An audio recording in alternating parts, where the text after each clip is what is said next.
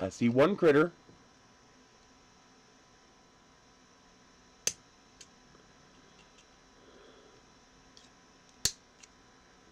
Nice.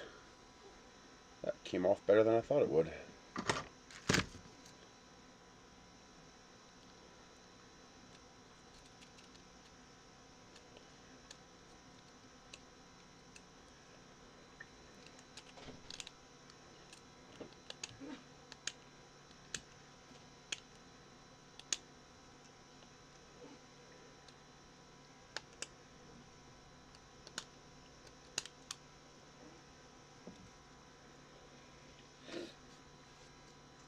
Good morning, critters. We're kind of brunch time, I guess. So kind of halfway between morning and afternoon.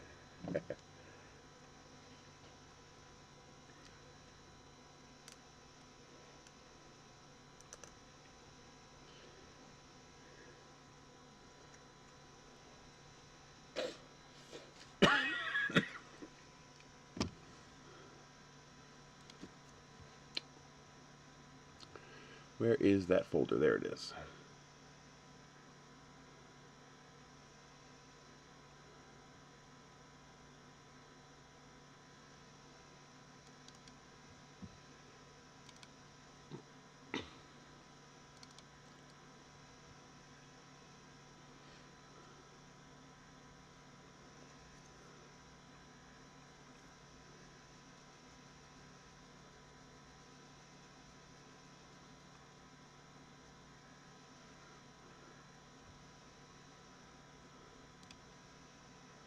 Happy, happy critters.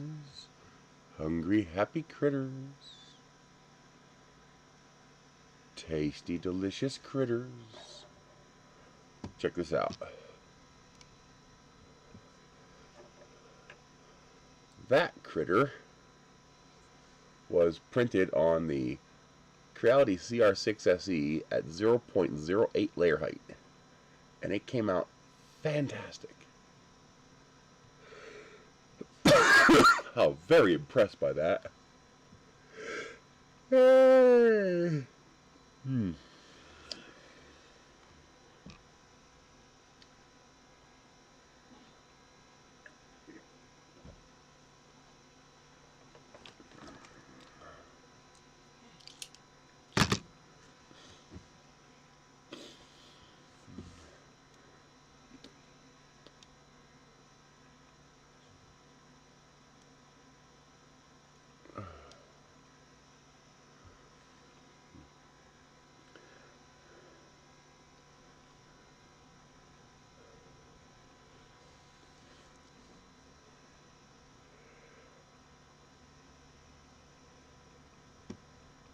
Yeah.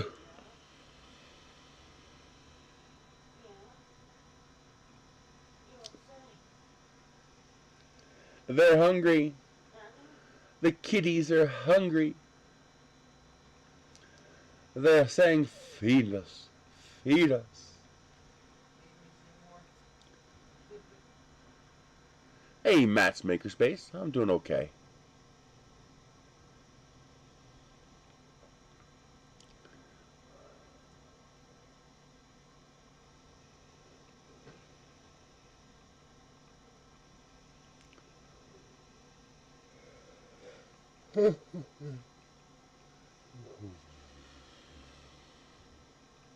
Like my little astronaut.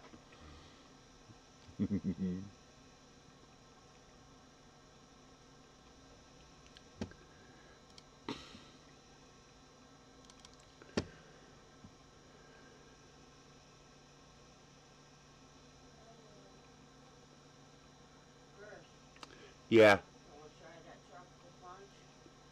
Not now. I'm bringing it out with you. That's what I asked. Mm-hmm.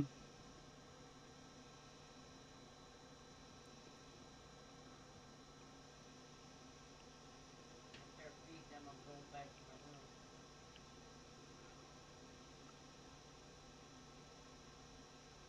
Where's your nail off? Wait. Waiting.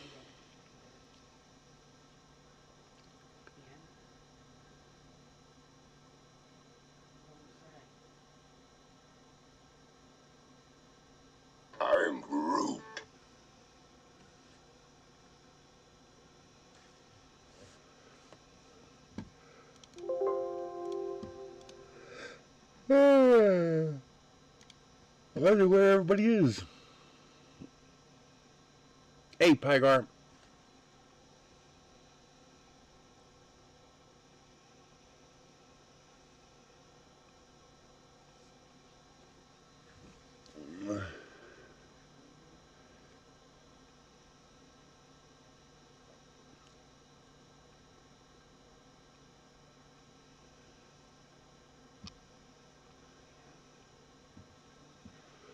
Woozies.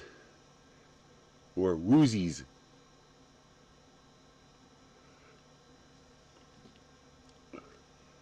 Thank you, Matt. Can't stop yawning. I don't know why. There's a group I'm in called Retro Rocketry, and sometimes you see these, retro sci-fi novels, these old school retro sci-fi novels, and you go, I can make that fly. So I saw this. So this is the Makeshift Rocket by Paul Anderson. And I thought that would be a cool rocket. Someone else had already made a flying rocket, so I wanted to make a 3D printed one. And so I made a whole 3D printed version of that rocket. And this is the little astronaut that pilots that rocket from the top. So there we go.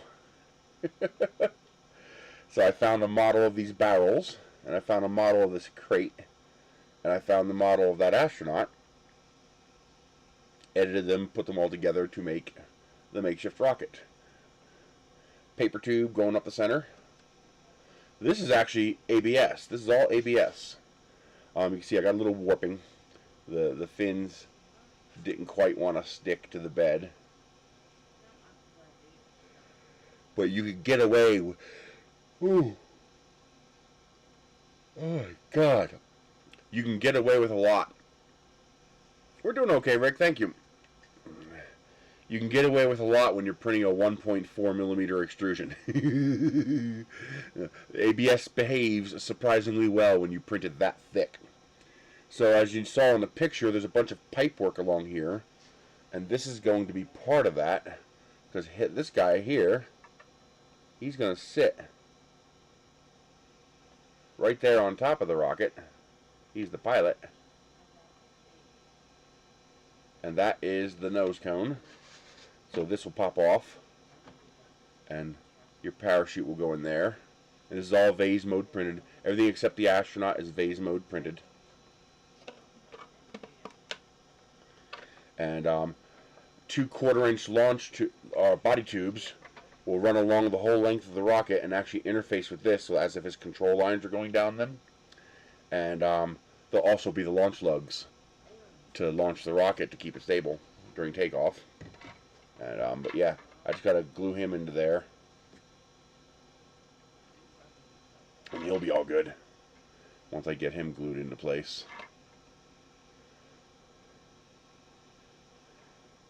And Paul Anderson's makeshift rocket. So obviously we need fins, so I just used a section of the barrel to make the fins. It's not exactly light. This is pretty heavy, but you put a G motor in there, it'll fly fine, or an F25, it'll fly fine. Actually, F20 probably just about right. But yeah, that came out pretty cool. I'm pleased by that. I still have to put a couple of windows in here. Figure out how I want to do that. But everything fits over top of 3-inch coupler tube. So that's just 3-inch coupler, so everything fits over top of that. I still need to make centering rings and a motor mount tube. I was going to make this 24 millimeter, but I was like, yeah, it's a little heavy. I'll make this 29 millimeter. But it came out surprisingly good. I mean, it's far from perfect, but certainly not bad considering the size of the extrusion. And ABS worked surprisingly well. I just need a little bit of a brim to hold that on there. What really impressed me was how good the little astronaut came out. That was printed on the CR6SE at 0.08 layer height. In order to get those fine lines down right, it just needed a little bit of, I built in some support here, which you just break off, and I had just needed a little bit of support underneath the arms. But beyond that, it came out fantastic.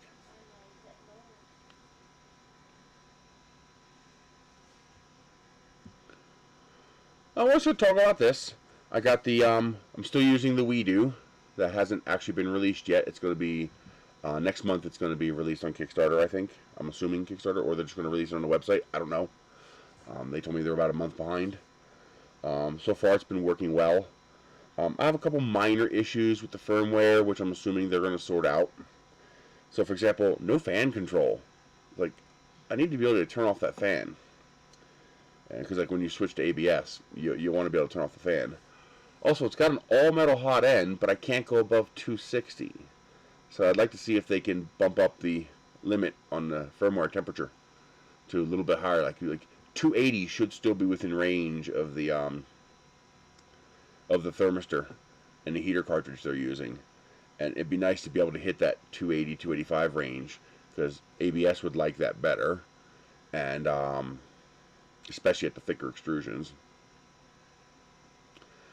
The CHT nozzle is working decently. It printed this barrel in ABS. I did have a couple of minor issues in that I think most of that stems from the fact that my CHT nozzle, you can see, it sticks out quite a bit. So there's a pretty big gap. This could really benefit from a sock to hold in that heat. I think my parts cooling fan's still on. And this thing needs a little bump up in parts cooling, I think. It needs just a little bit more. A second cooling fan, or... the Whizmaker, I don't think I ever had any contact with that company. I'd love to get one, but you know, they never contacted me.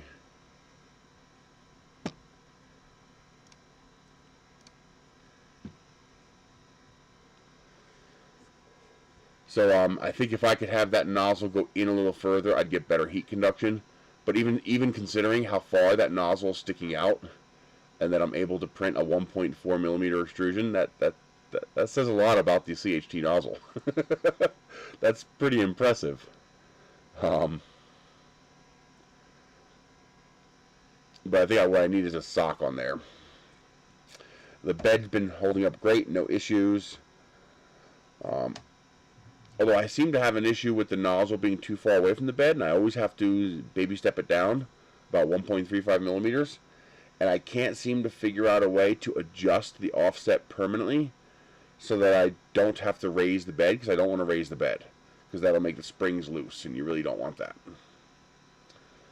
So I'm probably going to have to adjust the induction sensor. So raise this induction sensor up a little bit to cause it to get a little closer to the bed. Otherwise, it's been working great. I had precisely, and I mean precisely, enough filament to finish that box, because it's empty. Like, it just finished it. I think it was short one layer, which in a vase mode print doesn't matter. Food deals. What have we gotten? We got the sausages for the bratwursts. They had 2 of them on clearance for $7.49 each. That's $15, when they're normally $20. And I had a $5 coupon for the meat department, so I got them for $10. I was like, yeah, $5 a pack? I'll take that. What else did we get? I've been stuck. Okay. Oh my god, I'm sorry. Got a bunch of coupon deals through Ibotta. I ended up getting about $90 back. between the two accounts with Ibotta, Michelle and I. And so I bought 4 more cases of cat food plus 2 bags of dry cat food.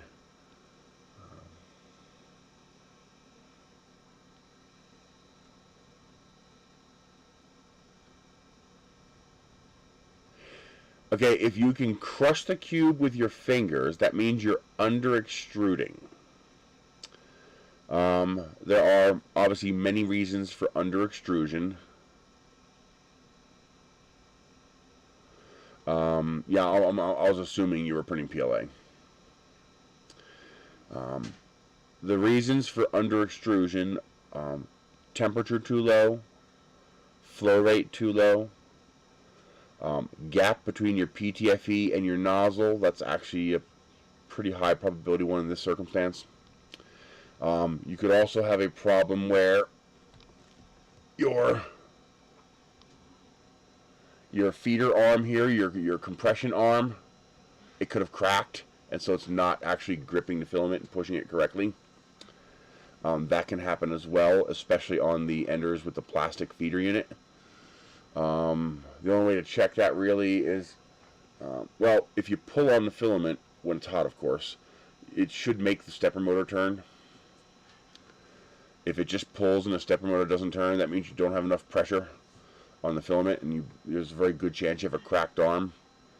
You can get an all-metal feeder unit on Amazon for $7 to $10. They're very cheap. It's all made of aluminum. So yeah, flow rate too low, which is unlikely since the settings on the 3 Pro and the 3 V2 are going to be the same. PTFE to nozzle gap, that's a very high probability one in that circumstance. Cracked feeder arm for the feeder unit of the extruder. That's the 3 things I would check. You could have a failing heater cartridge.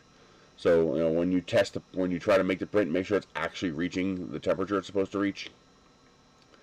So if it's printing low, it's going to have difficulty extruding the plastic, and you'll end up with under extrusion, which will give you the problem you're experiencing.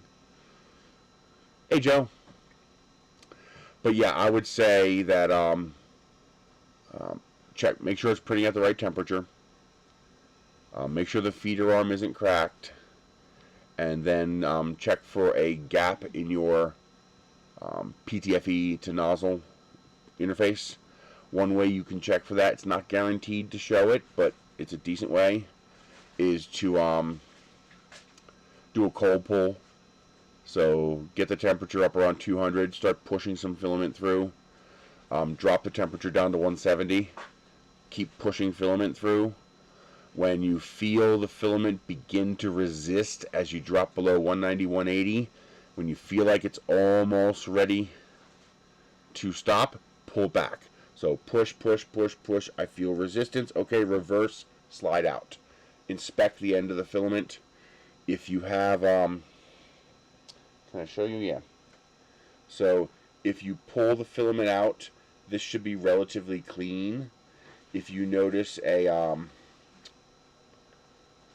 this is extruded 1.4 millimeter extrusion, but if you notice a sharp edge in the profile that you pull out, that's a good indication that you have a PTFE gap and it's time to rebuild the hot end.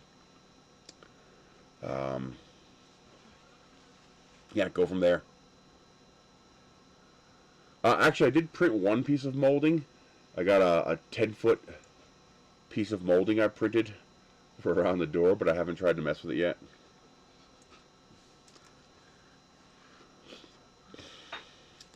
It's almost time. It's almost warm enough now that I'm going to start getting the no problem, Rick. It's almost warm enough now that I'm going to start getting ready to set up the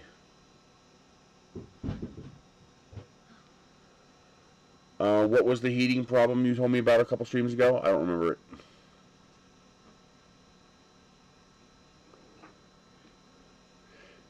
And when you have a heating problem, did you also check the thermistor? Because remember, the thermistor controls the heater. Well, it gives the feedback to the board to control the heater.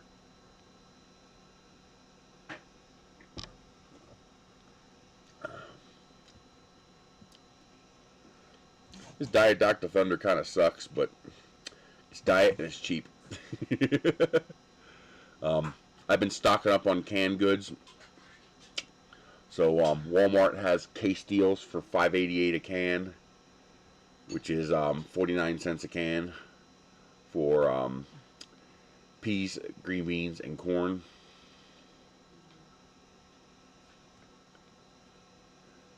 Now that's interesting. If you tell it to go to 220 and it stays at 210, that indicates to me possibly a firmware issue. That something in the firmware is limiting you to 210. This is Paul Anderson's makeshift rocket. So this, not that. So this one right here from the Retro Rocketry group.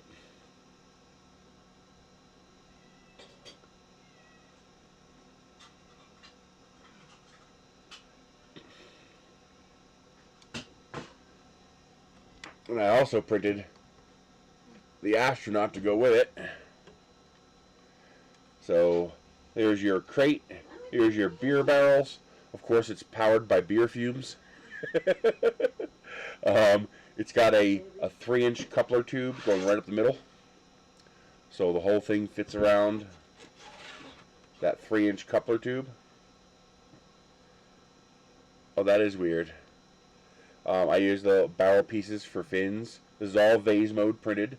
This is all actually printed in ABS with the E3D CHT nozzle, 1.4 millimeter nozzle. And then the astronaut, he sits on top and controls the rocket manually. That's just freaking cool.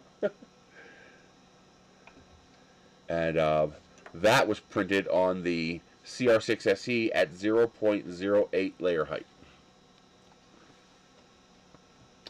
I created the model, so this is my creation. I downloaded 3 separate models off of Thingiverse. I grabbed a large D&D crate to make the crate, and then I brought it into Tinkercad and did everything I had to do to it. And then I found the barrel, modified it to be able to make my unit here. And then I found the astronaut, this is one of the astronauts that print it like this. It prints upside down with support. So I got rid of all the support. I also got rid of the 2 lights on the side of his head. You can see I got those flat spots there because I don't want to add support for that. It doesn't need it. And chopped off his bottom, added this bar, including the joints on the end so that I can put 1/4-inch tube there to act as a launch lug with his controls in the middle. I did all that in Tinkercad.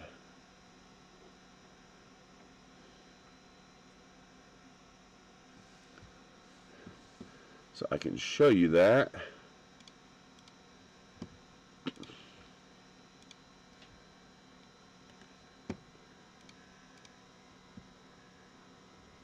This can all go away.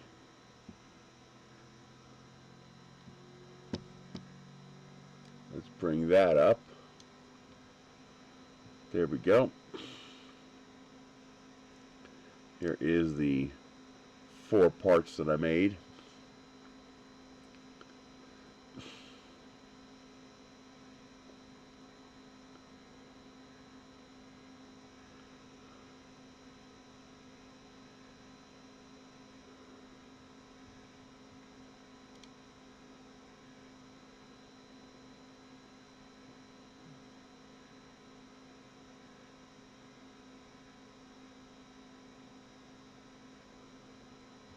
That did not finish merging, which means I need to download it again. Export, STL. So there's the top, and this is all vase mode. So this whole piece prints in that orientation in vase mode. And these openings here are so I can drill a hole through here and tie a shock cord to this, and this will simply be the cap. for this. And this also prints in vase mode. This is the main rocket body. I will have this in 1, 2, and 3 segment chunks. So for example, if you have a small build volume printer, you could print this and then you could print 3 of these. If you have like an Ender 3, you can print a 2-piece one and then print 2 more of these. Or if you have like a 334, like a CR10 size printer, you can print all 3 of these together and then you just need to print 1 more in order to reduce the number of prints you have to make. So those are all of my bits for that. And then the astronaut,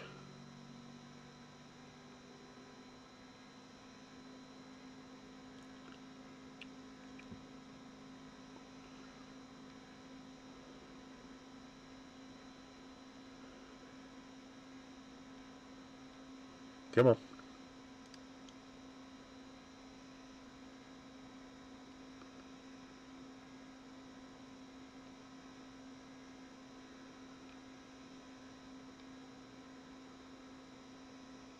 You can see all the little cuts I had to make in order to get rid of all the bits that I don't want.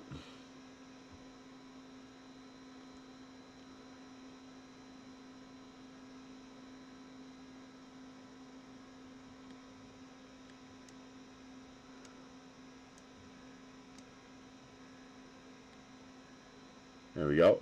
So this is built-in support for the beam. Those are his beer tap controls. And so he just sits there and sticking out of the top of the rocket, Rocket Man style.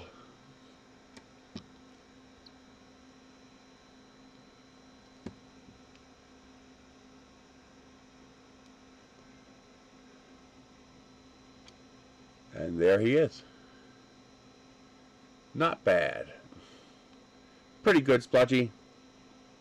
I finally got my paper tubes in the mail, so I was able to confirm that my paper tube fits perfectly. I mean, it's a beautiful fit. Look at that. It just slides right through there. Just enough friction to not be an issue. And then this whole thing goes together like this.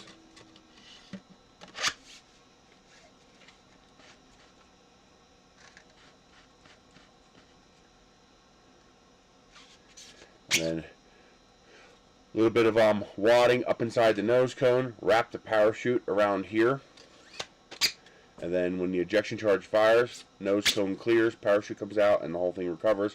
This way the heat never touches the rocket. And then also I confirmed that I got the 18mm version correct. So that looks like 24. Yeah, it's 24. Where's the other one?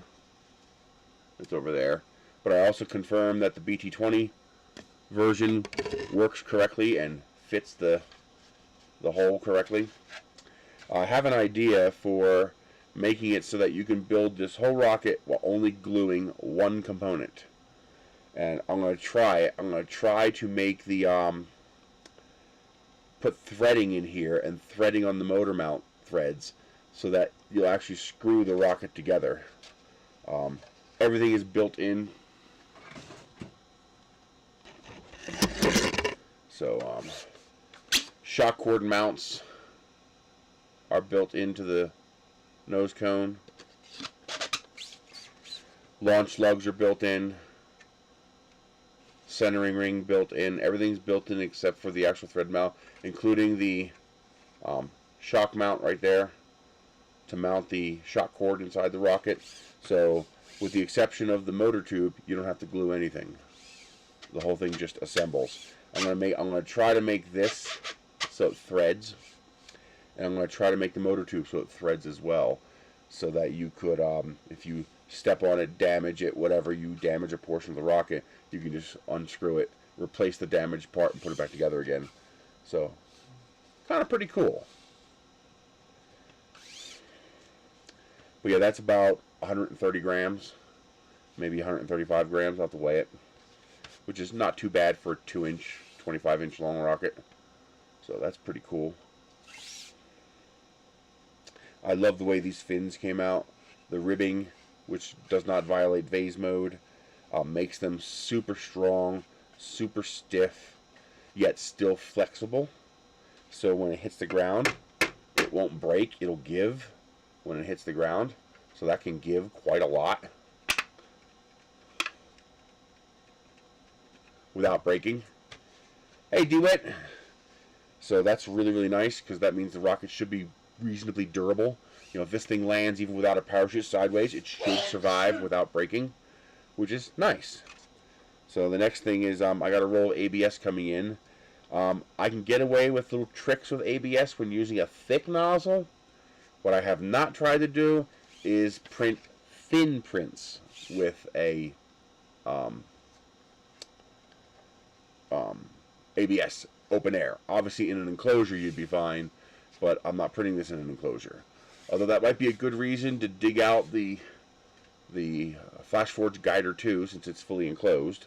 That would be an optimal machine for ABS. So I might dig that machine out. Well, it's sitting on top of a table. It's really freaking heavy. Where's that seam? There it is. So yeah, I'm kind of excited about that. This is going to take a lot of trial and error.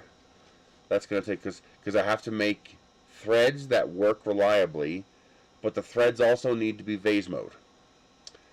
That's going to be tricky. Probably what I'm going to have to do is design the threads into this part, make it fit properly onto the tube here, and then, yeah, they're heavy, especially the fully enclosed one. It's a monster. But design the threads to fit onto this part, because that doesn't have to be vase mode. And then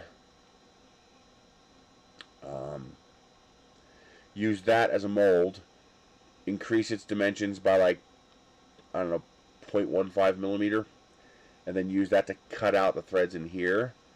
But the trick is, the threads have to be, I can't use sharp threads. The threads have to be pretty soft. Because if the threads are hard, then it won't print in vase mode. It'll fail. So I need to make threads that are vase mode compatible. That means broad, soft threads. So I will work on that. I mean, it's going to be a pain in the butt, but it's one of those things where, yeah, this took a while to get everything just right. But now that everything's just right, I just click print, and it comes out perfect every time. That's the wonder of manufacturing on a small scale like this, is that even though it might take a lot of work to get it done the first time, you only have to do it once. And once it's done, you just keep hitting print. So that's pretty cool. So I want to try to make a threaded mount for that, and we'll see how that works. But yeah, I'm super happy with the way the launch lugs came out. They came out fantastic, more than strong enough. The fins, absolutely beautiful. I am absolutely thrilled with how these fins came out. I think I'm going to call it the 6-pack. Just makes sense to me. I think that's what I'm going to call it, the 6-pack.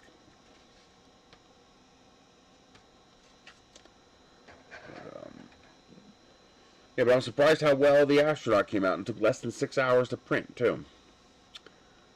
Even at 0.08 layer height, it only took about 6 hours to print that.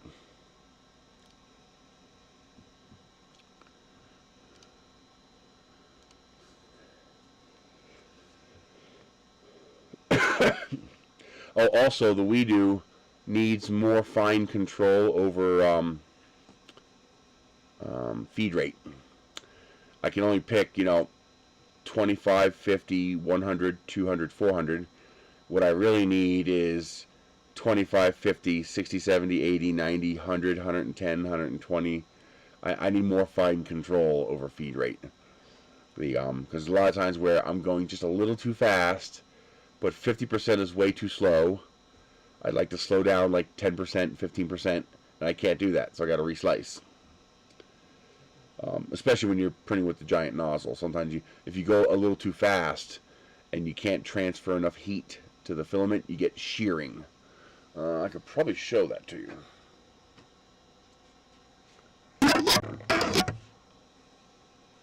Let's see. You need something over here? No. There. Oh, here we go. Mm-hmm.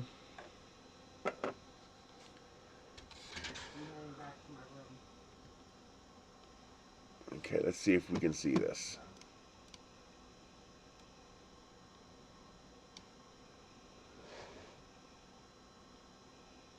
There it is. See that little bit of shearing in the sidewall of the print right there?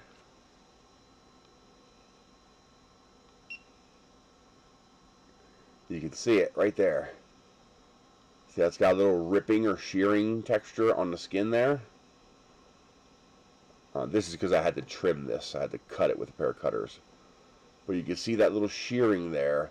That's because I was going, not quite transferring enough heat to the plastic.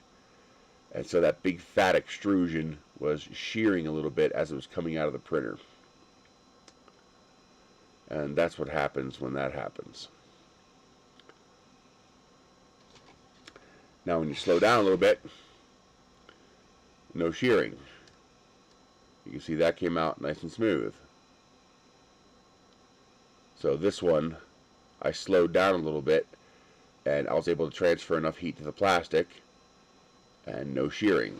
While this one, I was going a little too fast.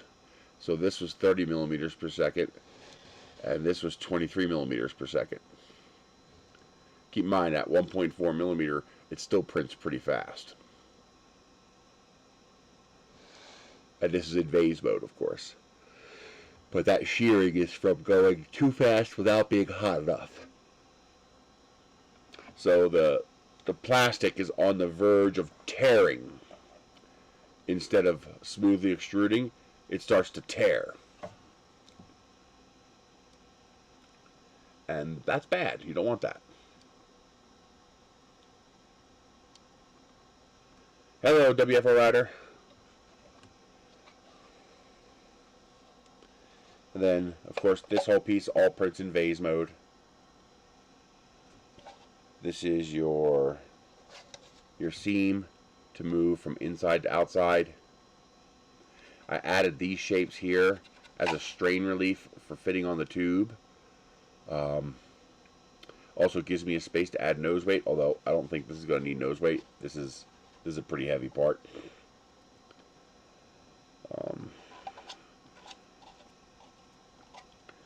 But yeah, that came out much better than I thought. That just fits right on top like that. And then the whole thing, that'll get glued in place, of course. So just the top will pop off. And of course I still have to glue the astronaut on top like that.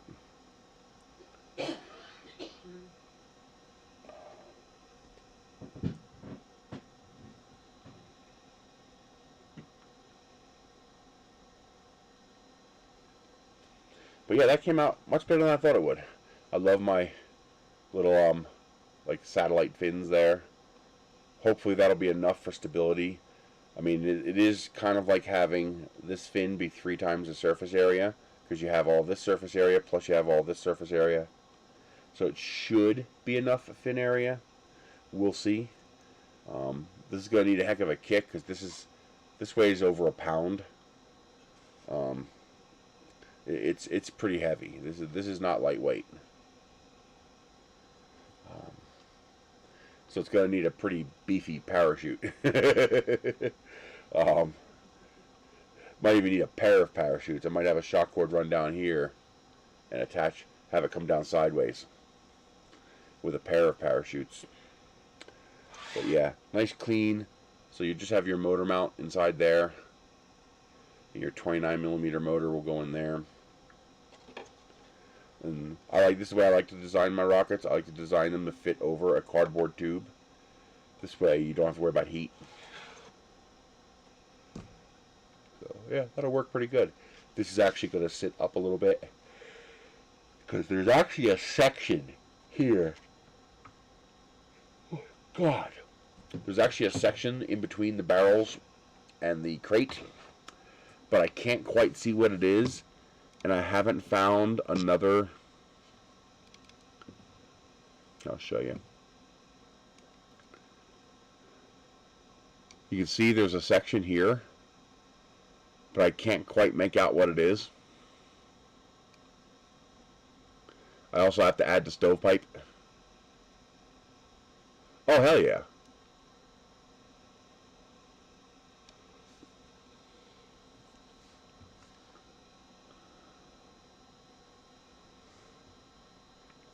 But yeah, that's pretty cool. That came out nice. I'm pleased with that.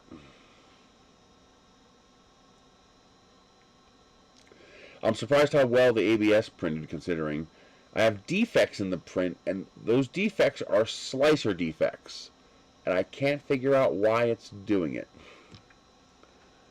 So, for example, you can see these two lines here. That's not a printer defect. That's a slicer defect. For some reason, it won't vase mode print those two lines. It does a stop, retract, and then it continues printing, but that stop, retract, and continue printing creates an artifact. And I can't figure out. There's a flaw in the model. There's something wrong with the actual STL file, because if I adjust the size of it, or scale it, or twist it, it sometimes goes away. And I can't figure out why it's doing it.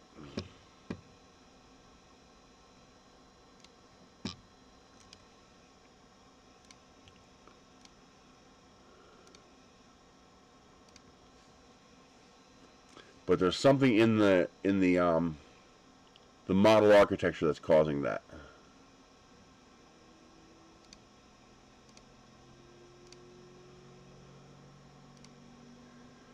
So a hole, a gap.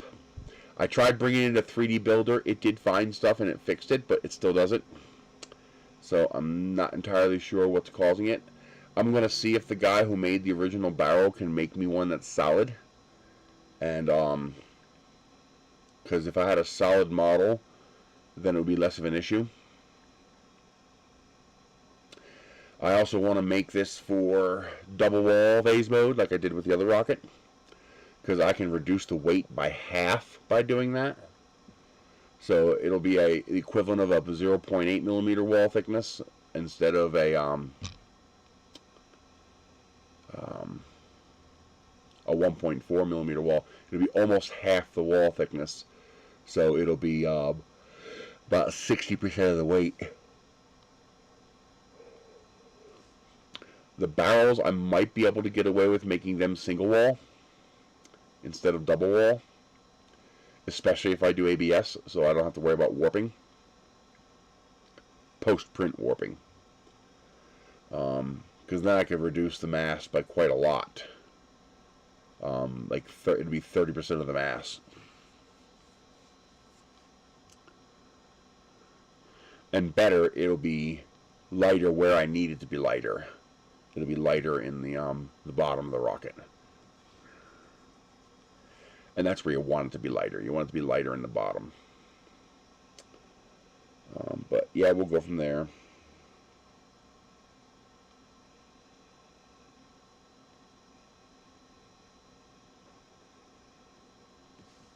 Okay. Soften some of the details.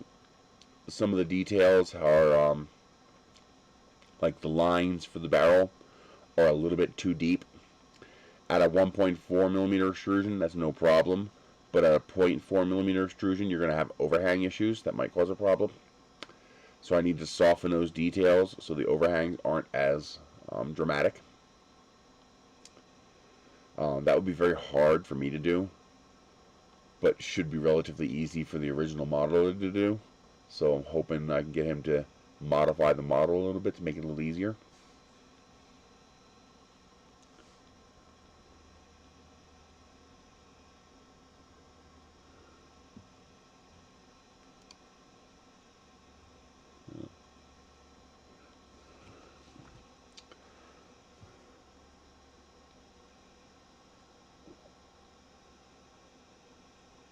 trying to think of ways of printing the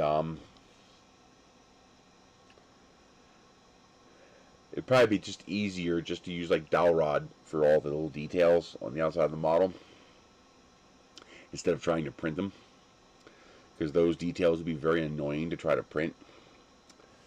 So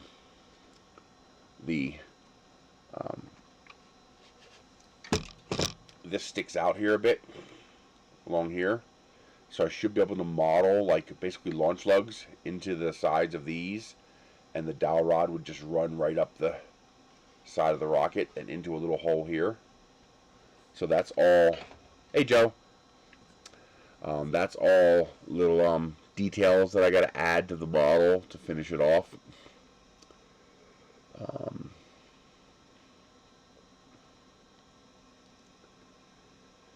So this is a proof of concept. Now I got to try to make it add all the little bits that are needed, and also add all the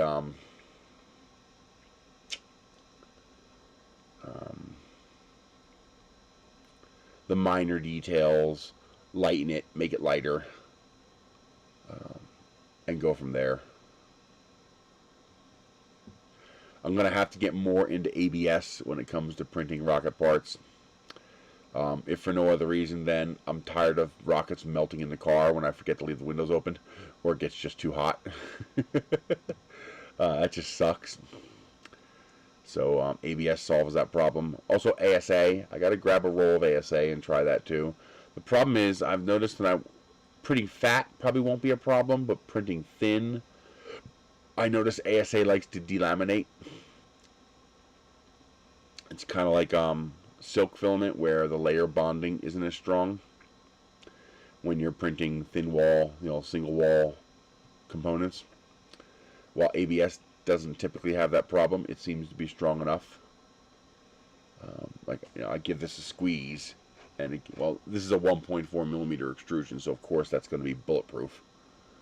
But I did order some Filament 1 ABS natural to try that out.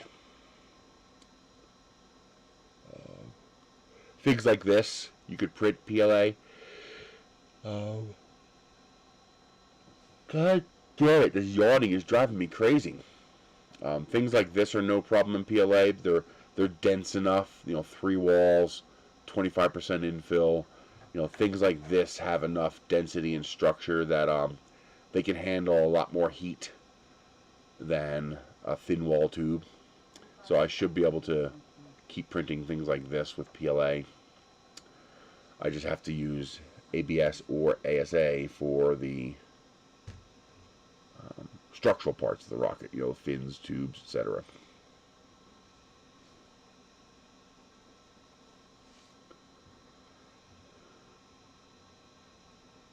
This rocket would qualify for fantasy sports scale.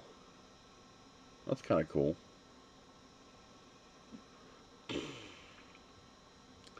I would have to add all those extra pipes and details and stuff like that. Some Delrin tubing would be handy.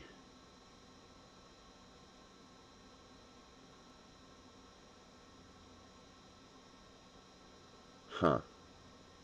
Interesting. I might have to play with that.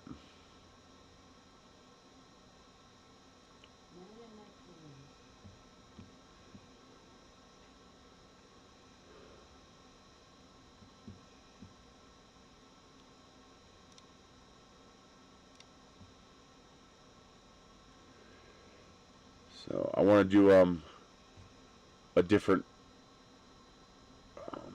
I'm pretty sure one of the CHT nozzles is a 1mm nozzle. So I'm actually thinking about putting that on an Ender 2. Yeah, there's a 1mm. Because 1mm is about right for printing things like centering rings, smaller nose cones, stuff like that. Although 0.8mm would work really well too. And there is a 0.8. But, so I may try putting one of these on an Ender 2.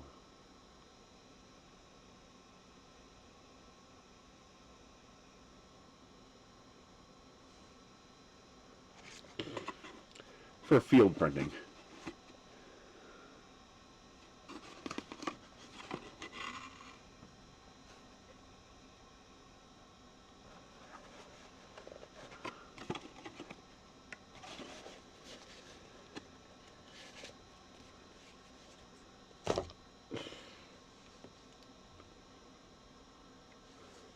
Oh, that's right. It is 420, isn't it? Yes, it is.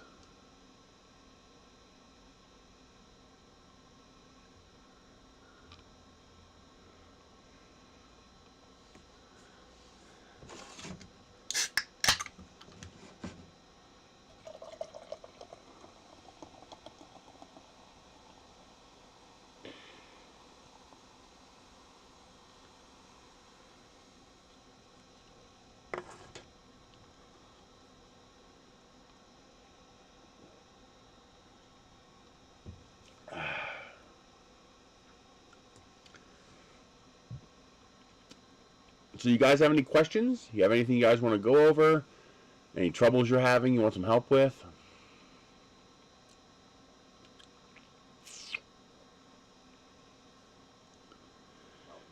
Anything you're curious about?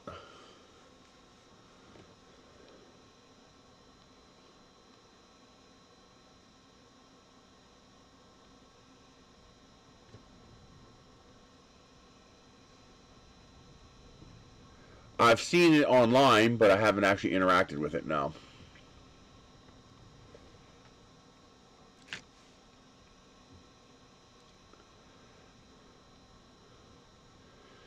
Food prices, there are price increases, but it's not horrendous.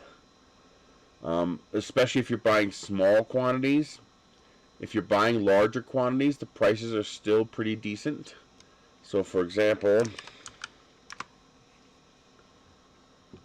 my last order from Walmart here.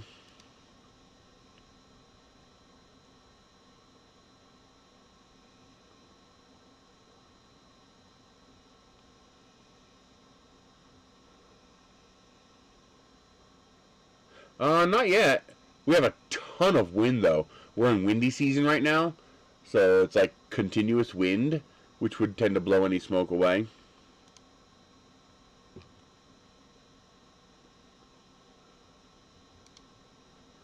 So, for example, here we go. Let's see. Let's bring up monitor. So here is you can get a 12 can case for $5.88. That's 49 cents a can. Not bad. So here I got peas and corn, and then this is actually still not it's not the greatest deal in the world, but it's not bad. That's a 12.5 ounce can. That's not including the water. So that's 12.5 times 12. That is 150 ounces.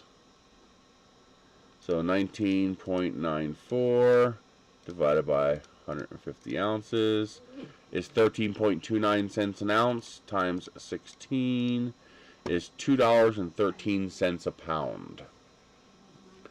Now, that's actually not a bad price, because remember, that's no bone. That's all chicken. So $2.13 a pound for chicken is not a bad deal. I had one guy say, well, I get chicken legs for 99 cents a pound. I was like, great, so you're paying $2.79 a pound. He's like, no, I'm paying 99 cents a pound. I was like, no, you're paying 99 cents a pound for chicken legs. When you take off the skin and the bone and the cartilage, you have 4 ounces left from each pound. So you're paying $2.70 a pound. You know, $2.69 or $2.79 a pound for the actual meat. And on top of that, you have to process it. You have to store it, refrigerate it, or freeze it. That consumes electricity and that consumes freezer space. While these, I just stick them on my shelf. Literally. I just put them on my shelf and I'm done. A little bland to eat them like they are, but good in salads. They're great in any kind of dish where you're adding it as an ingredient. Any kind of pasta, rice, or side dish where you're, or macaroni and cheese, anything like that. You crack open a can, dump it in there after rinsing it off, and you're good. But that's actually not a bad deal. And it's shelf stable. You know, this is good for 10 years. So, I've got a whole shit ton of this now. And I've been stocking up every month. I order more to keep my protein supply up. My veg supply is now restocked, so I'm good for veg. Although I want to get more beans and I want to get more carrots. I like carrots. I really, especially with beef stew, I love carrots. And then I gotta start restocking on my beef stew. Beef stew is still pretty expensive, but it's so delicious. Yeah, I have flour already and I have oil already. I have what, 10 gallons of different kinds of oil, olive oil. I got some vegetable oil for frying. I also got some high smoke oil for high temperature cooking. But yeah, $2 a can for beef stew. So probably starting next month, I'll start ordering more beef stew. I was really pissed off. I missed out on the a treat deal. Oh, they got it back in stock. The $1.77 for the 12 ounces of luncheon loaf, basically. Oh wow, okay. So that's finally back in stock. So I'll be ordering some more. I'll be ordering some of this. This I don't order more than like 3 or 4 years worth, because this type of food actually does have a relatively limited shelf life of like 5 or 6 years. So I try not to push it past 4 years, because it will go bad in the can. But that's actually a better deal than Dollar Tree. Dollar Tree is charging $1.25 for 7 ounces, which is 17.8 cents an ounce, and this is 14.8 cents an ounce. So this is just a little bit cheaper than not a Dollar Tree. And although I did order a whole bunch of the Dollar Tree cans before the price increase, I also ordered the I probably have basically a lifetime supply of laundry detergent now. Let's see. I ordered a shit ton of. They had a Knorr packet deal where you got 30% off in cashback from Fetch. So we got almost 200 packets of Knorr. So we have more than enough Knorr to last us a very long time. Let's see, where is it? Where's the laundry detergent? Why is it not showing up in here?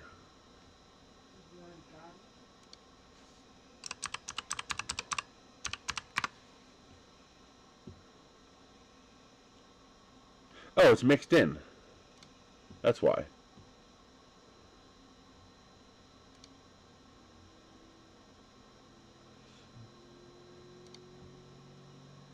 So this was, well, first of all, this was $12.97 before the price increase. So this went up $2, but I had a $4 coupon for these, which made it it was $11.97 because it was $12. So I got these for $8 a pop. That's not bad. That's pretty good. So I got a whole bunch of that. Oh really? Yeah, because beans you kind of have to soak them overnight. So I got a whole bunch of these for $8 a pop, and then obviously I don't advise you to order them anymore because now it's a bad deal.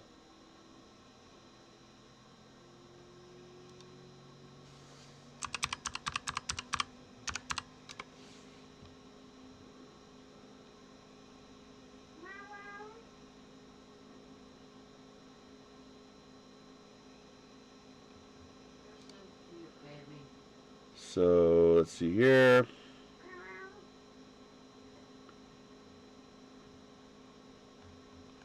Do they not even have it available on their site anymore?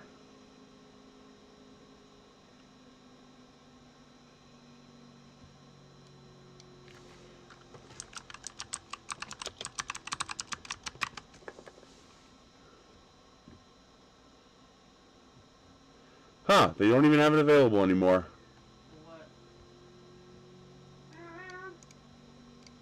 Let me try to find you a picture.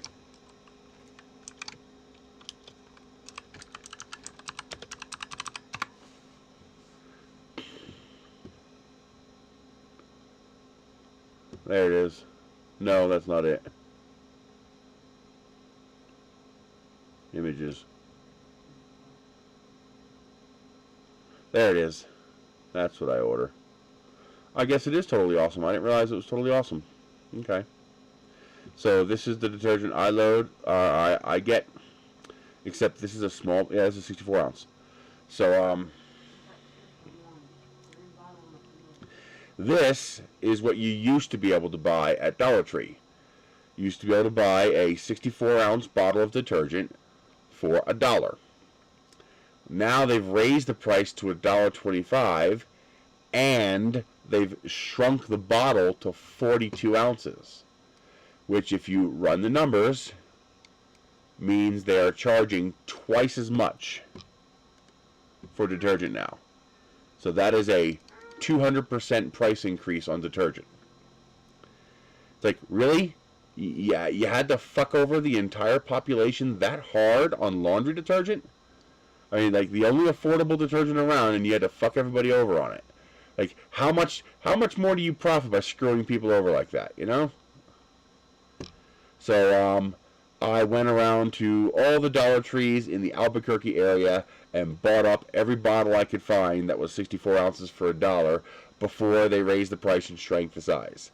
So that, combined with all the Purex I bought, I have about anywhere between 10 and 15 years worth of detergent, maybe more. So I will not need detergent for a very, very, very long time. I will not pay their price increase. Fuck them. I bought it all up now, and I'll just use it from now on out of my stockpile. I mean, laundry detergent, it doesn't get damaged when it's frozen. It doesn't get damaged when it's hot. It doesn't go bad. I'll just store it out on a shelf in one of the Connex containers and done. All right, so now I don't have to worry about laundry detergent for, 2 decades. Maybe some sanity will return. I'm hoping now that and you can resell it. No, I won't resell it. Because you can't. You could only break even if you resell it. 200% price increase. So the most I could ask for a bottle is $2, which is a break even for volume.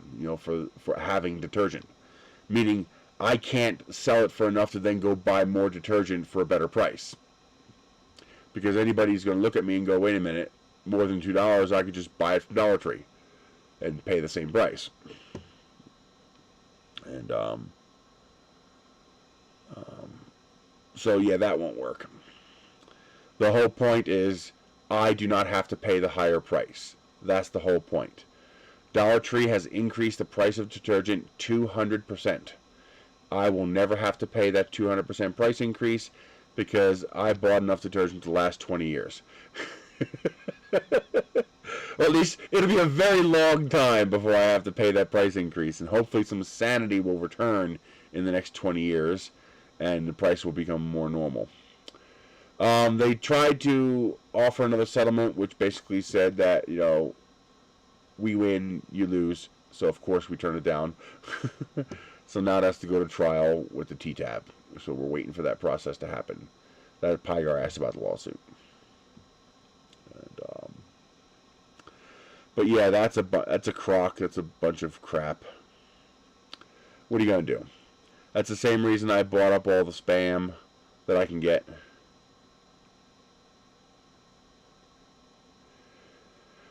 It's actually getting pretty close to hobby prices. You can buy a metal 3D printer for $5,000. Which, for anybody who doesn't remember, 6 or 7 years ago, that's what a MakerBot cost. A MakerBot was $5,000. A G Create's $5,000. So that's what 3D printers cost, 6 or 7 years ago, about $5,000. And so we're at that point now. I think it's called the Lisa. It's $5,000. There's 2 problems with metal printers. The 2 primary problems with metal printers are the material is expensive. So the actual print medium, the powderized metal, is very, very expensive, because it's not just ground up metal. it's powderized metal, and there's very particular properties it has to have in order for it to work in the 3D printing process. And the metals are even worse than resin. A tank of aluminum or titanium, okay, big deal. It's titanium aluminum. When you powderize it, it becomes dangerous. It becomes toxic. So, you don't want to breathe that. You don't want your hands in that, because it will embed into your skin. It could even absorb into your bloodstream. And you don't want to be interacting with powderized, ultra-fine powderized metals like you do with, a piece of metal. So it's potentially dangerous, toxic, and very, very expensive. Also, wastage is really high. So you would think, okay, well, the leftover powder in the printer, just reuse it, right? For whatever reason, something changes when it's run through the process, and it becomes less usable. The leftover becomes less usable, so you can only mix it 50-50 with virgin material. So you'd have to take what's in that printer and mix it with 50% new material to be able to reuse it. So wastage is high, cost is very high. This can doesn't cost very much, but if you want this same can in powderized aluminum, it's going to cost you 10 times the price, 20, 30 times the price. So expensive, toxic, difficult to work with. There's a lot of other issues with metal printers besides just the printer. Now, of course, if you're a machine shop, that's no big deal. You're used to those kinds of costs, and the ability to 3D print metal parts becomes very, very fascinating. Like, I would love to be able to print titanium parts, because titanium is strong and lightweight. Like, imagine Voronoi rockets out of, 0.1 millimeter thick titanium Voronoi prints. That would just be awesome. Nozzles for your homemade rocket motors, no problem, print them. But we're not quite at the Creality make us a metal printer stage yet. We're not quite there yet. But yeah, Dollar Tree shrank the bottle to 42 ounces and raised the price to $1.25, which, if you do the math, is a 200% price increase, because that is 1 divided by 64 is 1.56 cents per ounce, while 42, 1.25 divided by 42 is more than 200%. It's almost exactly 200%. It's 2.976 cents per ounce. So divide by 2, it's a little over 200%. So it's a little over a 200% price increase. Yeah, that sucks. What are you going to do?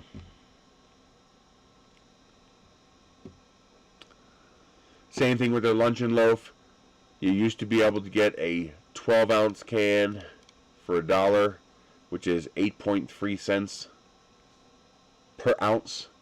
Now it's $1.25 for a 7-ounce can, which is 17.1 cents an ounce. That's a 230% price increase. I'm sorry, Sergeant. Is that what that is? Is that supposed to be Sergeant R4? This does not equal 200% price increase. We're talking a 200 to 230% price increase. This has nothing to do with transportation and fuel and inflation. This has nothing to do with any of that. This is pure price gouging. Period. I mean, if they raise the price, a nickel, okay, that's adjusting for inflation. If they said, okay, now we're the $1.05 tree, that's inflation. That's not what they did. They raised the price 25% to $1.25, which by itself is almost 4 times the current rate of inflation and price gouging that's going on. But not only did they raise the price 25%, they shrank all the products. So they actually raised the price 200 to 230%. You want some? That's, no. That's not adjusting for fuel and plastic and packaging. That's price gouging. That's a big fuck you to the American people. What are you going to do about it? That's what that was. Which is why I have not stepped inside of a Dollar Tree since they raised the price. On top of that, it's just plain downright cheaper to buy elsewhere. Dollar Tree is no longer affordable. Oh, $1.25 will let us sell stuff we couldn't sell before. I haven't seen a single new thing at Dollar Tree.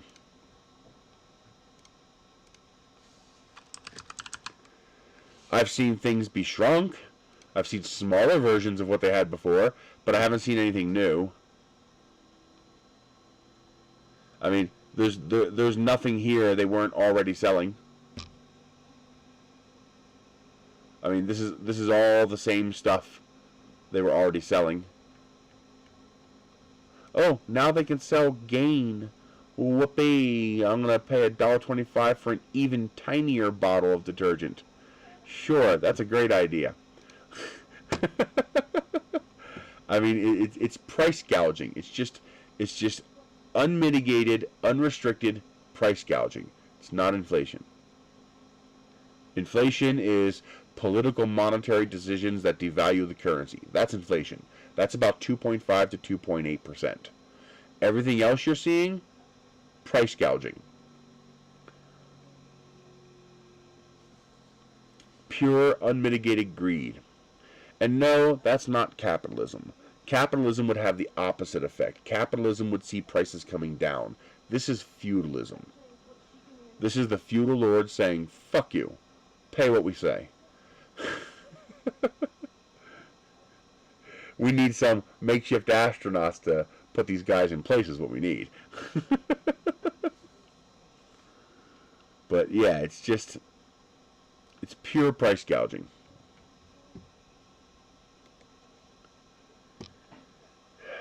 What are you going to do?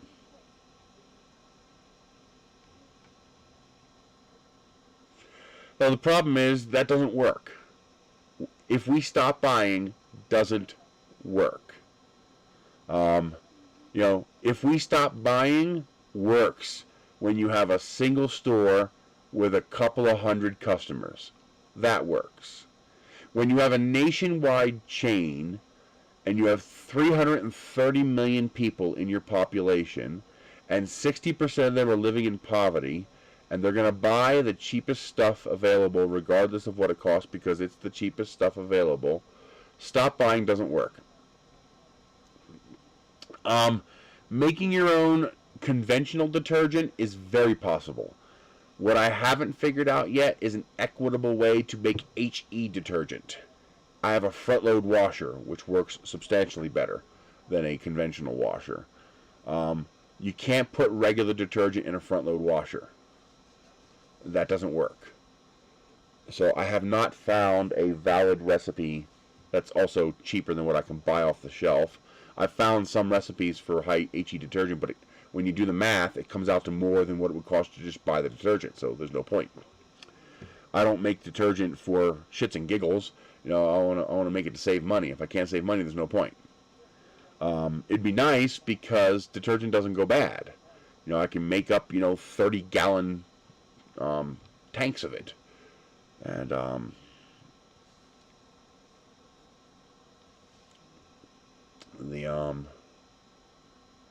in fact, I might do exactly that. I might dump.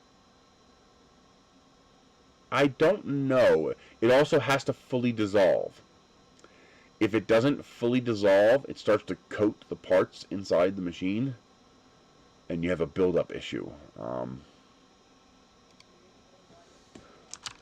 Let's see. Let's find out.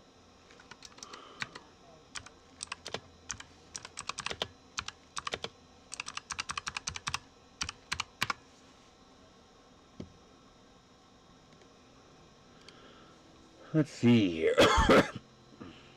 Homemade laundry detergent for HE washers.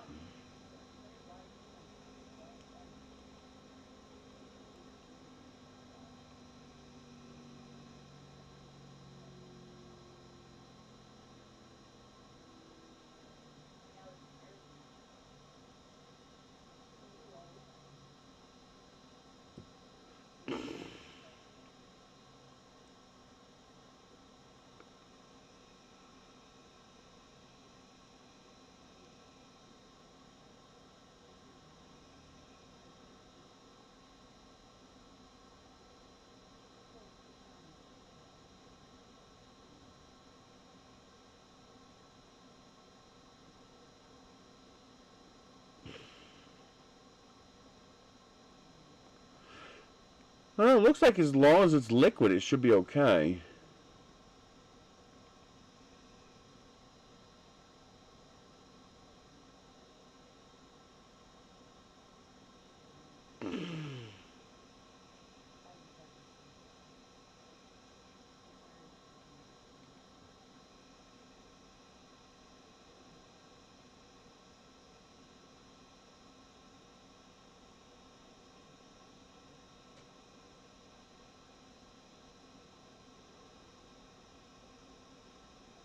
Huh.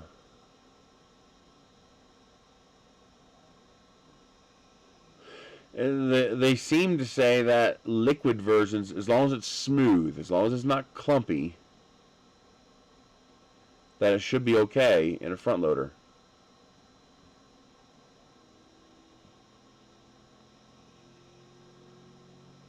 See, it says here like 6 loads of laundry for the price of 1, but I'm already paying 1/6 price. Because see, they're comparing it to the expensive stuff. I'm starting at the cheap stuff. So I want cheaper than the cheap stuff.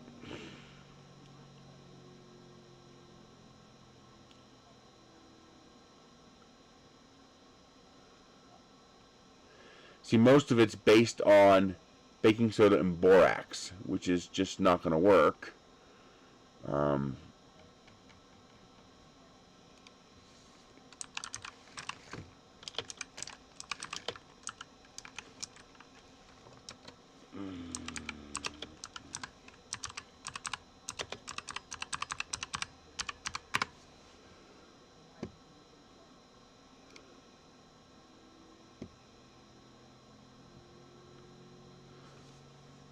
That's something else I need to do too, is I need to 3D print a detergent cup so that we can use the correct amount of detergent when we do our wash.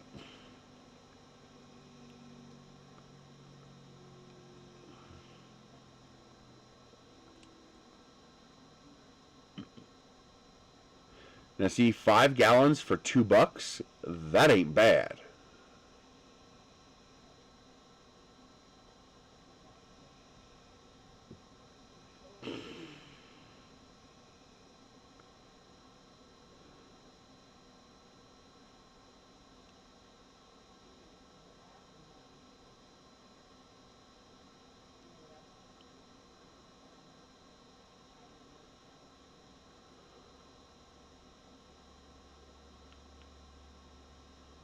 So how do they make it?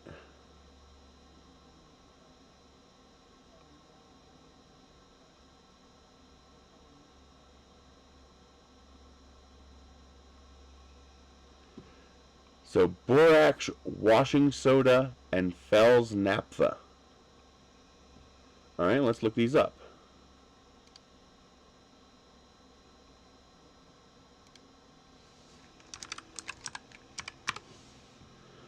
Borax.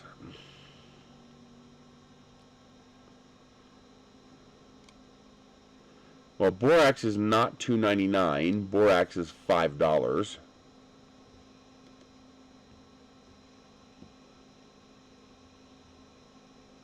Might as well check Amazon as well.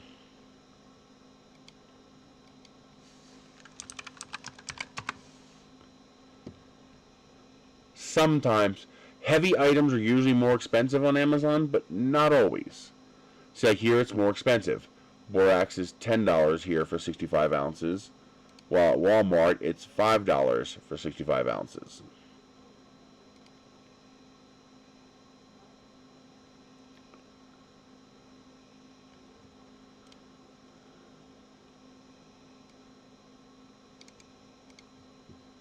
Okay. Let's look up washing soda.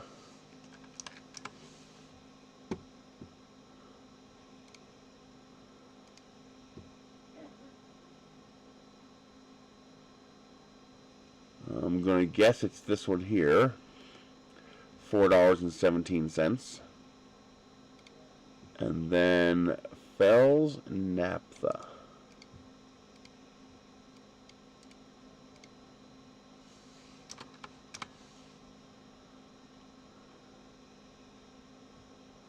Okay, so that's still only $1.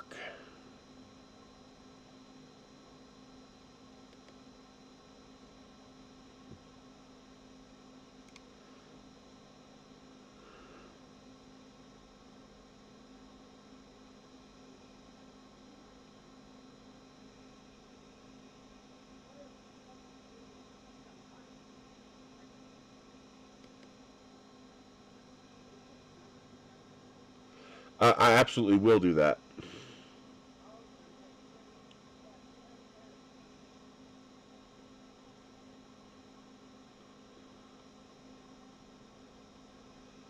So how are they making this a liquid?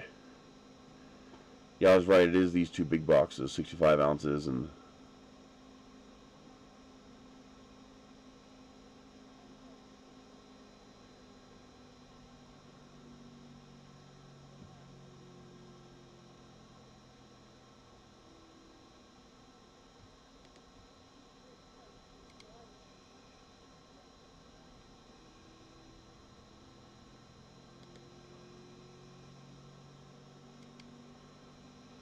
Tinkercad is fun, although I gotta learn how to use Fusion.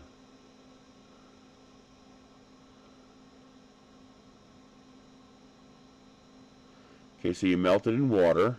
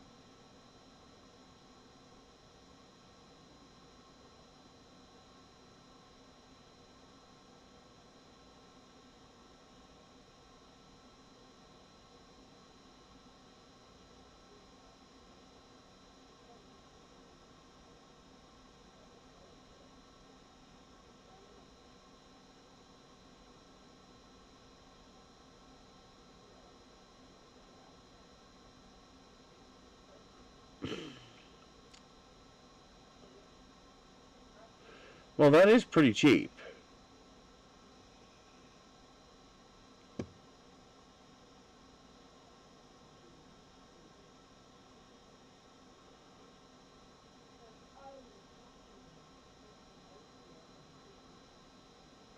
I'd probably have to use a cup for each load because I have hard water.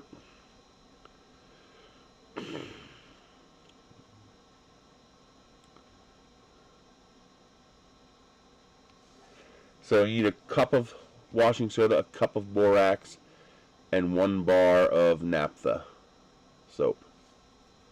I'm going to have to try this. And especially if I mix it 50-50 with my existing detergent, you never know the difference. Well, not quite. So how many loads is that? That's going to be about $3 for a 5-gallon tub. But it's not concentrated. It's an unconcentrated form. Let's see. 5 times 128. That is 640 ounces. I know. But if I can sell my detergent at a profit and make my own detergent for less... and a cup is 8 ounces. That's correct, right? A cup is 8 ounces? Yes. Divide by 8. That's 80 loads. That's not that great. $3 for 80 loads is not all that great. That's about what I'm paying for the detergent I have. So that'll at least allow me to, I could probably, you know, buy a few boxes of this material and just put it on the shelf, because I don't think washing soda or borax will ever go bad.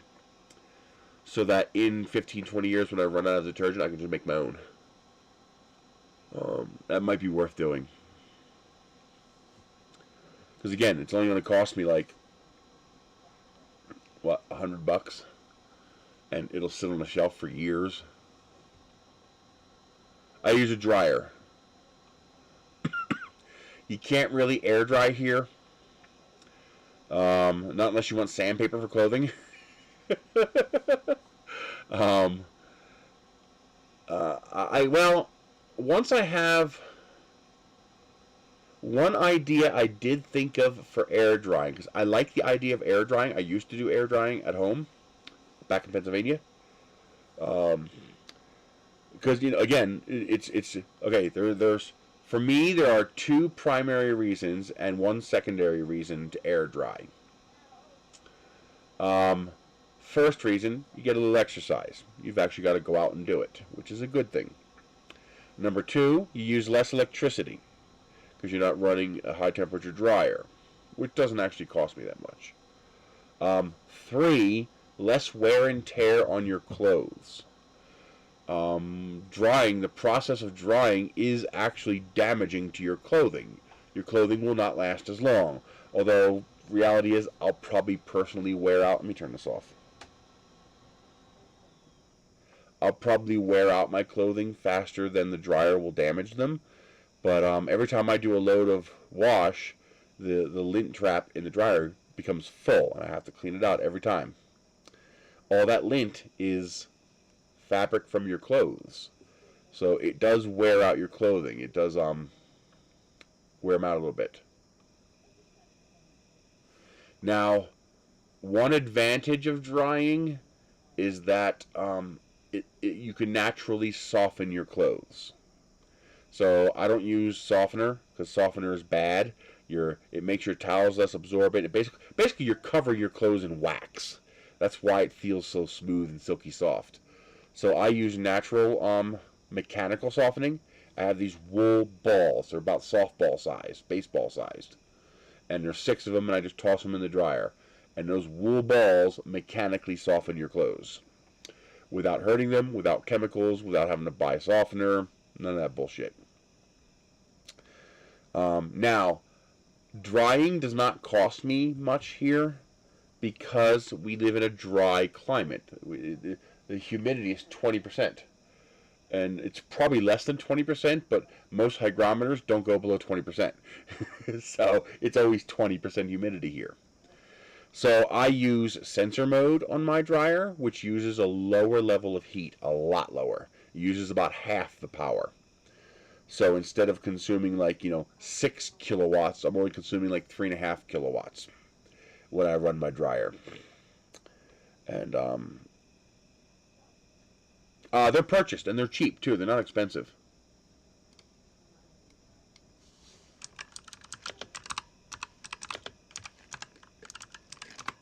And they last forever. I've never worn one out, ever. Here we go. There's a 6-pack for $10. Actually, that's a 6-pack for $8.50.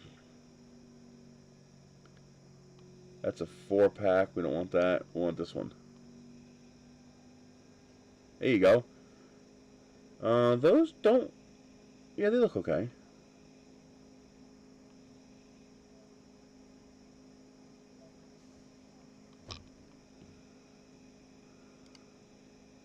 Picture looks a little funny, but here, check these out.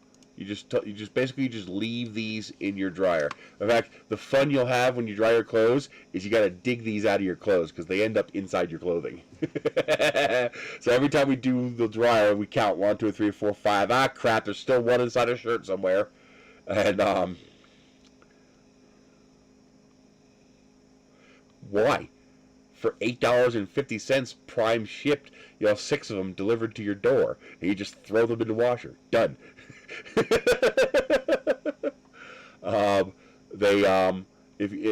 advantage: dry climate, chemical free, reduces wrinkling, reduces static because they don't build up a static charge.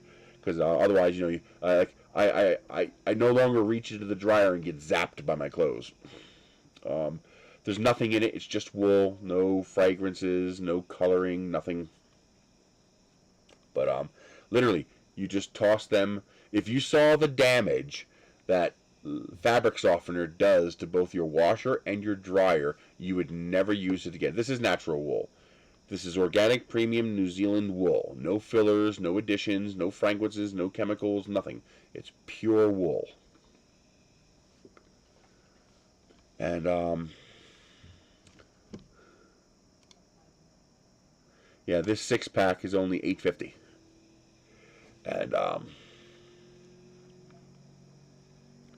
it's literally I can't buy the wool for that price. Not to speak of fashioning the wool into a set of balls. I can't even buy the raw materials for that price. So, that just makes sense. But that's a lightning deal. It's only good. It's already been 19% claimed. It's good for the next 9 hours. If that one ends up going away, obviously try to get that deal first. But this one here is regular price, $10.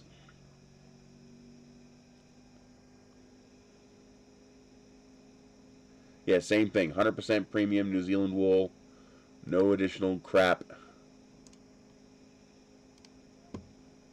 Wow! Search around. Do a search on your Amazon for wool dryer balls. Okay. Okay.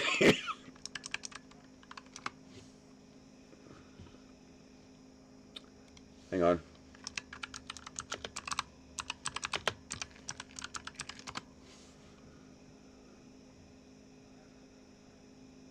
Yeah, $8 you can get the wool dryer balls from Amazon.ca.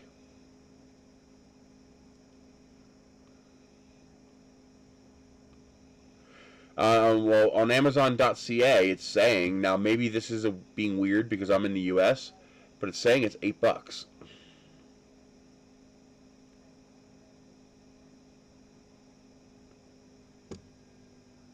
Now, I don't know if you can actually get that or not in Canada. That is from Amazon.ca. So just do a search for wool dryer balls. But, I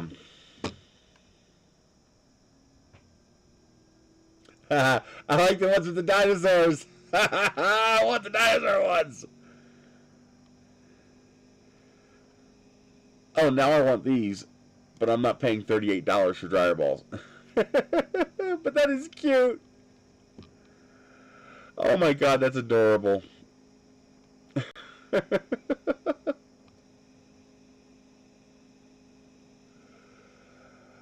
Oh, if they weren't ridiculously priced, I'd order them. Just because I like stupid, cute stuff like that. But,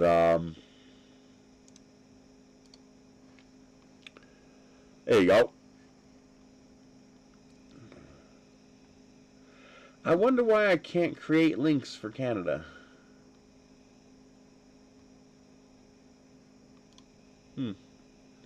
But I think I have a Canadian and a UK Amazon link down below.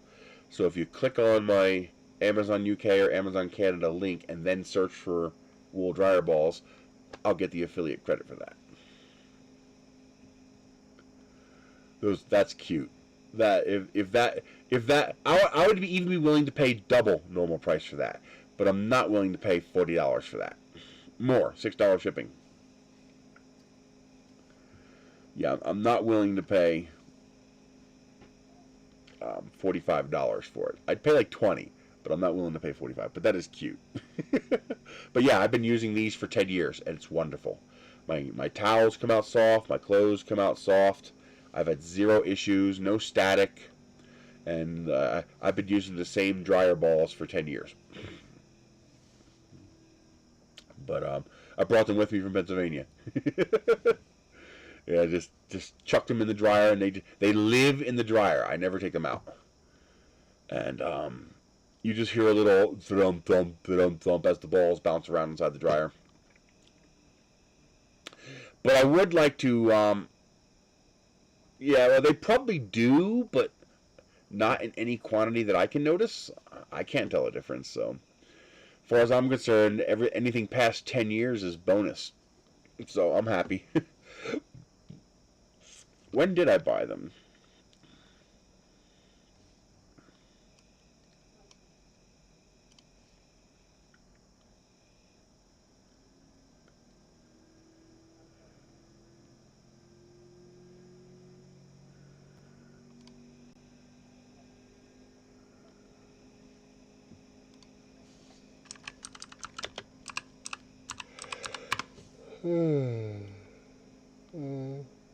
Well, not quite 10 years ago, 2016. So, I got them in 2016. I thought it was longer than that, but I guess not. But yeah, they're wonderful.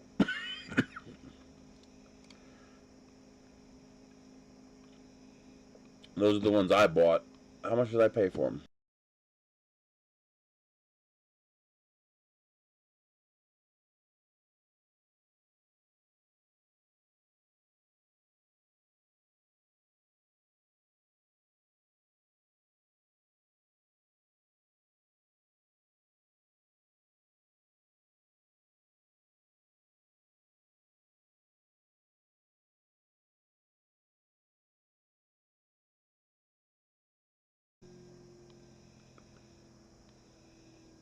And sound should be back. Some of you may have lost. I bet you it's because this has a video.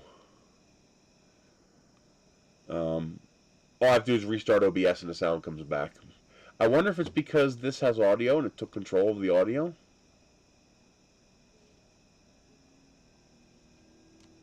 Huh.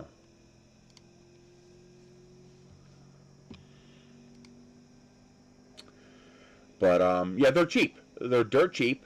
They'll cost you about what a bottle of softener costs, and you'll never ever have to replace them ever again. But there you go. Look up on YouTube on some of the results of using softener for years in your dryer. You'll never use softener again because it'll ruin your dryer. It's horrible. It's nasty. And I never knew that softener didn't actually. I kept wondering why the towels didn't work as well, and that's actually the impetus for why I bought the dryer balls to begin with. Was I found out that I'd get microfiber towels, and they worked wonderful until the first time you wash them, and then they stopped working well. Like, what the hell's going on here? Why would it only work one time? Another thing I have to do here is when I do a little wash, I have to make sure I leave the door open after when you're done. I have to leave the door open, otherwise mold grows inside the washer.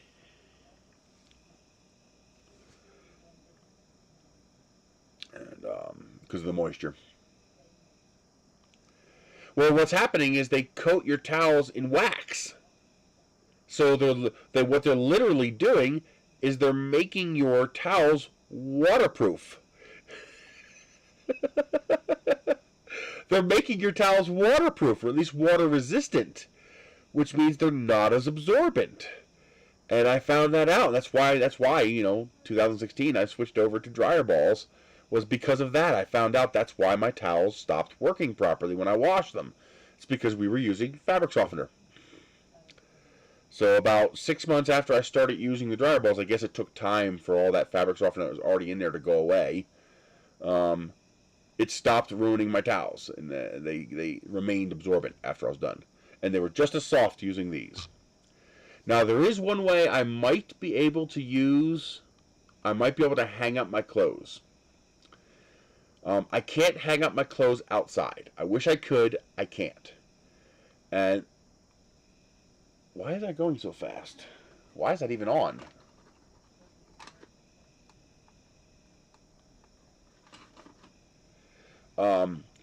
Two reasons. Well, no, one reason.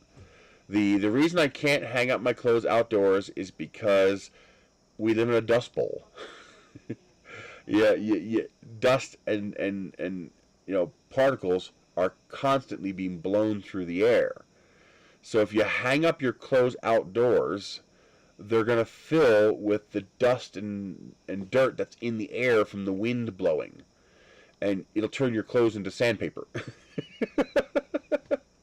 So, yeah, I had a shirt hanging up, on a chair out back. And the next day I went outside, and I took the shirt, and I went, boom, and just dust came flying out of the shirt. I was like, fuck, I gotta wash it again. I'm not wearing that. Oh, wow. Well, that's interesting. Maybe try making your own and see if you have a reaction to it. Apparently, it's just a cup of borax, a cup of washing soda, 1 bar of ground up naphtha, and 5 gallons of hot water. Apparently, that's all there is to it.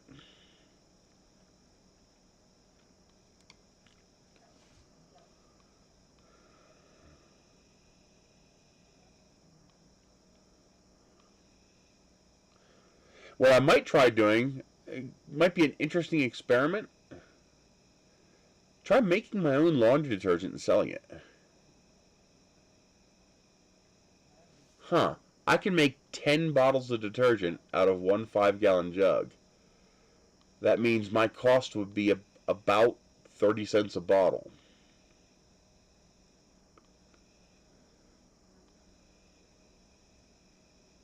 It's not as effective as huh.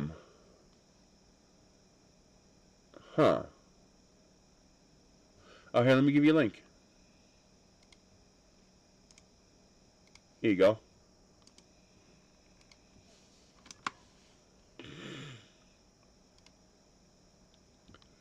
This is for liquid detergent for high efficiency machines.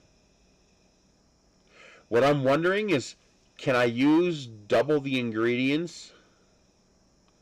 Like if I put 2 naphtha bars and 2 cups of borax and washing soda in there, could I use half a cup instead of a cup, or a quarter cup instead of half a cup? Basically, can I increase the concentration?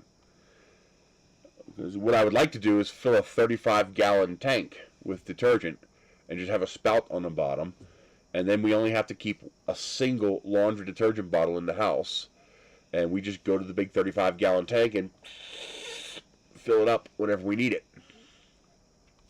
That'd be nice.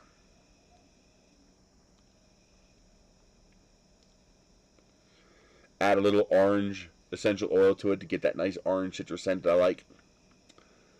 Also pine. Pine's a real good scent. I like that scent. I don't like a lot, just a tiny, tiny bit, just enough to you kind of get a whiff every now and then, sort of. I don't like strong smelling detergents. Ugh. Not big on heavy scent. But yeah, I might try this. I'm going to add these to my cart. This one I'm probably going to need at least 2, since I want to try to make a concentrated version. Boy, to think a few years ago these were $3 each. $3 and $3. Now they're $4 and $5. Wow. That's incredible.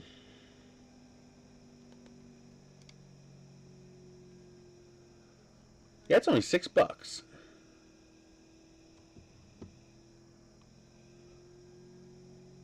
No, $11. That ain't bad, though. Yeah, we're going to order that.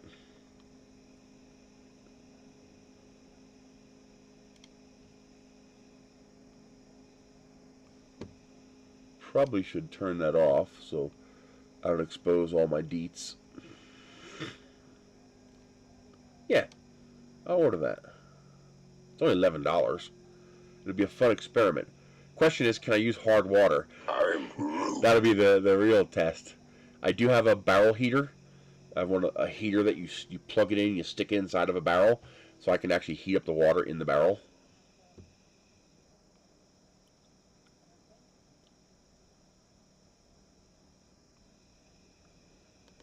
Okay.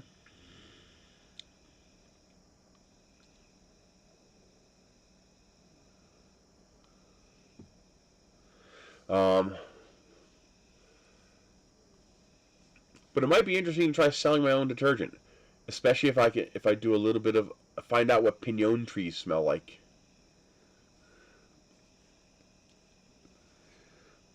Add a little scent to make it like a, New Mexico pinon detergent, and sell it for $1 a bottle. If it's costing me 30 cents a bottle, I'm making 70 cents on each bottle. Well, until I run out of bottles. Ugh. Yeah, because eventually I'm going to run out of bottles.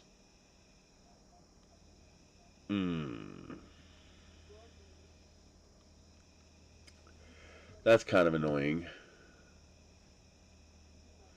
And I'm betting those bottles are pretty expensive. I can start collecting used bottles, rinse them out, and refill them.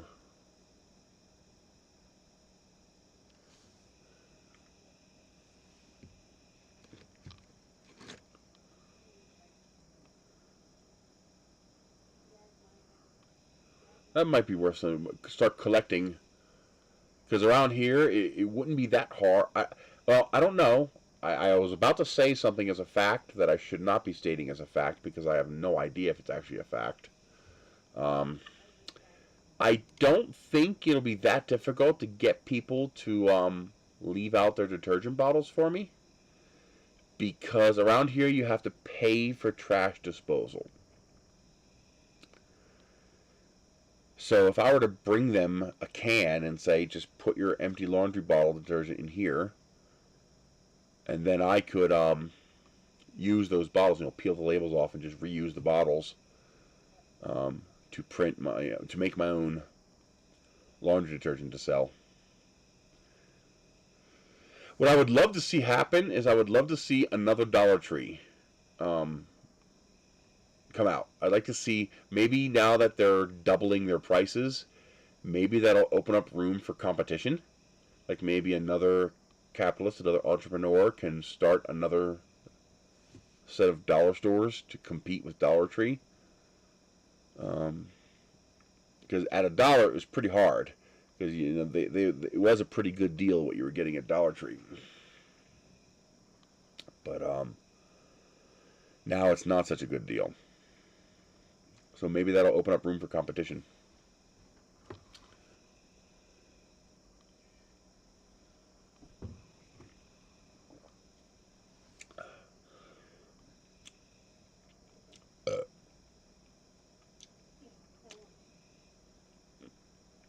So there might be a way I can air dry my clothes efficiently if I do it inside the container. Once I have my door put in here where I can just walk outside and right into the container, that might be practical. If I put up a clothesline along the whole 40-foot length of the container, just have one of those pulley lines running along the whole length, that might work. Because now the dust won't be able to get to it. You won't have the wind, which is not a big deal. They're still going to dry pretty fast because 20% humidity. But I might be able to set up a clothesline dryer in the shipping container. Just hang it up on the ceiling. With some pulleys. I can 3D print everything, just about, except for the magnets. And hang it up and have it hang from the ceiling. That might work. I might try that. I would probably still just use the electric dryer, but if we got into a pinch where we needed to cut back on our power usage, then we could do that. We could, I could set up a pulley line inside the container, and that would allow me to air dry my clothes without them becoming covered in dirt and dust from the wind blowing. Even if I wanted to try to get some kind of a scrub or grass growing to reduce the dust is going to come from miles away. I live in an arid desert, a mountain desert. So there's no way to get away from the dust.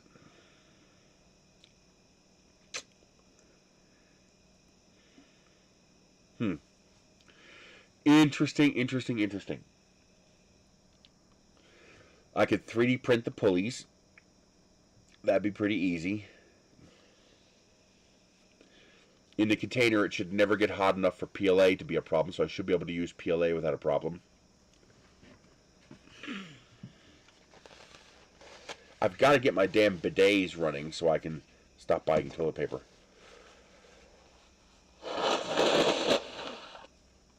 I've only got a year left before I'll be out of toilet paper. I've got about a 1-year supply of toilet paper left. And if I want to not buy more, or at least buy very little, I need to get those bidets running.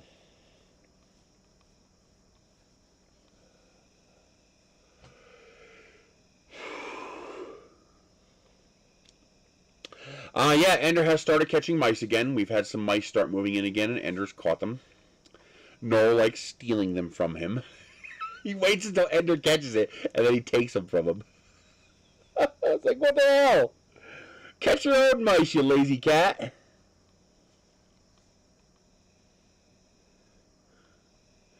Yeah, for $10 worth of ingredients, you're there. And and remember, you need 1 bar of naphtha per 5 gallon, but you only need a cup of the washing soda and the borax. So those two will last a very long time. So what does that mean? Let's assume I make a...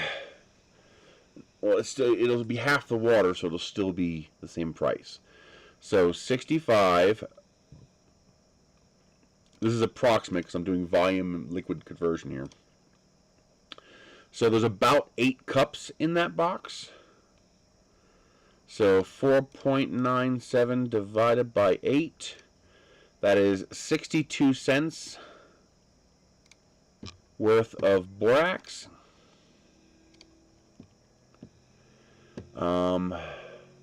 55 ounces divided by 8 is 6.8.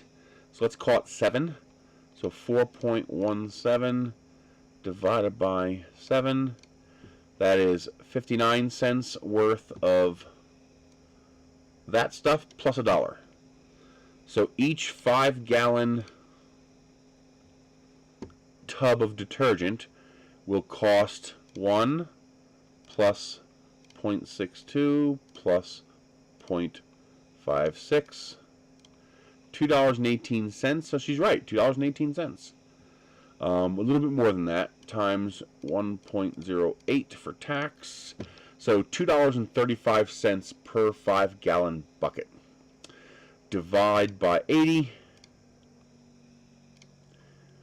And that is not what I wanted. Oh yeah, it is. That is 2.9 cents. So call it 3 cents per load. Now that 64-ounce bottle for $1 says 32 loads, but I use double the dose, so it's actually about 16 loads. 1 divided by 16, 6.2 cents. So it actually is cheaper. 2.9 cents versus 6.2 cents. So it's half the price of the original laundry detergent price. That's not bad. I can live with that. Is anybody else having a sound problem? You might just need to turn up your volume. So 3 cents per load of wash, I can live with that. I can totally live with that.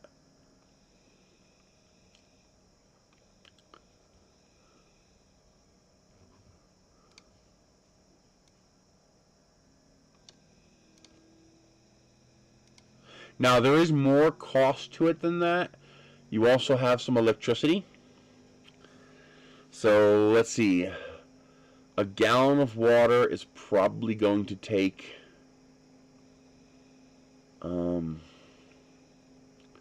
what, 12 or 13 minutes to bring it up hot, not to boiling, but to get it hot. And I need 5 times that, so that's 60 minutes, 1 hour. So 1 hour at 1.3 kilowatts, it's going to cost me 15 cents. Let's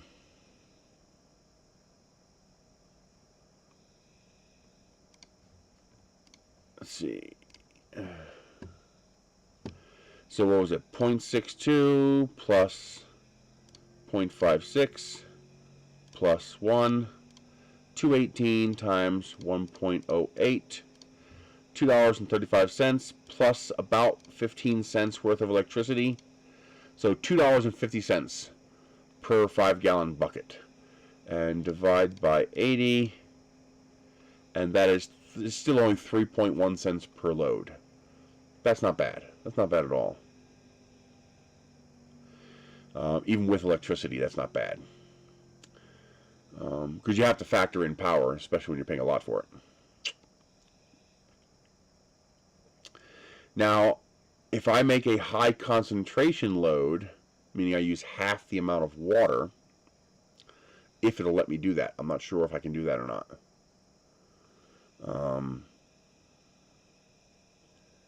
Then I'll only need about 8 cents worth of electricity. Well, plus the cost of the water. Can't forget the cost of the water. Let's see. 1,250. No, wait a minute. 32 divided by 1250. I'm also paying 2.5 cents per gallon for water. Times 5. So that is 13 cents for water. So plus 2.544. So $2.67 per 5-gallon bucket. That is including both water and electricity. So 2.67 is not bad. I'm totally okay with that. And yeah, I'm okay with that. And that's supposed to be 80 loads. So 3.34 cents per load. I'm totally okay with that. We're not going to add labor because it'll be fun to do. So I guess the next thing is essential oils.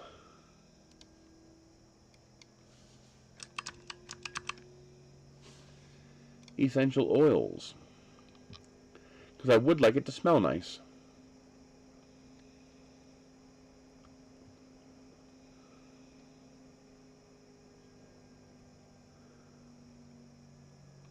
So that's $10 for a big giant bottle, but what is it?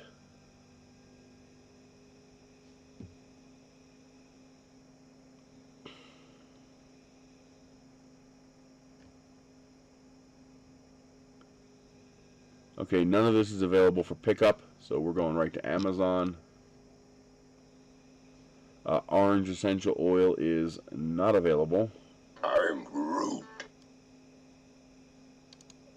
So let's do a search for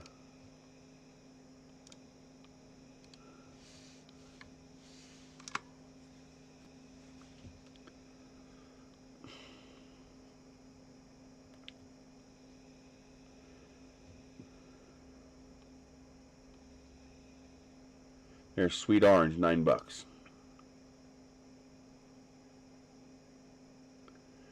That is for a 4-ounce bottle.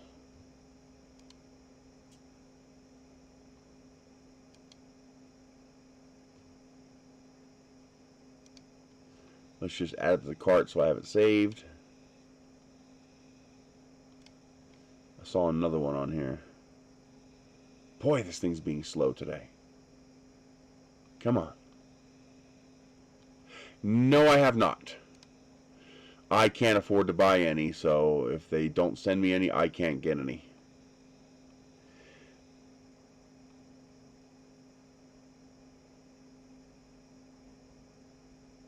Let's see. That's still only 4 ounces. That's still only 4 ounces. That's for 1 ounce. Ouch.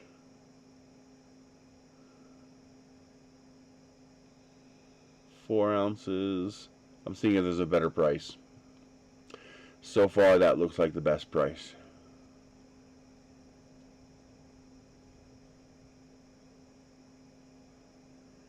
Yeah, that's the best price so far.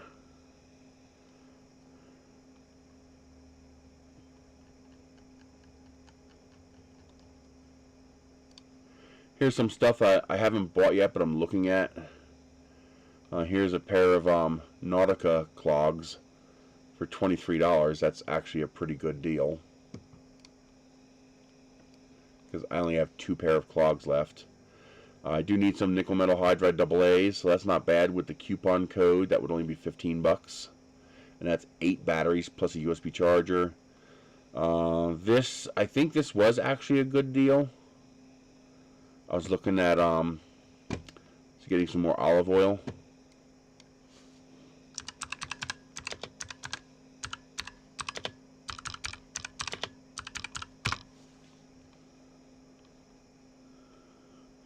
I would love to get my hands on some of that quantum though. So this is 101 ounces for 18 bucks, which is 17.8 cents an ounce. And this is 12.98 divided by 68, which is 19 cents an ounce, which means the Walmart is still cheaper. Walmart is 1.2 cents cheaper per ounce than the, unless there's a further discount, which I don't think there was. If I use subscribe and save, it's cheaper, but I can only buy one. I'll only get the 10% discount on one bottle. Even if I order, 10 bottles, I still only get the 10% on one of the bottles. So that would only be a 1% discount on each, which would make it equal with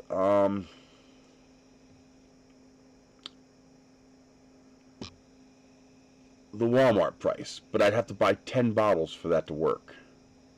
Well, no, I could buy 5 too. But yeah, it's a small, unless this brand is much better. I don't know if this is a good brand or not. Is it better or worse than the Great Value brand?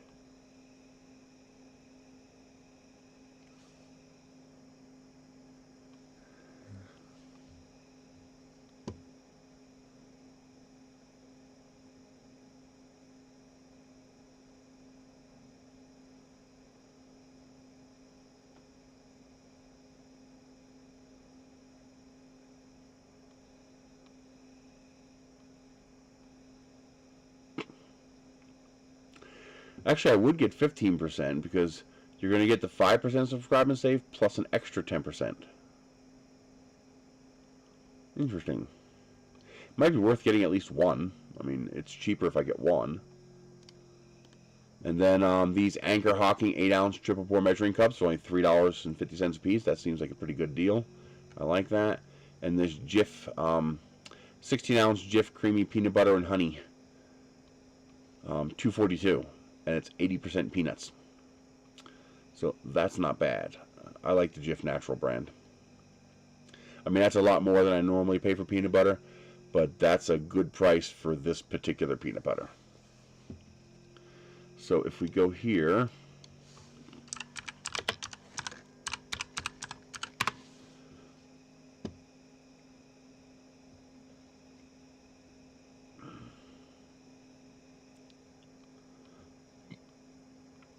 let's see, can we find the exact same one? Probably not.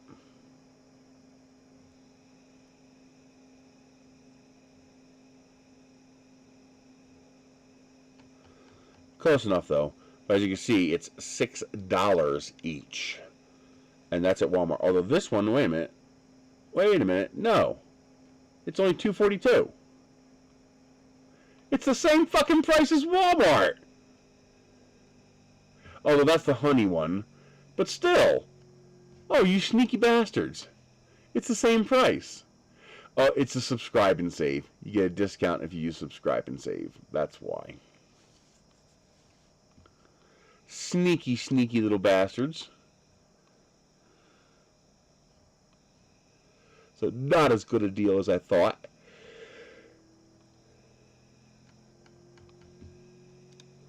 So yeah, I'm going to try making this.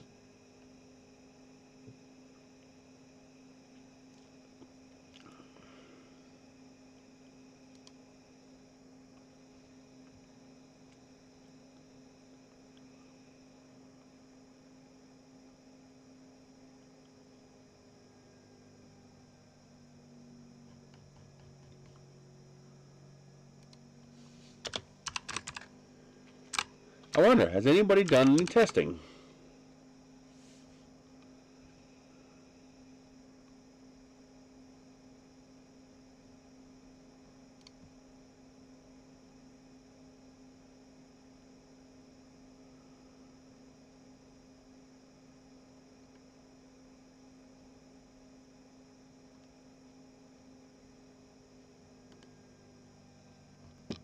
Oh, absolutely, I'll make a video about it.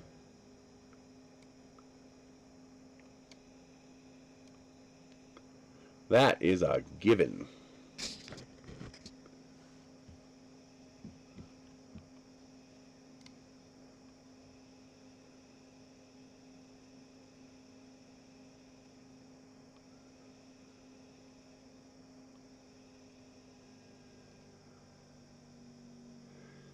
Looks pretty comparable, actually.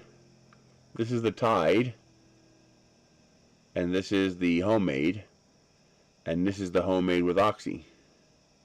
They didn't do Tide with Oxy, though.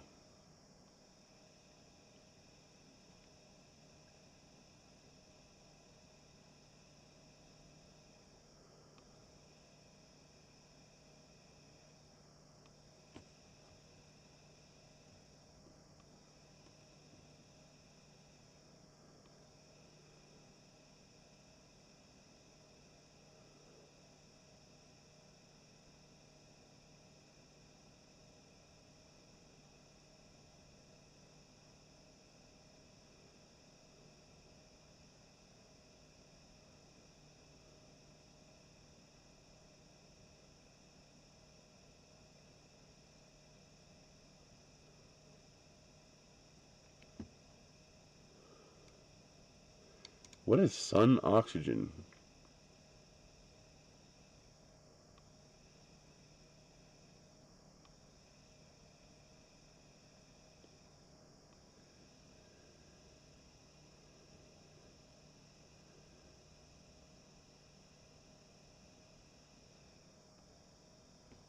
Let's see what that comes up with. Walmart.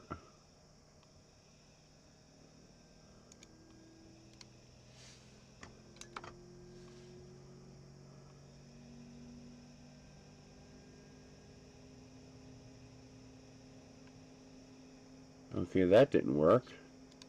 So where are you getting this 96-ounce bucket of sun oxygen?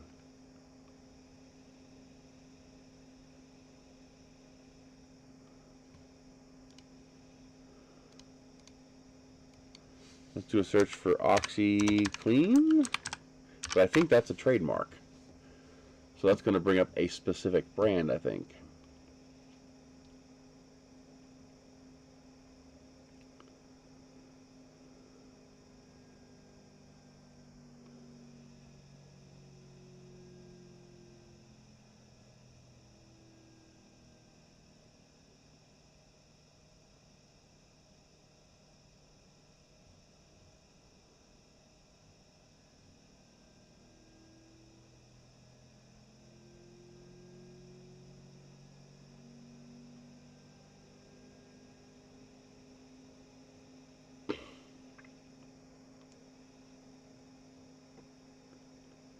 I don't know.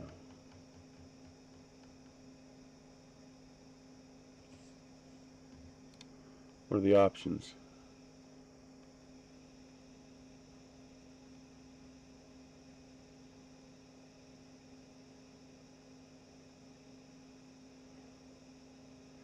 It says including HE machines.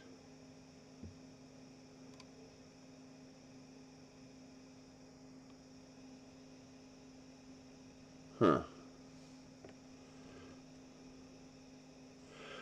Mostly parts for the Makeshift Rocket by Paul Anderson.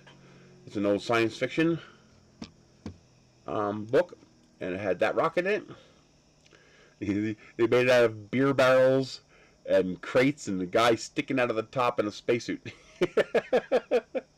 with what do you call it? Beer tap handles for controlling the rocket. Yes, that's awesome. So I made one.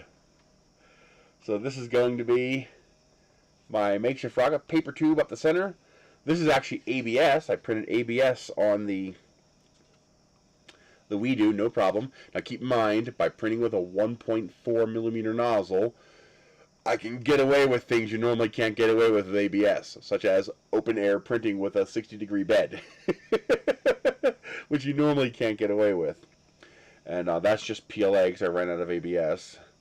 And there's the barrel top. And here is the astronaut, who's going to be glued on top of here. And then the shock cord will attach to here and inside here. And this will be a rocket. So I'm going to make this fly. Just because I think it'll be fun as hell.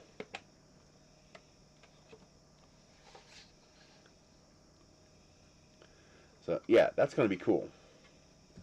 So that is, it's a heavy boy. It's not lightweight, but that's going to be fun. Now the astronaut was printed on the CR6 SE because I have a 1.4 millimeter nozzle on the Weedo now, so I can't print that astronaut. It's too small. The details are too tight. But yeah, that's fun.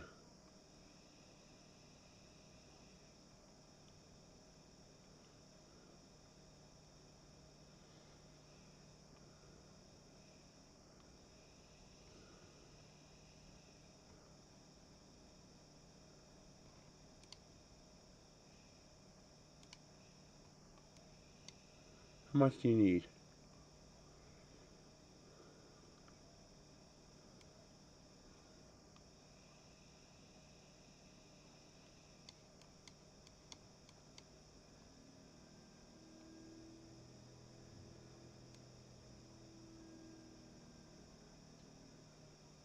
Oh, it needs very little.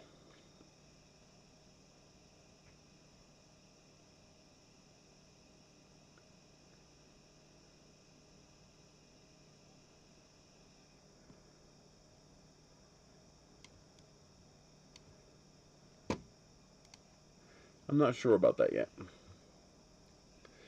And what else? Got a couple PLA barrel pieces I printed. When I was testing out the print, I was working on getting the speed and temperature right, so that one's a little messed up until I got the right conditions to print it correctly. All vase mode printed. What else did I print with the Weedo? I think I pretty quickly switched right over to the 1.4 millimeter nozzle and started printing this stuff.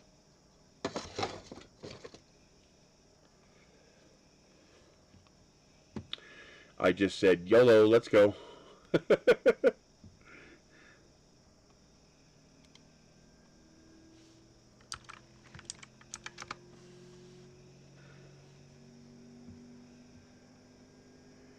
That is the same price on Amazon.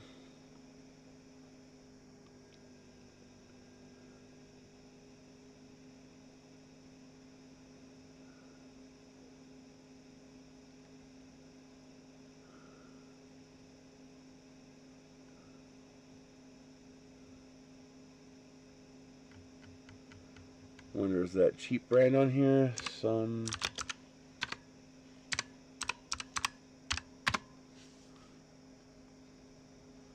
Nope. What about stain? Oxygen.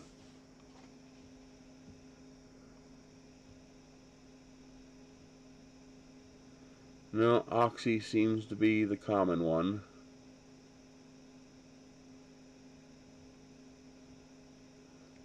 What about Smith's?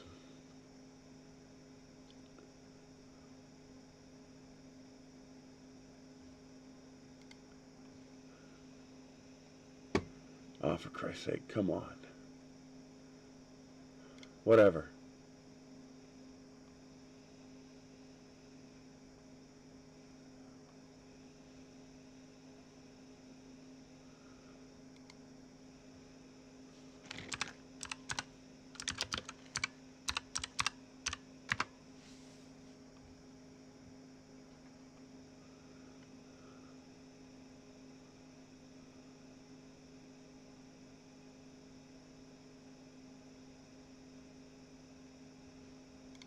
Is it me, or does that seem expensive? Oh.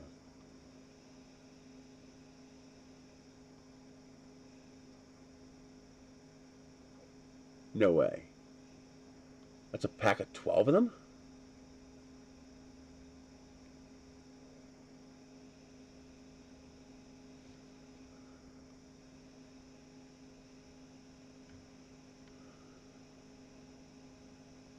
That's 12 pounds. That's about the same price, actually.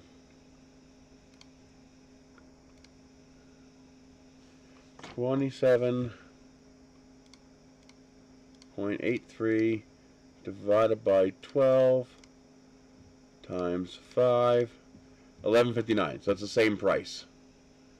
It's the same, roughly $10 for 5 pounds.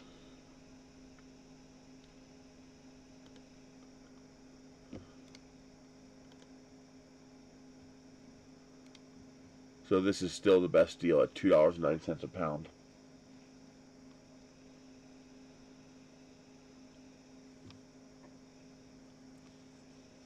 Question is, will that dissolve in the solution? Probably.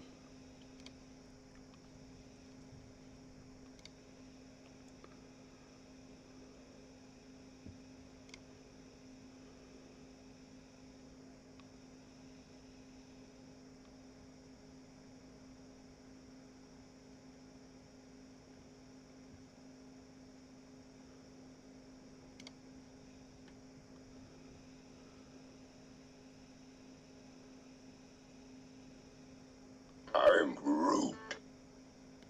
We will see how that works out.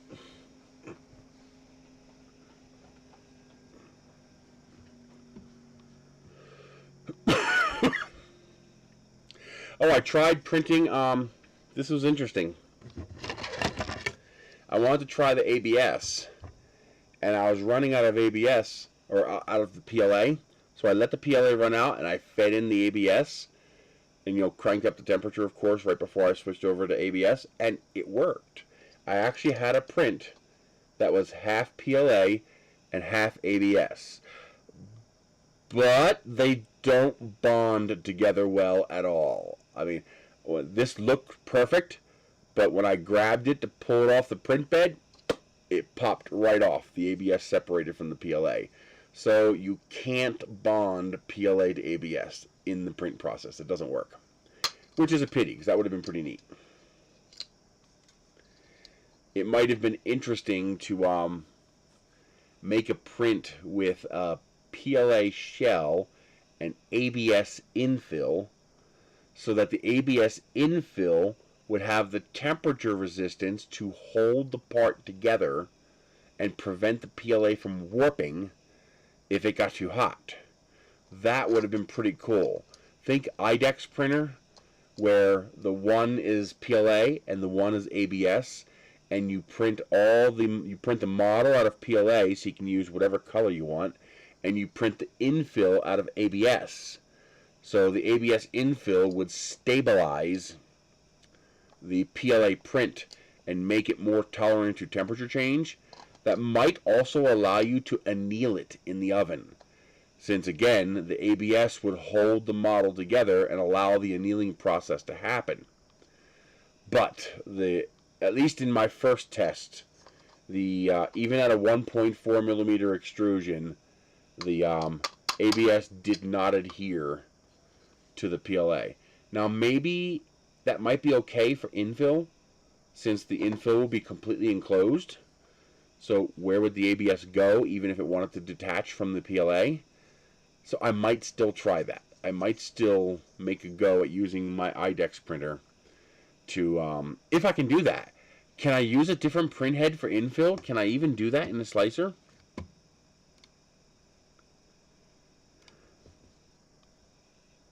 Like, I know I can do support material with a different... Yes, I can. Infill extruder. Primary extruder. So I can change the extruder that I use for infill. Very interesting. I mean, it would take a long-ass time to print, since you'd have to switch heads every single layer, but still, that's an interesting idea.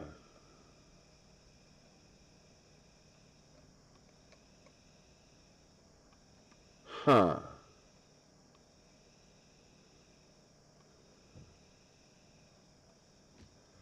Boy, that's interesting.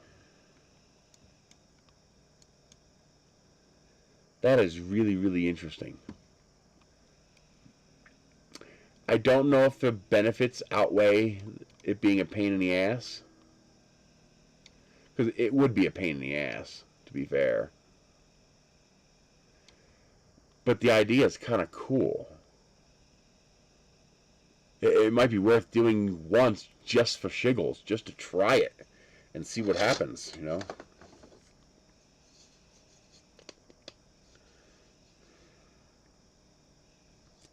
My ABS definitely needs to be dried out. You can see all the little splits. See all the little lines from the air bubbles popping. But in this particular instance, that actually helps. It gives it a wood-like texture. So that actually kind of works. I'm not thinking about, no, I don't want to remove it. Not to remove it. What I want to do, problem with, let it finish.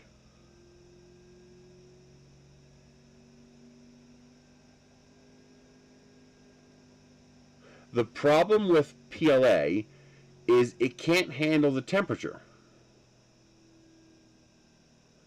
So if you leave a part in a hot car, you ruin the part because it warps. Well, what if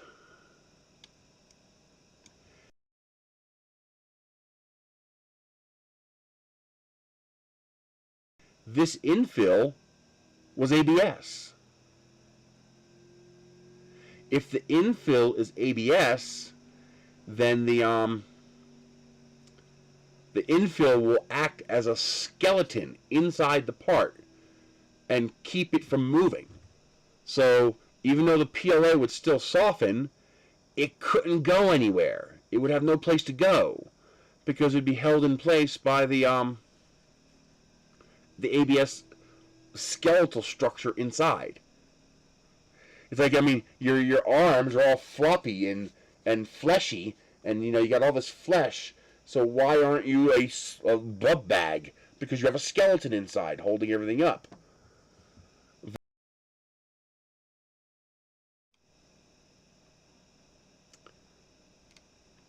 This sometimes works.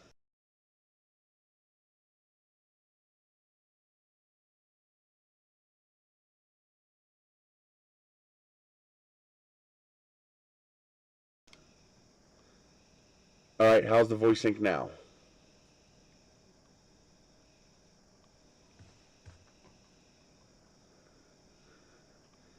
That sometimes fixes voice sync. Not always, though.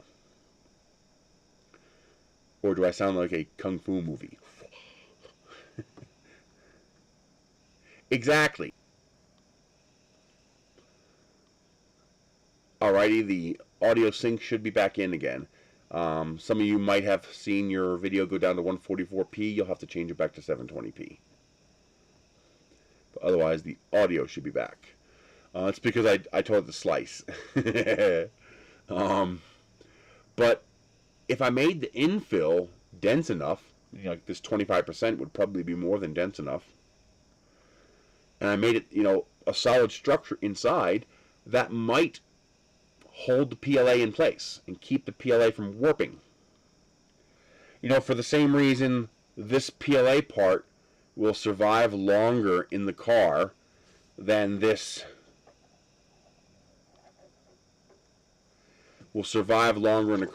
vase mode print, because there's nothing holding this together. The internal forces will just cause it to warp as soon as it gets warm enough. But because that model has structure, it can withstand the temperature longer before it warps. If I put ABS on the inside, that might fix it altogether. Meaning that might be enough to keep the part from going anywhere, even in a hot car. Now, for normal prints, you wouldn't want to do this because it's a pain in the ass to be switching back and forth, because you're going to double the length of your print time. But for parts where you want to use a very special kind of filament, like you want to use a particular protopasta color, or a particular filament one, or Paramount 3D, or although Paramount 3D, most of their colors are available in ABS. But let's like say you want to use Tom Sandlatterer's, Wonder Blue. Well, you can't get that in ABS. But you want that because it matches your car, for example. Well, I'm wondering if printing ABS on the interior would work, if that would keep it from deforming. It's an interesting idea, because it would allow you to use those cool colors. Like, I'll try it with a nose cone, even though it'd be silly to have that much infill inside the nose cone, but still, that might be enough to strengthen the nose cone and allow you to use exotic colors while still being, I mean, it's not going to be perfect, but you'll be more temperature stable than you would without it. Oh, now I need to try this. This is interesting now. This is really interesting now.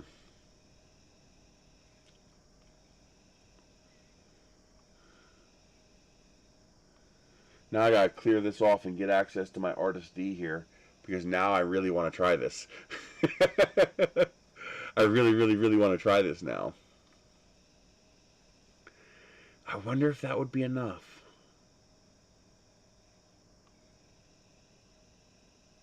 I've also thought about just injecting expanding foam into a model.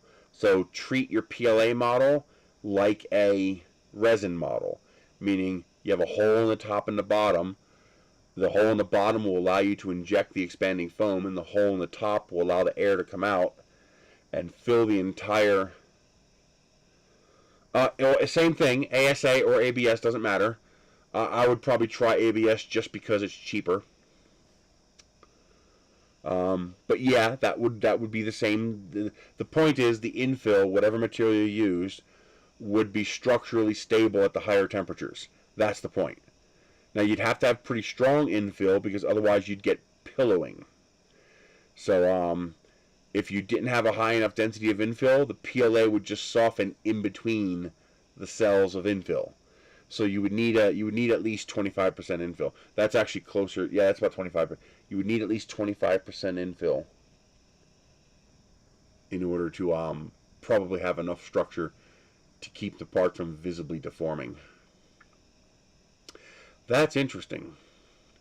It'd be pretty easy to test. I just print my little astronaut here, do one like that, and one on that one, and stick them both in the front dash of my car and see what happens. Oh man, that might work. I'm kind of excited now. Well, it also depends. ABS does soften. So, will the latent tension in the PLA be strong enough to warp the ABS with it? Meaning, will the forces in the PLA be strong enough to force the ABS to warp as well? Probably depends on how big your thing is. Like, for example, these little sticks here might be more prone to warping than, for example, his body, which is going to be a pretty solid mass.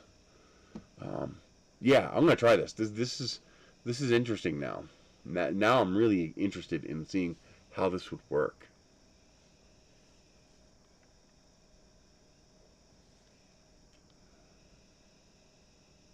What an interesting idea.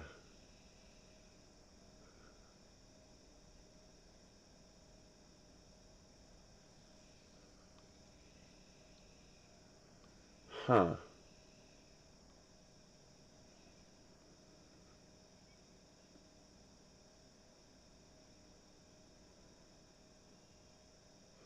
And because of the way infill, the slicer attempts to make the infill a continuous extrusion. So if you look closely at this model, you notice you have this lime green, and then you have this pistachio green, and then you have this mint green.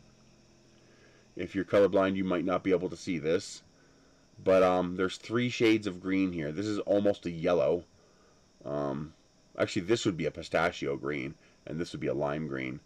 So the pistachio green here is infill. The mint green is the outer layer. And the 2 green here is at 3 perimeters, so outer layer plus the 2 inner layers. You'll notice that most of the model actually has 4 perimeters, because the infill, every other square, moves along the inside of the model. That's so that it doesn't have to stop, retract, move, and then push again. Instead, it just makes one continuous extrusion. Boom, boom, boom. And that basically gives you a 4th wall.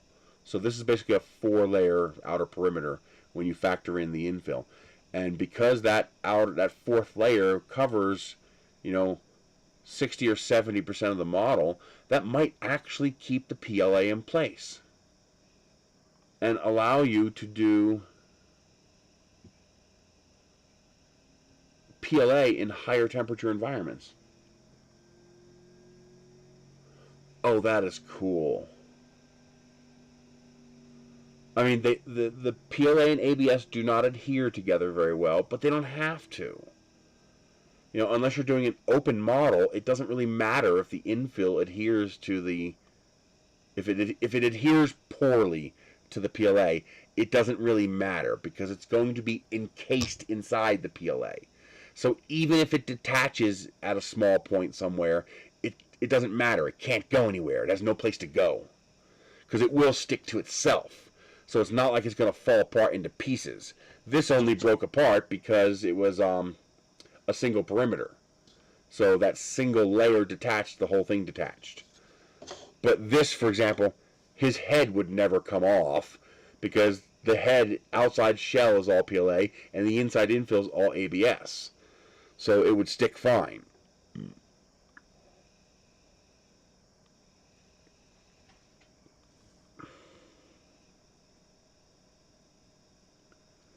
You don't think the inside will wrangle?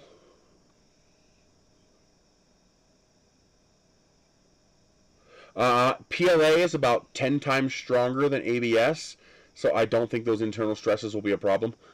The tensile strength of PLA is substantially higher than ABS, so that shouldn't be a problem. Plus, you're basically going to trap all the heat inside the model, because you're going to have basically a purge wall around the ABS, the model itself. So it might actually be okay. The only problem is,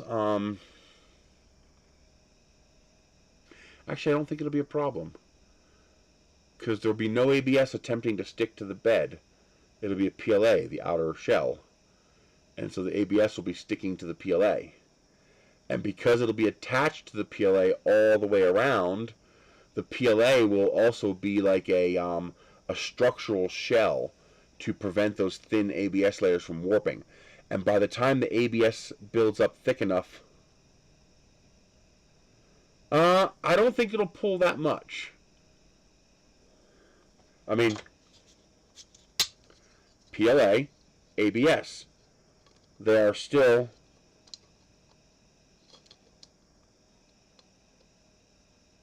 the shrinkage was not sufficient to prevent this from being correctly sized. So I don't think the shrinkage is that much.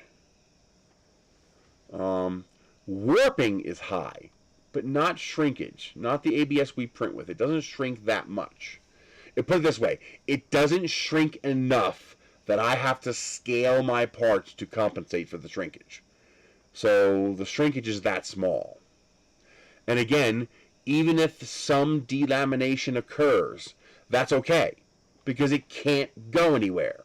It's encased inside the model. I mean, the infill inside this is encased inside an outer layer of PLA. So even if some delamination occurs, it can't go anywhere. It's still stuck inside there. So I think it might be okay.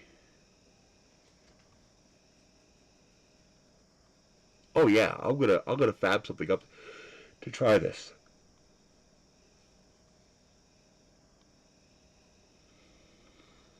Again, for a normal print, this doesn't make sense. Just print with PETG, ABS, or ASA. So that, okay, imagine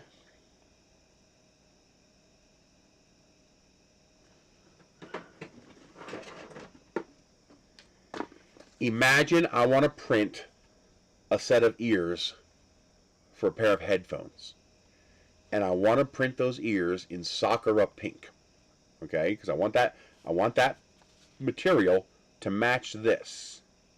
I can get a PLA color that matches this. I cannot get an ABS part that matches this.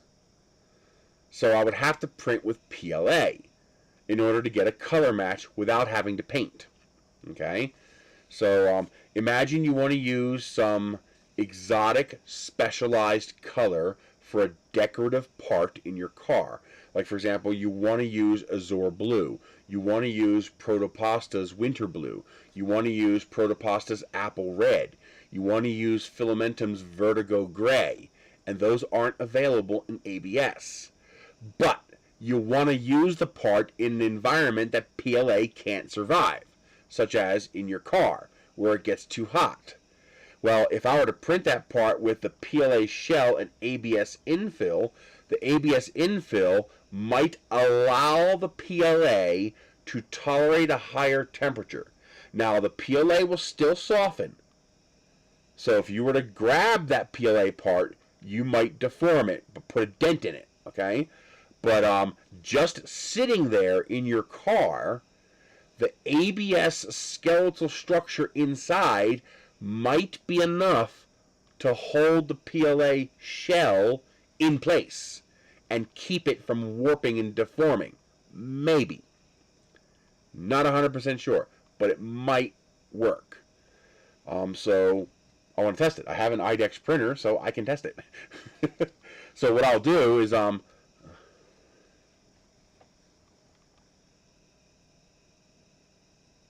ethanol annealing. The problem is, does it change the color? Usually the annealing processes are, it's hard to keep the part from warping.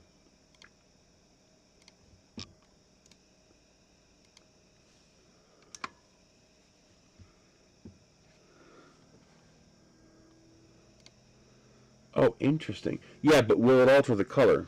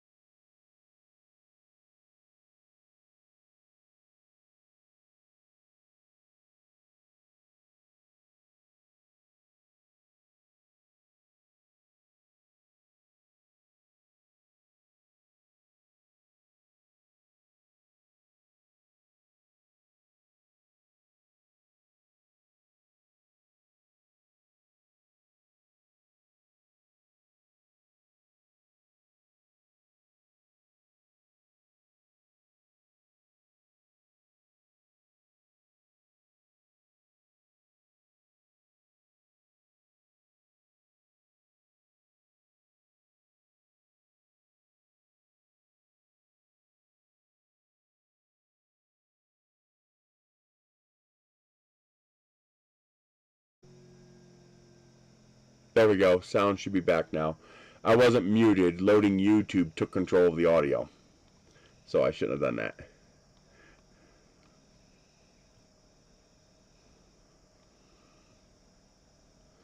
Interesting. I'll look into that, but apparently that also causes distortion.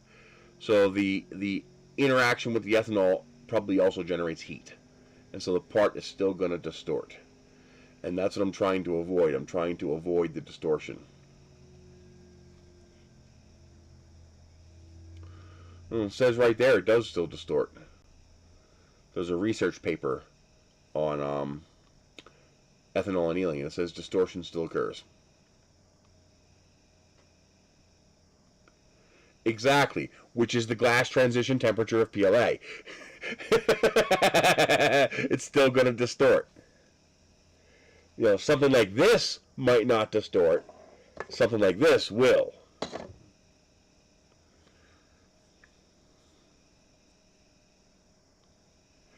What is a Voron afterburner? Oh, okay. Again, it depends on the part and what the internal forces are like. So, for example, that astronaut, you could probably anneal him just fine without a problem.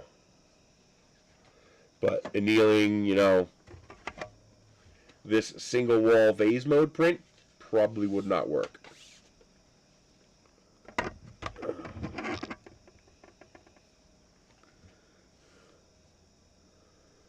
The internal stresses are different.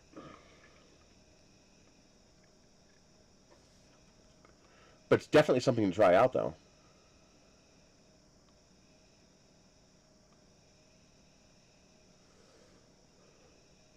Nice. Oh, once you get the part annealed, it's great. Annealed PLA is very high temperature tolerant. No, I don't have any extension like that. I'm assuming. I'm guessing, since I loaded the YouTube and then you guys said the audio went away. So I'm guessing I think there's something wrong with the drivers in for this particular audio chip. Because the weird thing is, OBS is unaware that the audio is gone. Like when you guys tell me the audio is gone, I still see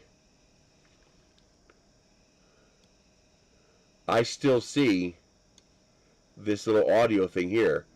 It still tells me I have audio. So when that happens, OBS has no idea that it's lost control of the audio. So I'm guessing Windows has taken control. What I don't understand is it's not an input issue, it's an output issue. Because input still works because OBS is still getting the audio, but for some reason it's not being output to the stream. And I don't understand. I don't know. Dissolve PLA and ethanol. I don't know if I want to drink that. That might not be good.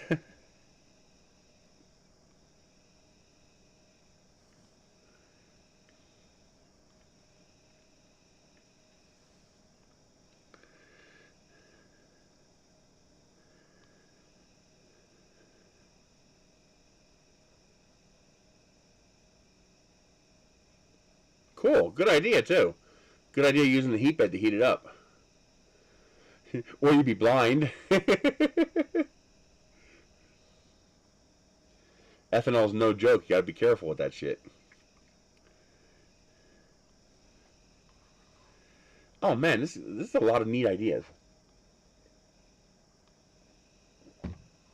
So now I want to try the ethanol trick. And I want to try the IDEX ABS trick. I got a lot of ideas I want to try now.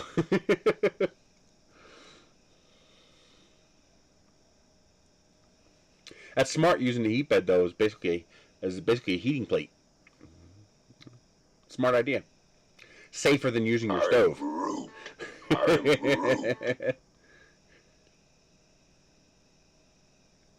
Well, that's one place where you might want to use your stove, because you have a fume hood. You can draw out the fumes. Well, that depends.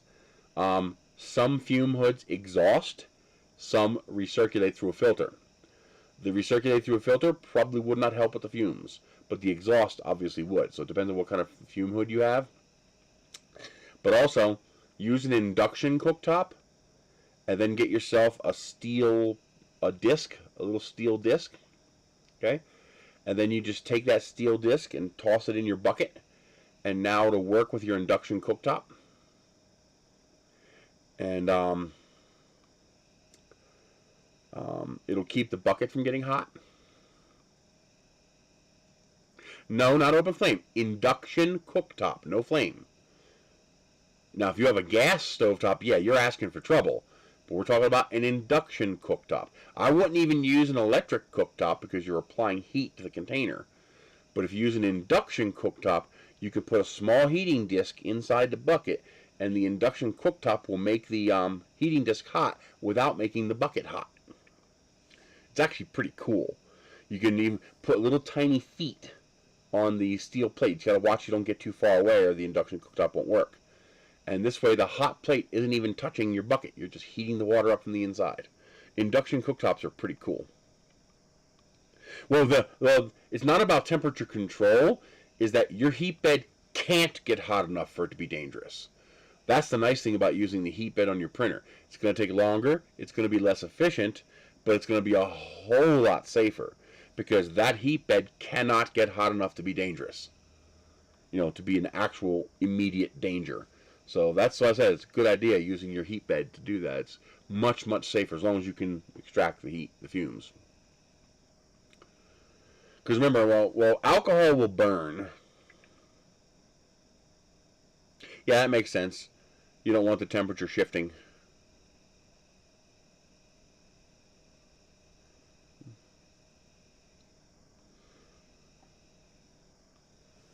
I wonder how, I'm going to have to read that paper on how the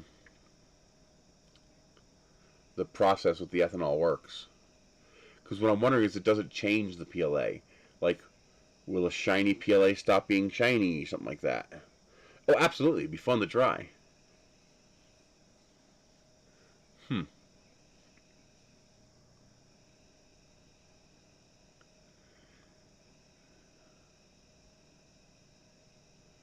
Well, if CNC Kitchen decides to try it, it'll be months before you see the video. Stefan from CNC Kitchen, wonderful channel. If you're not subscribed, go subscribe to his channel. He does not put out quick and dirty videos like I do. He puts actual work into his videos. Editing, research, testing, over and over again. Cut this, cut that, redo it. He puts a lot of work into it. Well, that's the cool thing that I realized, that what got me interested for very fine parts was encasing the parts in salt. Like packing the parts in salt before annealing so they can't warp.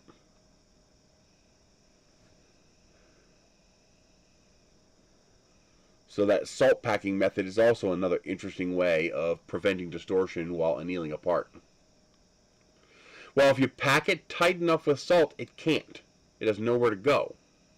Again, the distortion has to do with internal forces that exist in the part, because you're using a not an elastomer,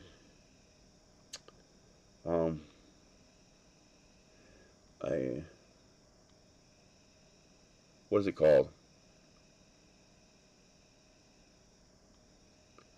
Thermoplastic? Is that what it's called?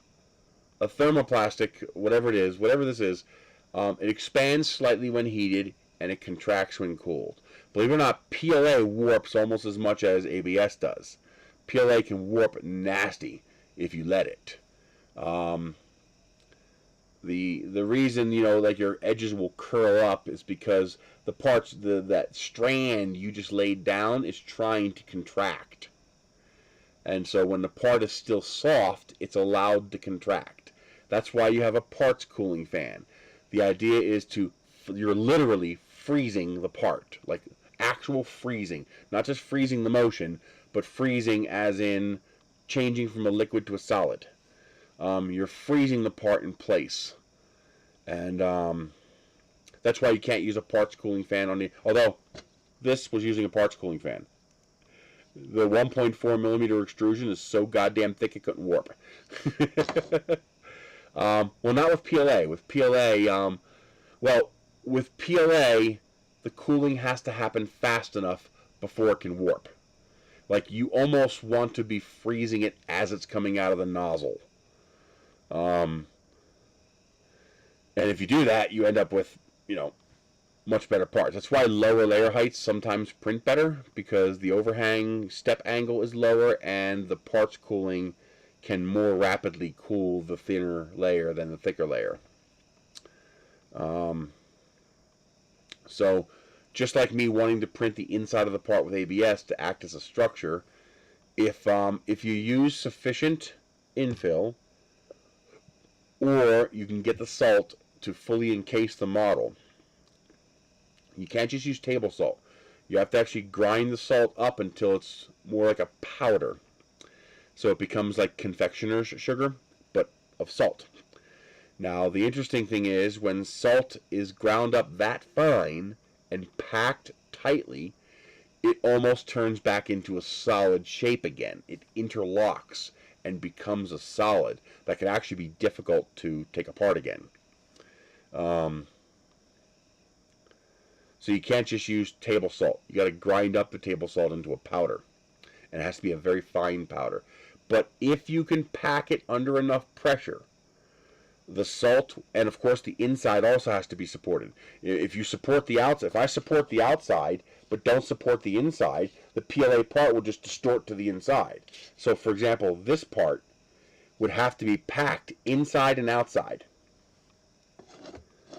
And yes, you need an oven capable of doing that. Depends on what temperature you need to reach. I don't think a dehydrator gets hot enough, so that wouldn't work. But if you can pack the inside and outside of the model tight enough with salt, it can't distort because there's no place to go. Any direction it attempts to go, it's going to run into the salt wall that's holding it in place. That's the whole point of the salt wall. It's like the whole point of the salt wall is to prevent the distortion, is to stop the part from distorting.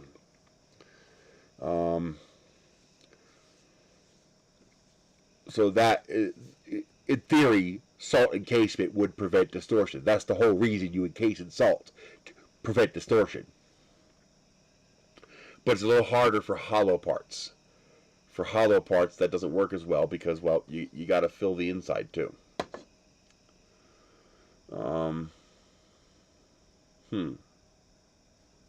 Isn't that interesting?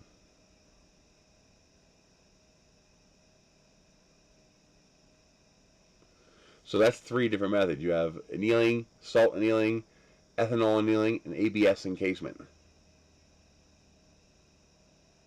That can happen as well, where the PLA can soften enough where you'll get that. Your part basically takes on a matte finish because of the texture of the salt ends up embedding into the part. Yeah, that happens. So if you want a matte finish part, that'll work really well. If you don't want a matte finish part, that might not work so well. But for something like this, that's not going to matter. For something like a nose cone, that's not going to matter. But like for a silk print, that's going to matter a lot. Yeah, I dig matte finishes too. Matte PLA is pretty nice. One of the reasons I like wood PLA, because it's got that nice soft matte finish to it. Well, for some things I like shiny. Like when you're printing with some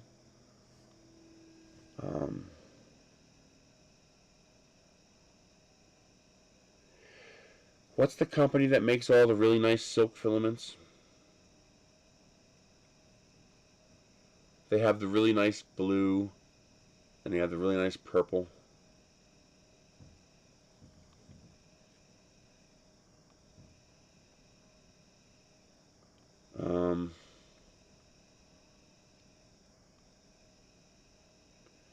I forget the name of the company.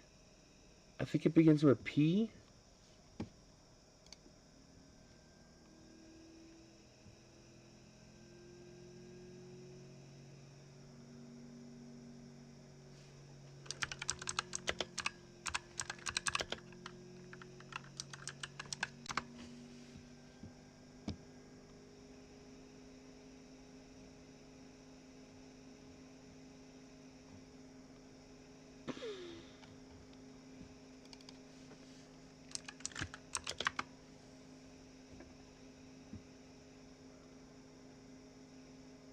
Polyalchemy. Polyalchemy Elixir. Now, when you print that stuff, that's shiny you want. No, not Protopasta, Polyalchemy. They make some of the best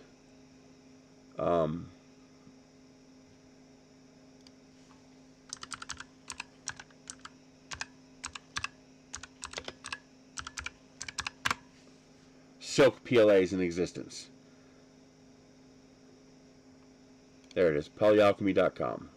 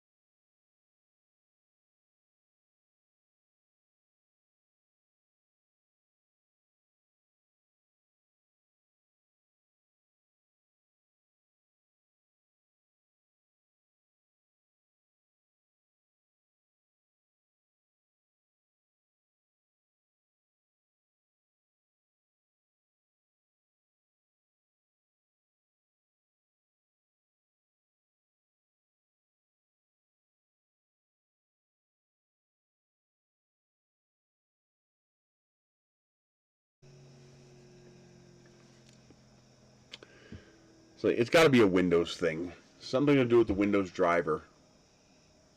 I don't know. It's the audio. It's whenever I start messing with the other screen or if I start changing cameras, it does that. And I have no idea why. I have not been able to figure it out. It's got to be a Windows driver issue where control is being taken from the audio. Because OBS gets the audio, but it stops transmitting it to the stream, and I don't know why.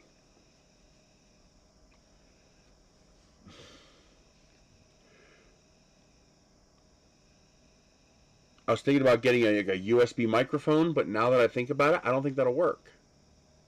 Because it's the output that's being interrupted, not the input.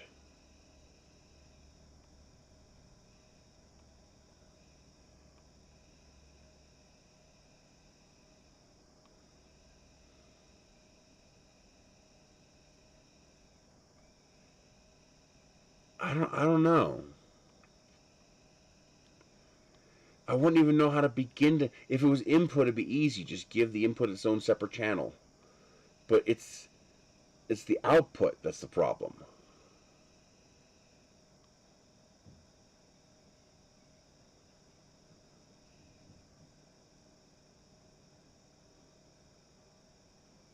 I wouldn't even know where to begin. Like, how would I even diagnose it? Like, there's no errors popping up or anything like that. Audio still comes out of my speakers, you know. I don't know. I wouldn't even know where to begin.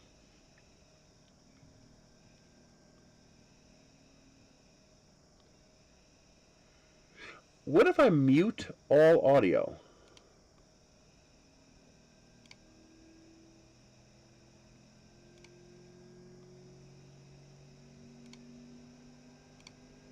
Is that still working? Do you guys still hear me?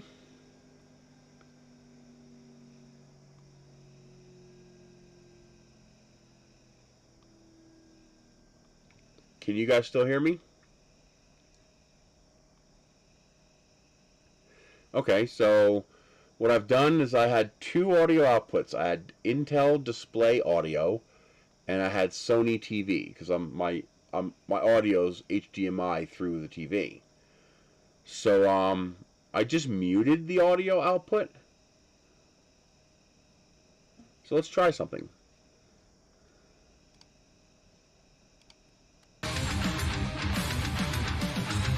And now I'm playing a video, but there's no audio because I have the audio muted.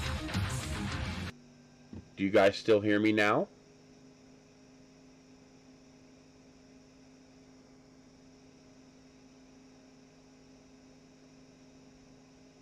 So, how about now? Okay, so you still hear me. So maybe that will do it. Let's try that for a while and see what happens. I've muted the audio output, which maybe will stop OBS from losing control of it. You heard the music from the video?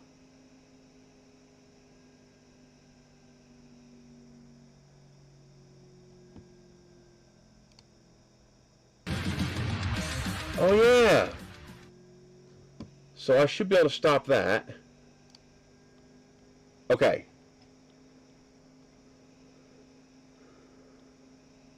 Okay, now do you hear me still?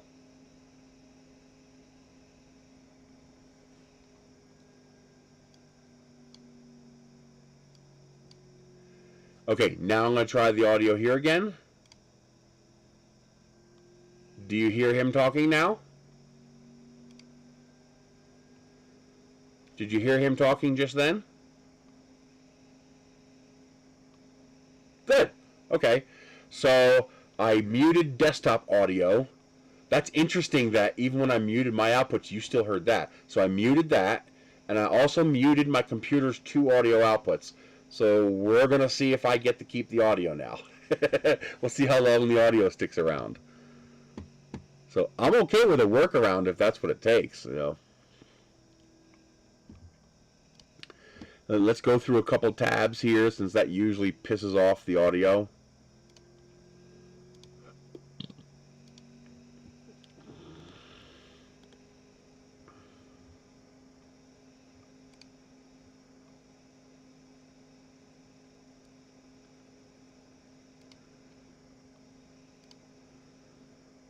Still have audio?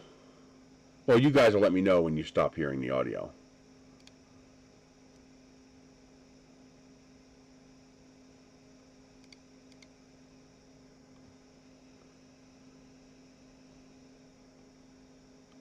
Good. So far it's still working.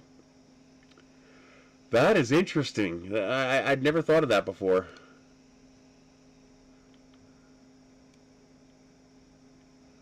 So we'll see if I manage to hang on to the sound.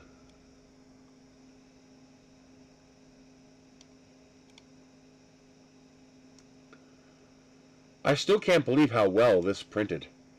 I mean, that just really printed well.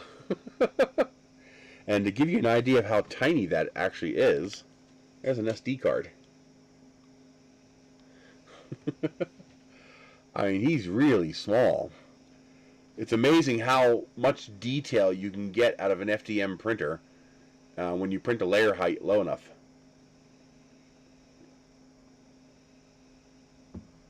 A good, well-tuned, structurally sound FDM printer. I could probably get a little closer.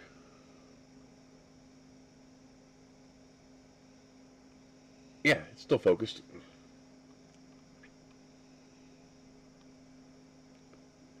Well, that's easy making a cup. Let's see here.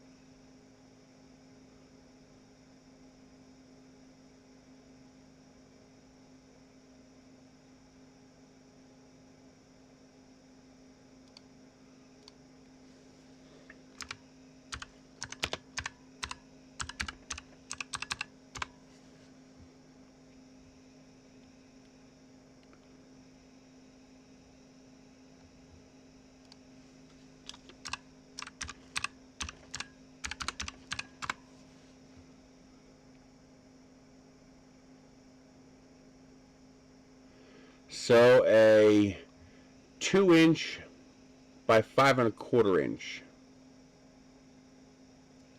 Is that correct?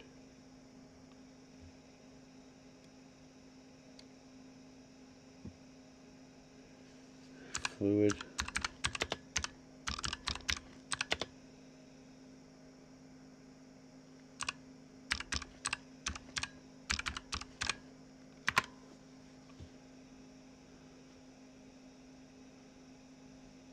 Tank volume calculator. Here we go. So if we make it, let's do millimeters.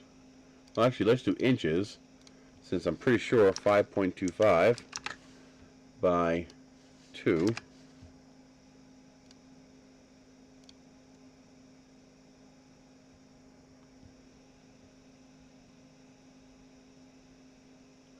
Why wouldn't you show me ounces? Why would you not show ounces?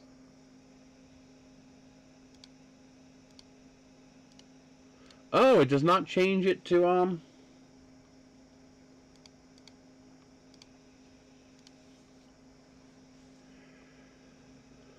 so it's going to be about 135 by 50.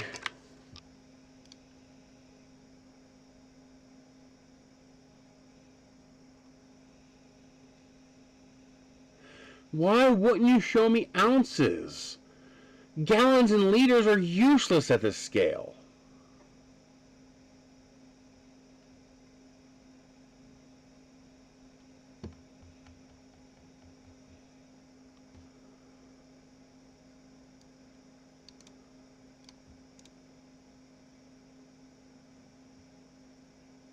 Let's try.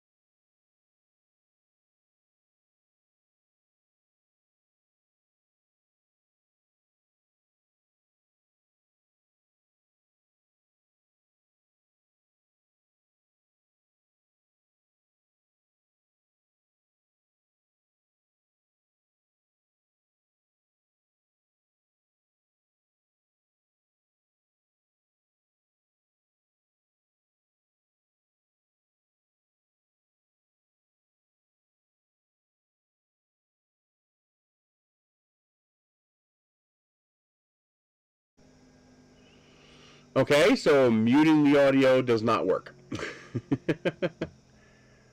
Well, don't that just suck?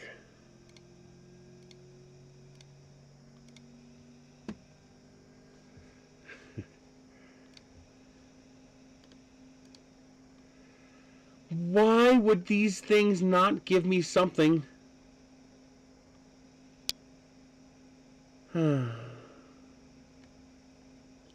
That is so stupid.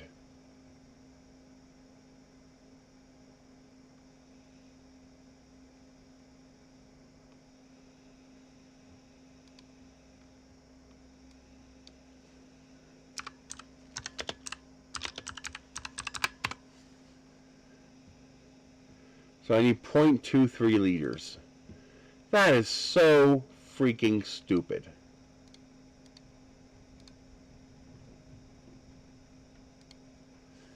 So let's go 125 by 50.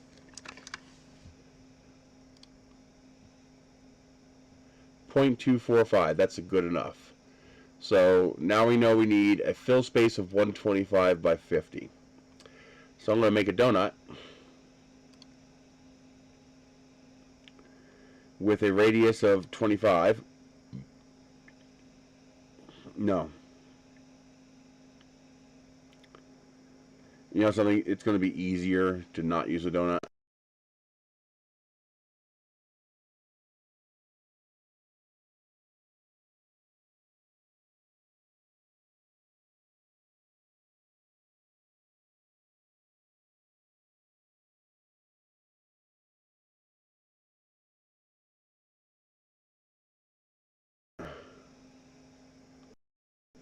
It's going to be easier to do this.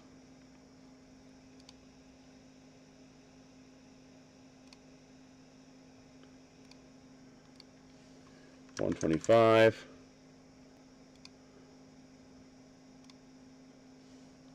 50. 50. Really? I need it to be that tall? Audio's out again? What the hell's going on? Oh, it's back now. Okay.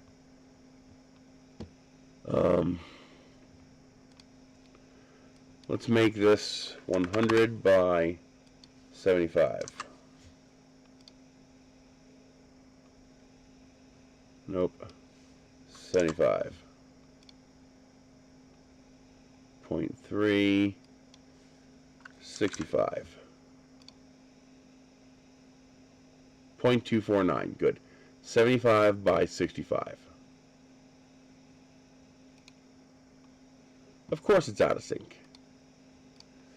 75 by 65.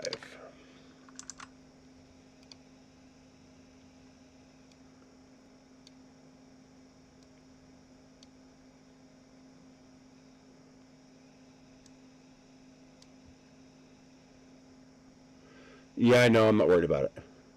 Not yet.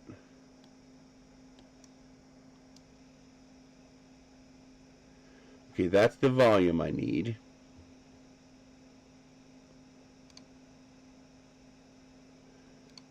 So let's 1.6 millimeters tall, 76.4.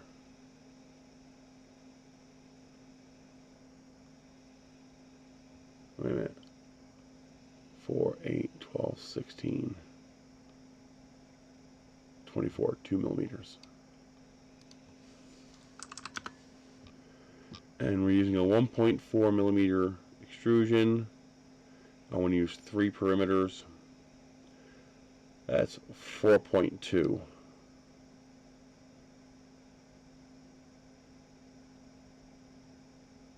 Which means, is that right?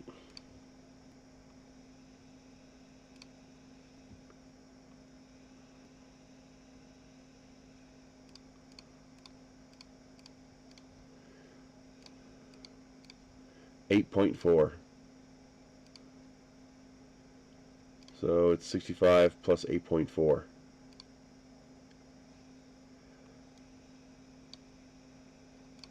This is going to be lifted up 2 millimeters. This is going to be 73.4.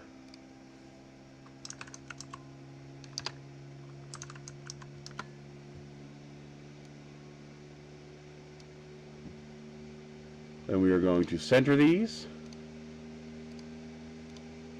Okay. This will permit me to have a perimeter of 3 walls with a 1.4 millimeter nozzle. Although, no. I want to do vase mode, because vase mode will absolutely be watertight. Yeah, vase mode will be watertight. So how do I do that? I need 2.8. If I make it 2.8, that's 1.4. 67.8.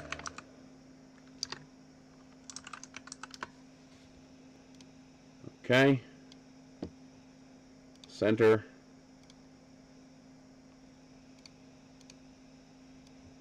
Now I should be able to join them. And I have a 2 millimeter thick bottom. Okay. I would love to bevel that a little bit, but I don't have that ability. Okay.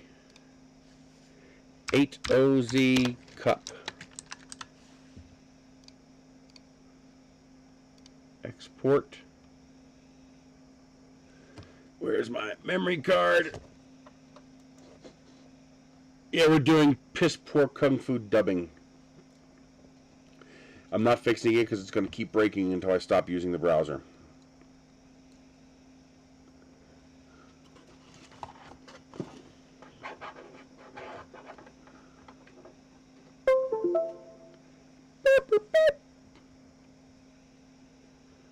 STL. 8-ounce cup, and I just lost my background. They came back. Okay. I still have to slice it, so I'm going to let the audio stay bad until I'm done slicing.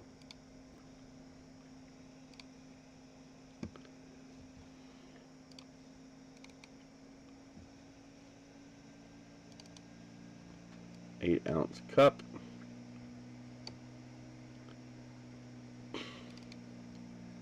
This is going to be 2 millimeters. this is going to be 2 millimeters with a layer height of 0.6.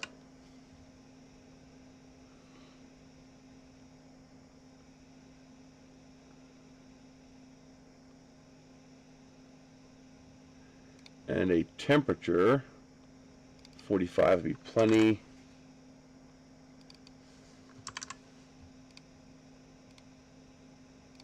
Remove that. We're going to go 240 degrees.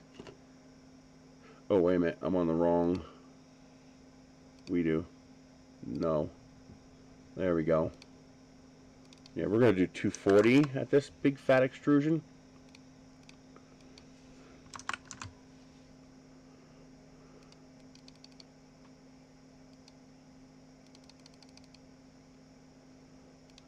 Okay.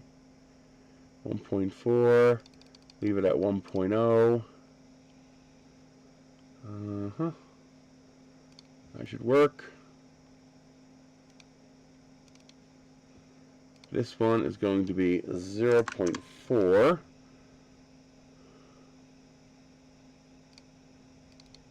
And we're going to have 5 layers, 3 perimeters.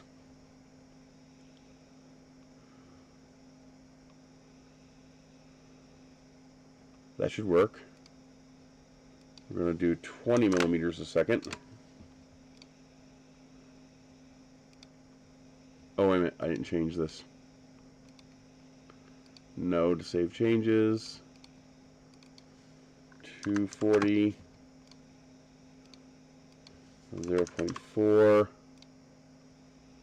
We're going to do 5 layers, 3 perimeters.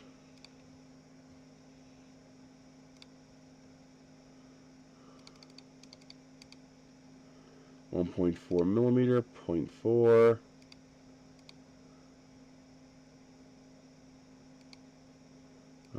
This could be 10 away, and 2 should be enough. This one's going to stop at 2 millimeters. This one's going to start at 2 millimeters. Okay.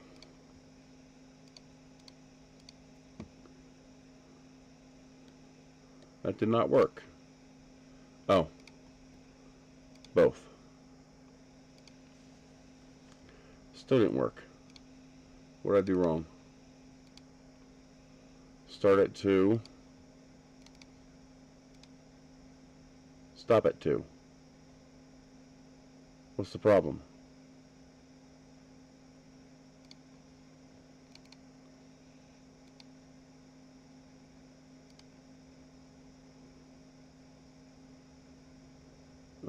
What's the problem?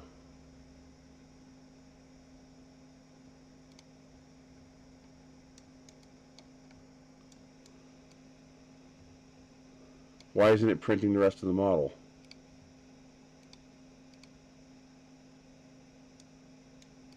What the fuck?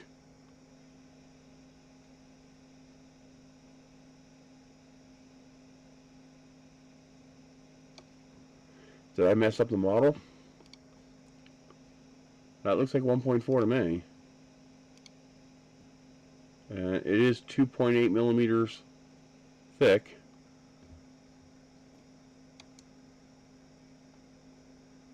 Why isn't this working? One of my settings is breaking something. 1.4, 0.6, no top and bottom, inside out, single perimeter. We don't need this. We don't need that. Looks fine. Looks fine.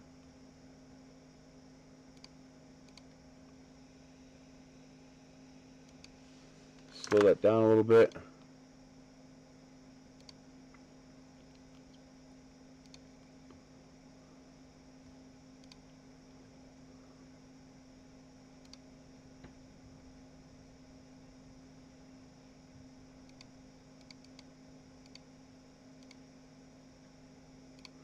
Oh, I think that's what I did. I think that allow single extrusion was breaking it. There it goes. Okay, why isn't this printing vase mode? What the hell's the problem?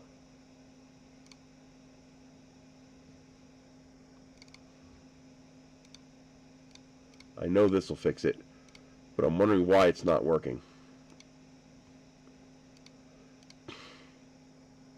There we go. I should not have had to do that, though. That's weird.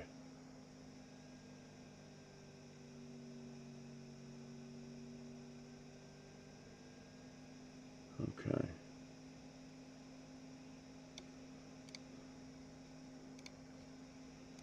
Tools. Variable settings. Okay, so 0.8 I want one, and 1.6 I want one. So we are going to start with 5 perimeters. Then we're going to go down to 3. Then we're going to go up to 4. The reason I'm doing this is I want all my perimeters to overlap.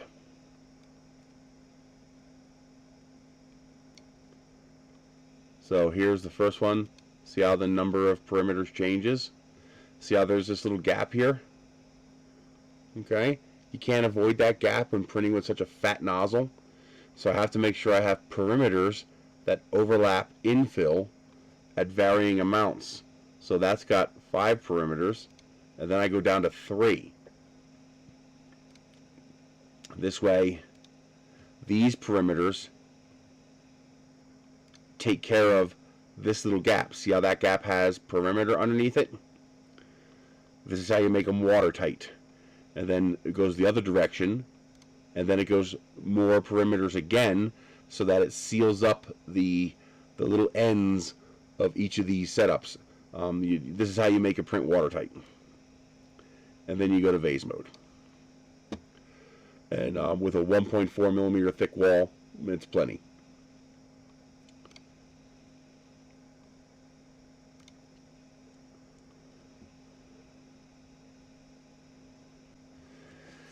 Okay, audio should be good again, I hope.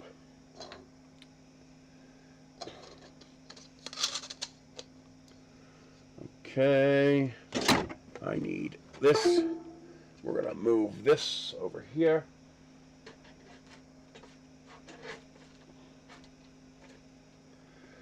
Get rid of this. Clean up the bed.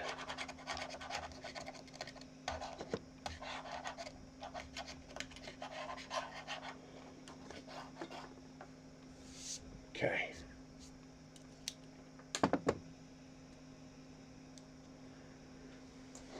Okay. Let's go preheat. We do not need a freaking 80-degree bed.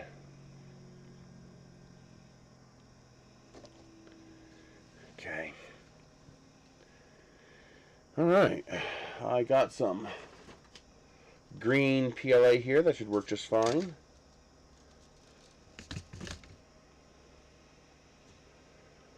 Although I got to get that filament out of there.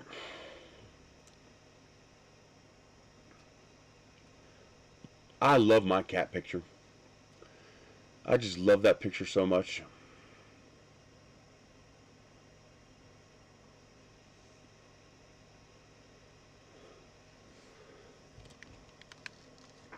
You guys are about to watch a fat print. Lay it down thick.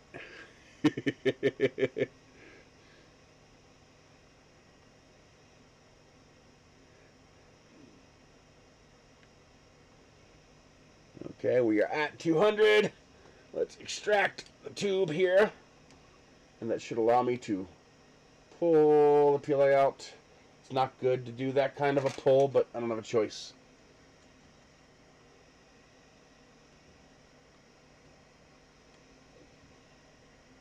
Okay.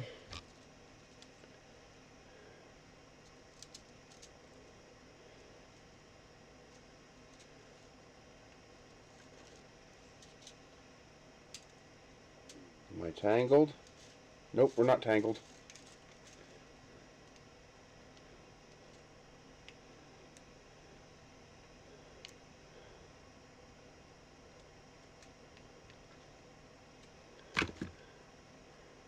And we want to be this way.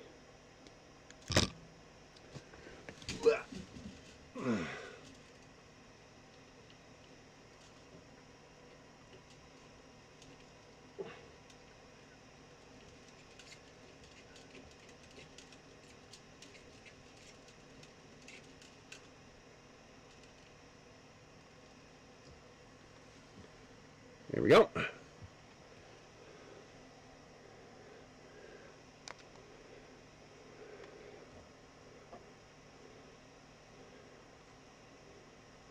Hey, where is it?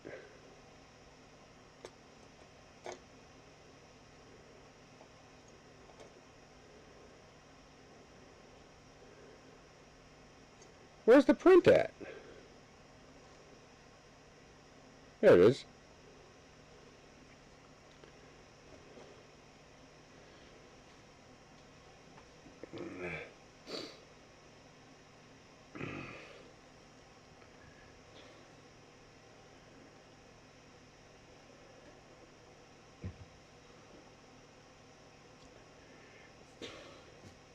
Guess I should leave that open so we can see what we're working on.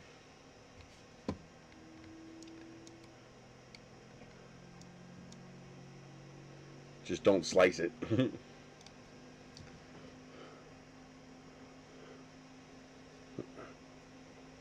That should be enough plastic, I hope.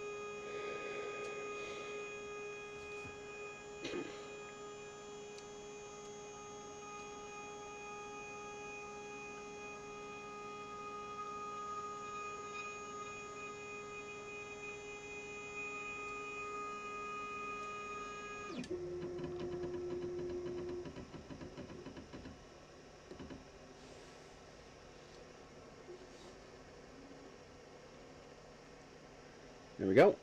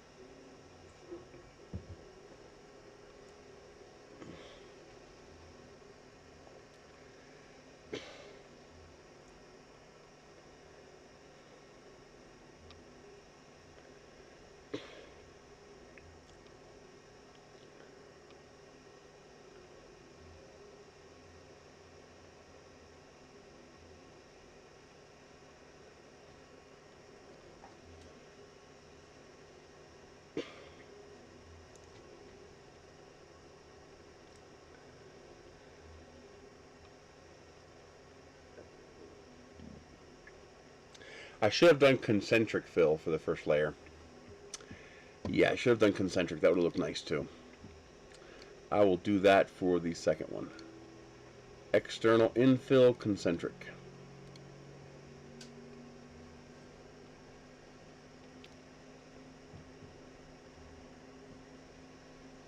Man, is it windy.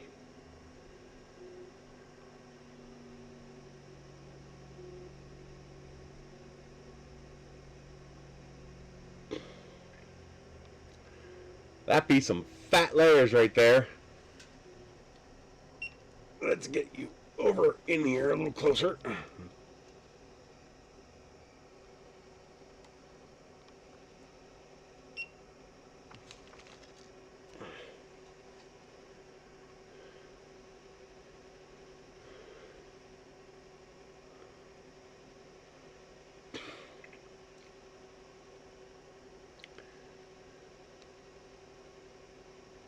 See all the little gaps and stuff that you get? By having alternating number of rings, you'll get rid of a lot of that. It'll end up being watertight.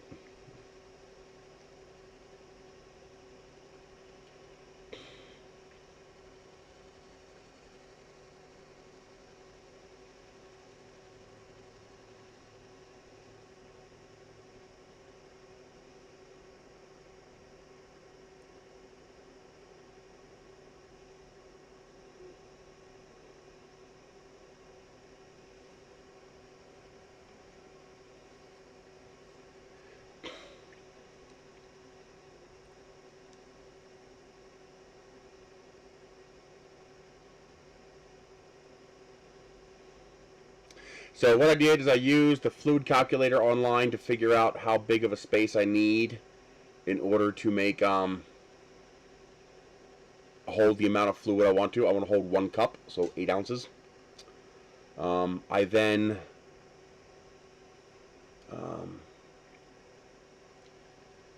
made a cylinder that big, but I added the dimensions of my plastic, so I wanted a 2mm base, so I lifted the cut 2mm up.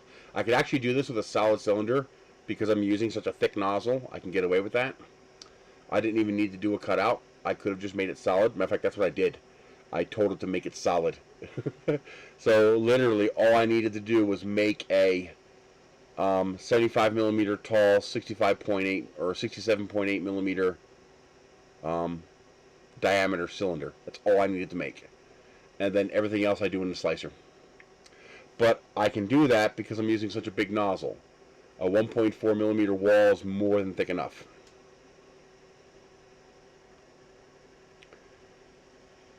If you were doing this as a 0.4mm nozzle, then you might have to actually have some structure.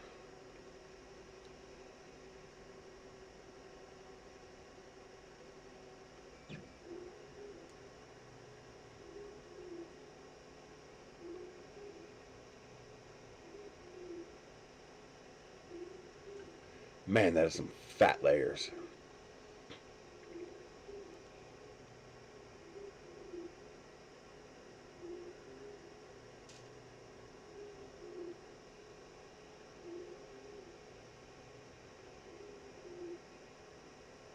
And if you really wanted to go to town on it, you would add a third infill direction. So on this, I have infill at 0 and 90 degrees. That's why the infill goes this way on the first layer and this way on the second layer. I could actually go even worse and make that 120 degrees. So 0, 120, 240. So I'd have 3 different directions of infill.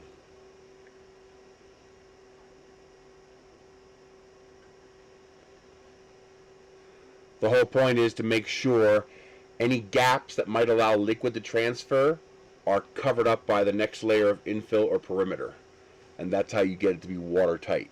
Making the wall of a vase mode print watertight is easy. It's making the bottom watertight that's hard. And that's where you use the multi-process, the alternating number of layers, alternating direction of infill, and alternating number of perimeters for each of those layers, in order to create sufficient overlap that you have a watertight vessel.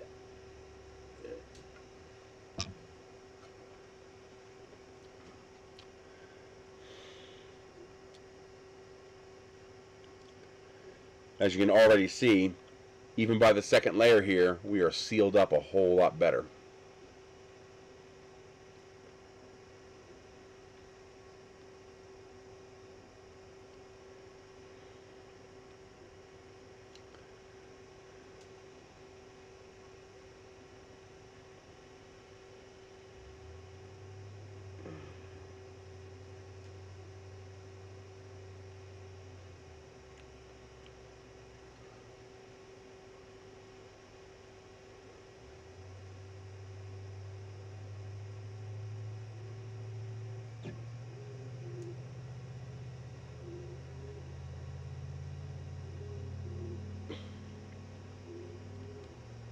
And I can turn the heat bed off now.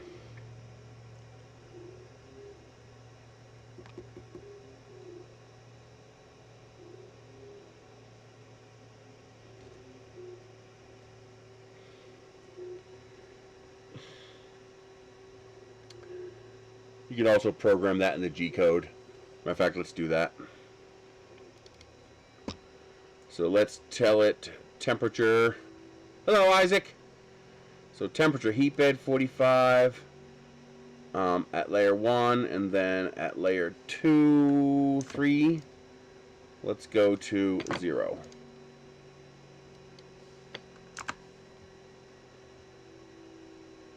No, I wish. I would really like to have that Cobra Max.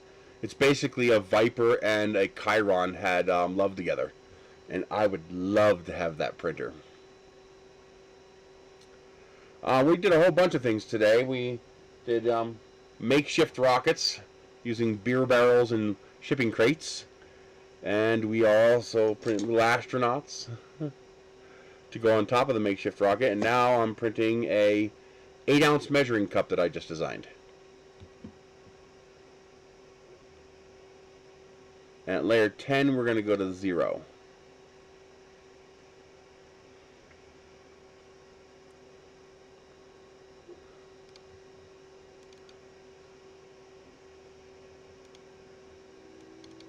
So let's make that 60.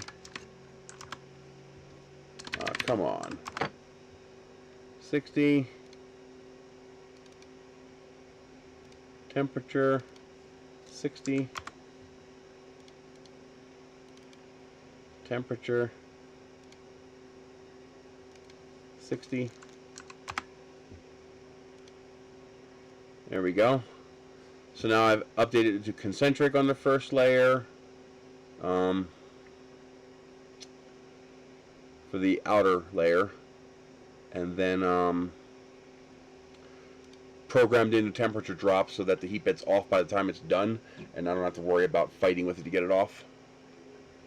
I don't know. This print should take...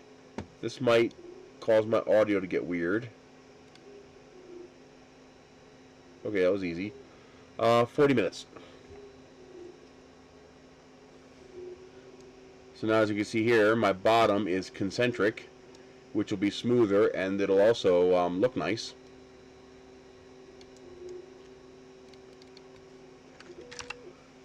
And then here's our individual layers. So you can see how they keep going back and forth, and I change the number of perimeters so that they overlap. There you go.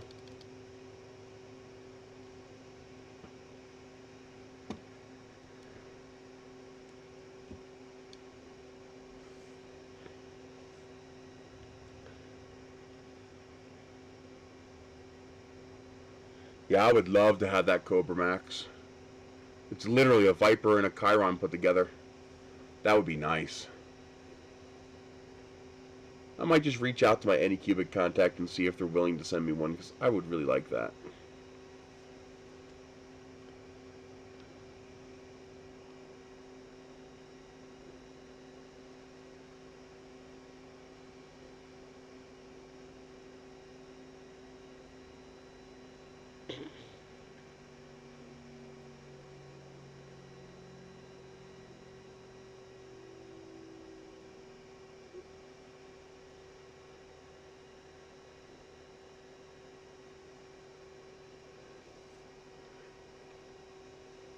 In the future, I'll probably design this to be taller and put a hole in it so that I can hang it up on a hook on the wall.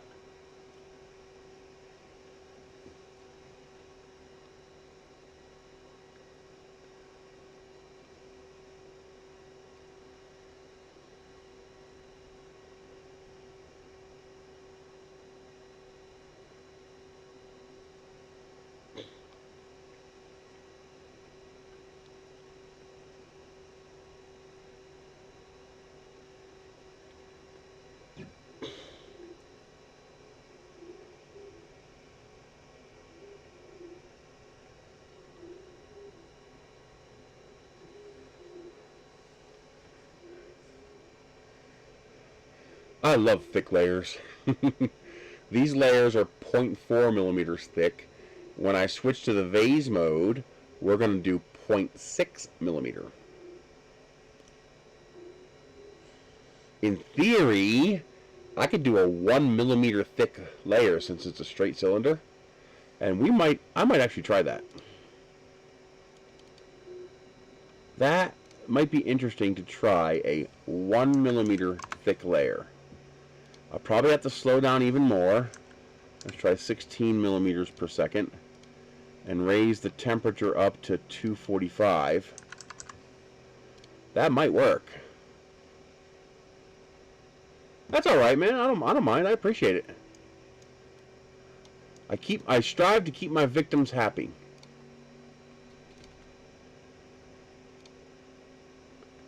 And that knocks 6 minutes off the print time too.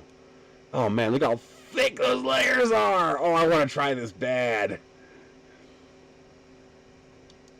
Yep, we're gonna try that. That is so thick.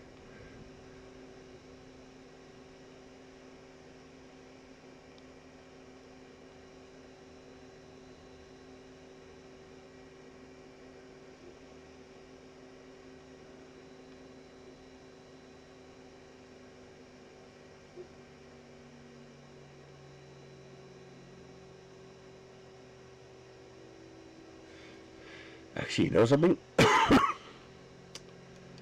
Let's start this at 2.4. So this is going to end at 8. This is going to end at 1.6. This is going to end at 2.4. And let's do this concentric as well. External concentric. That ought to look beautiful. Oh, wait a minute. It's hollow. So I need to heal the model.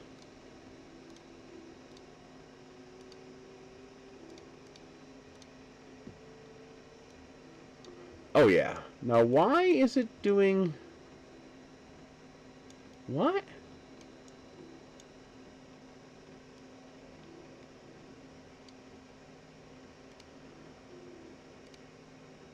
I wonder why it's doing all that start and stop. It should be clean like this.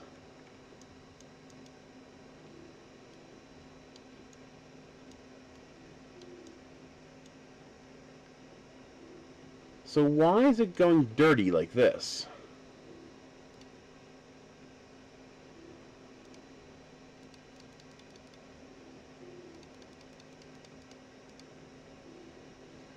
Huh.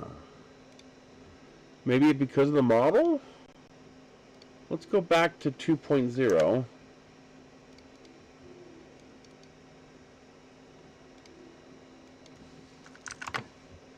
And see if that fixes it. Oh, because I told it 5 layers.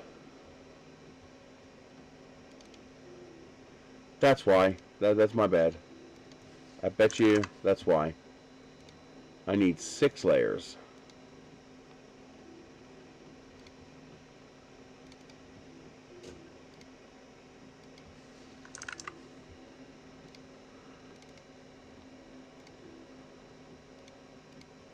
I don't think I need to change these, but I'm going to change them anyway.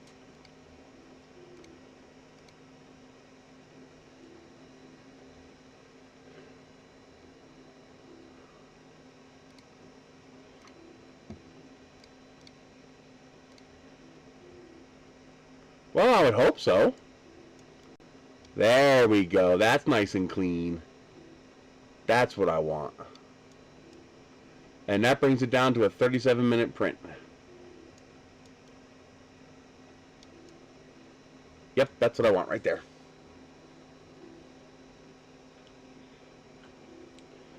Although that means I should make the model 0.4 millimeters taller. Since I added, let's go 78. Let's just make it 80 tall, because you're never going to fill it all the way up.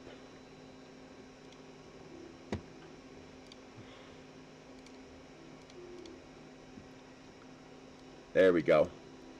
Oh yeah. That's going to be cool.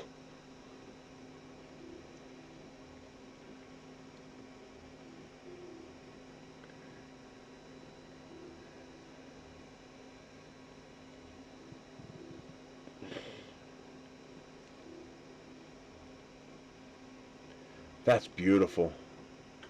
Look at the shine coming off those layers.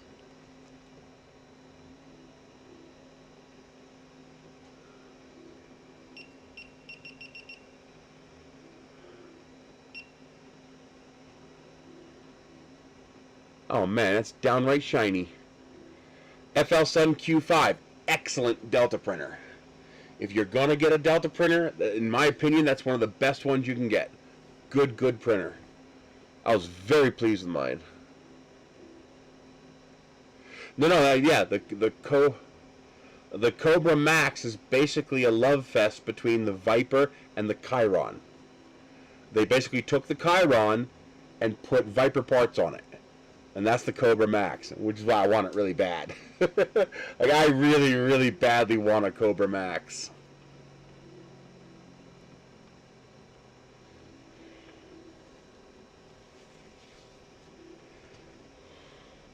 Hey, Welfare God.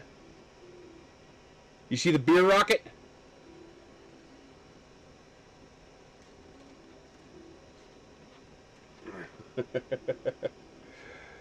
Paul Anderson's makeshift rocket.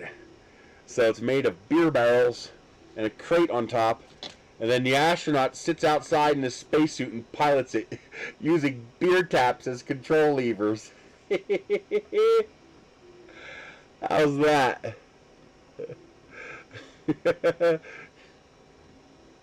So here's the original picture. The Makeshift Rocket by Paul Anderson. I gotta get that book. I want to read that book.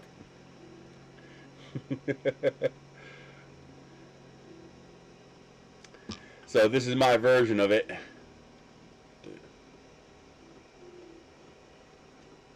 I love it. It's great. I might even pour a little beer on the cardboard, so if you take a sniff, you'll smell beer. I just think that'd be great. It's a heavy beast, but yeah, this is ABS, open air printed ABS. So yeah, this is gonna be fun. I have to reprint this because I put a little cavity in here to mount the little astronaut to. Isn't that awesome? I love that. That's just gonna be fun.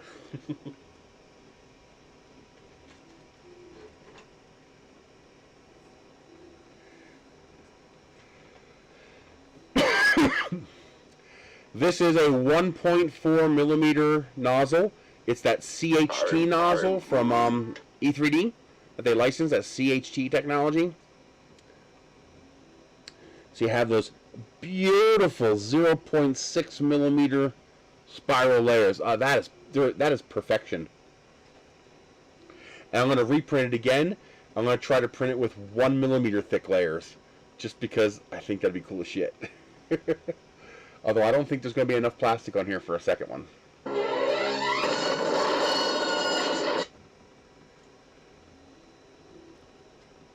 Hello, scammer.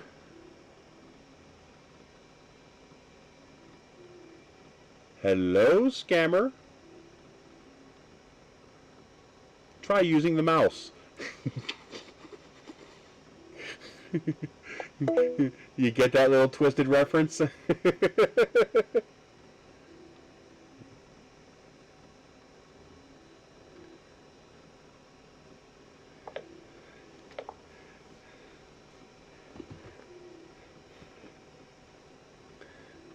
Oh man, that is printing so beautifully.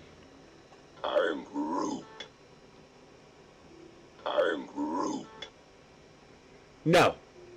Scammer.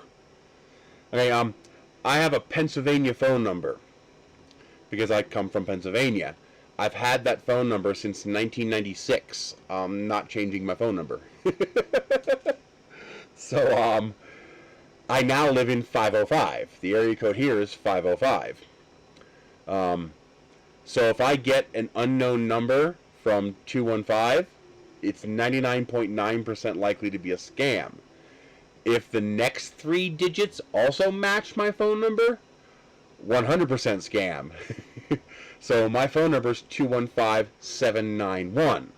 So what a scammer will do is they will spoof the caller ID to match the first part of your number. So I'll get a call from 215791, and then the last 4 digits will be different. In this case, it was 215790. The probability of somebody calling me from 790791 in 215 is basically 0. The probability of that is so small, it's basically 0. So I know it's a scammer before I even answer the call. They do that because if you live in Pennsylvania and you live around 215 numbers and you live around 791 extensions, there's a relatively high probability. You're going to think it's a local number. Oh, wait a minute, my number's 215791. This number's 25791. It must be a local number, right? You know, somebody local to me. And that's what they depend on. They depend on you recognizing that partial number and you thinking it's somebody local, giving validity to the scammer. But because I live in a different area code now, it just becomes blindingly obvious it's a scam number. You know, it's like, what's the chance of somebody from my area code with my extension calling me? 0. Of all the numbers I have in my phone, nobody has those first 6 digits. So it's, scammer is not a bad word. So, and I said try the mouse, I was making a reference to when Scotty was trying to use the computer to show the guy how to make transparent aluminum. And he was trying to talk to the computer and it didn't work. And so McCoy said, you know, try that. They thought the mouse was a microphone, so he went, hello, computer. And finally the engineer said, just use the keyboard. And Scotty goes, oh, how quaint. And he goes, it was a funny scene in Star Trek 4. Hello, scammer sounded like hello, computer, so I just went on with that little meme.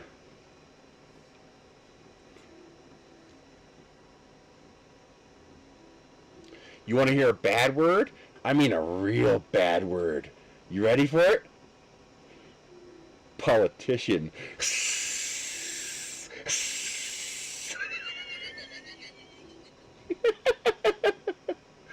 Oh, man. Oh, my God, that is so beautiful.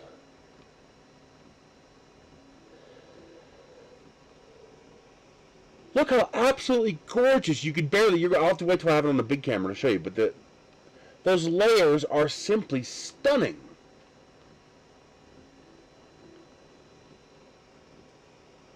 In fact, I want to stop this because I want to print the bigger one. And I want to do it in this green because this green looks beautiful.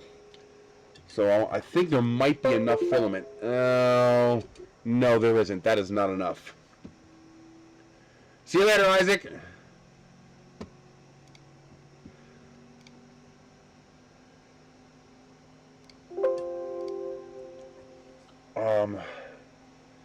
I don't. Oh, wait a minute. I do have.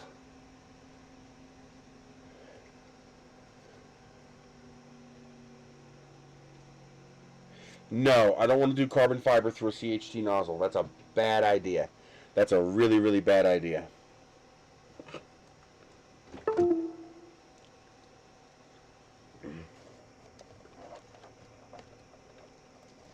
You know something? I do have some Filamentum Gray. I'm going to go grab it. I'll be right back.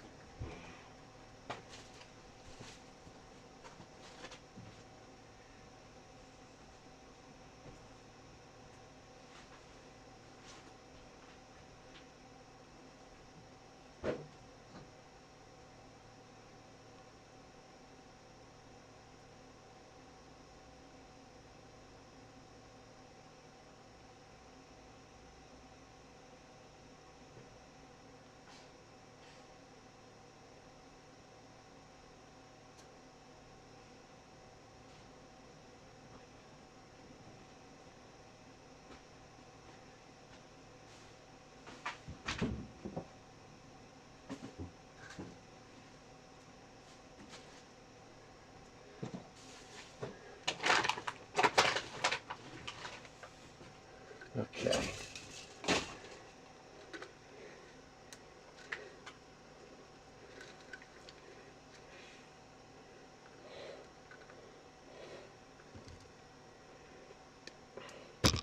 Yeah, we're going to go with a nice color on this.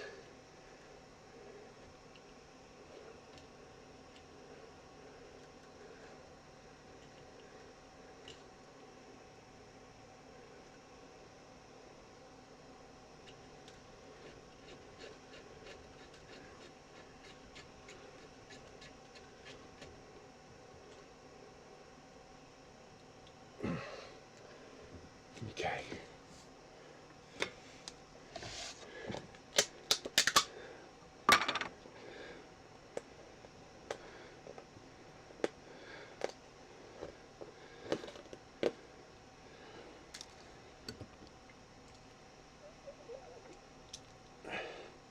What the hell?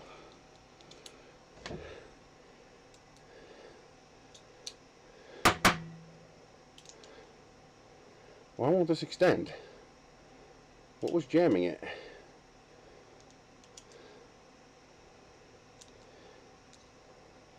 Something's jamming it.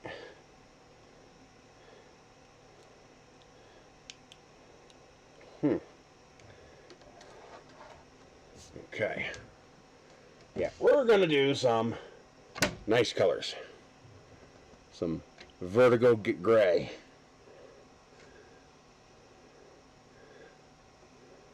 Oh yeah. Now what's jamming this?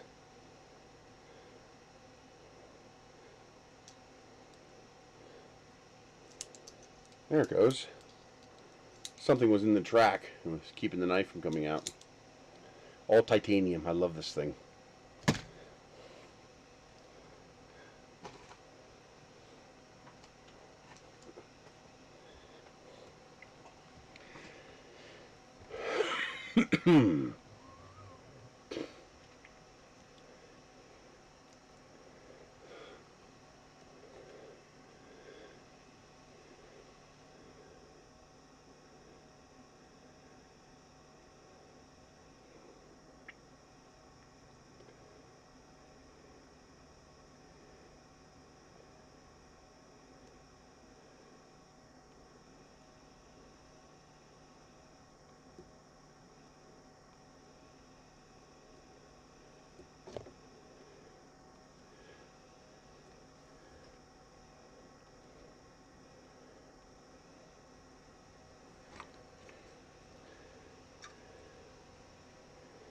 Oh man, this is going to look so nice. Look at those layers. Come on, autofocus.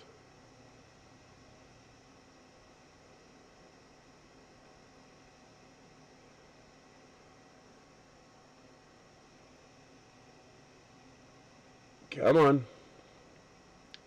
I know you can focus that close.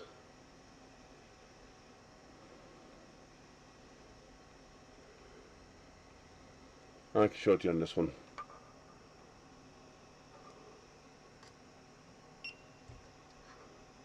Look at those layers.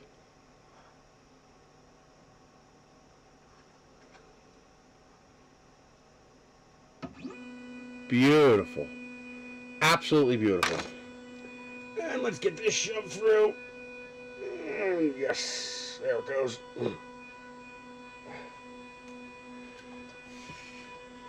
Absolutely. It is perfect. Like, I don't see a single flaw anywhere in there. That is just so beautiful. Now we're going to double it almost to a 1 millimeter thick layer. Just because.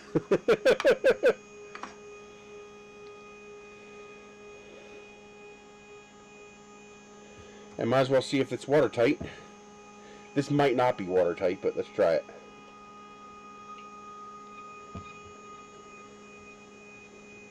It ain't leaking.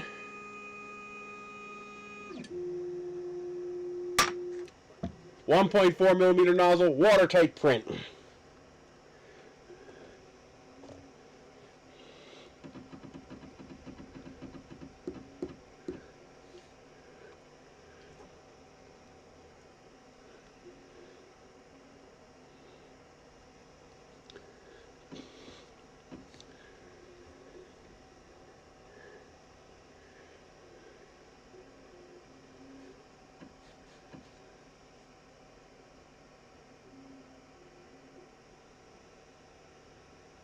Alright, that looks pretty good.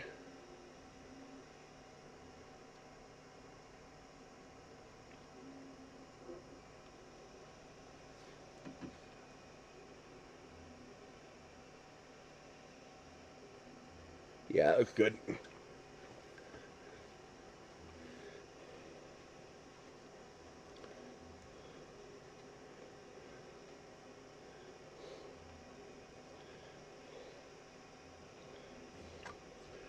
Man, that's gorgeous.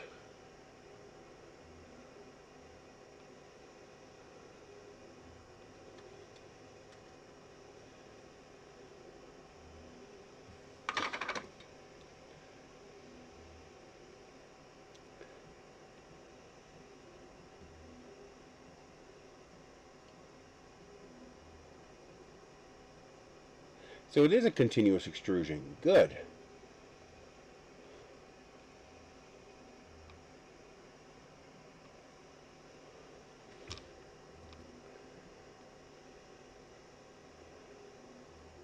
Now I want to make a cup like this that's watertight. You know, maybe I'll do that. Maybe I'll reprint the 8-ounce cup using the barrel. I'll have to make some changes to the design because the indents are too deep. So there's a little hole. But having the cup be a barrel would be pretty cool.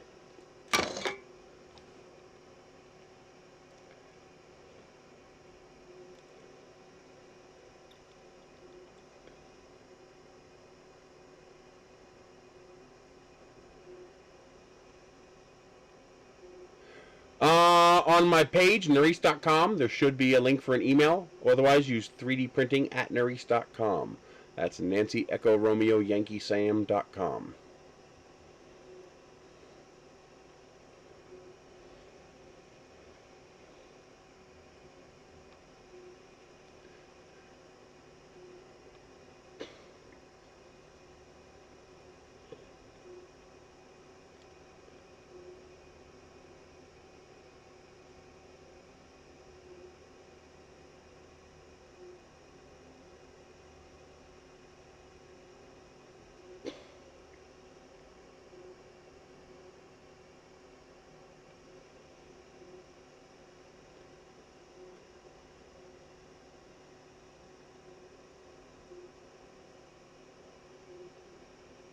I hope it comes out a little shinier. It looks very matte finish, like it's not hot enough.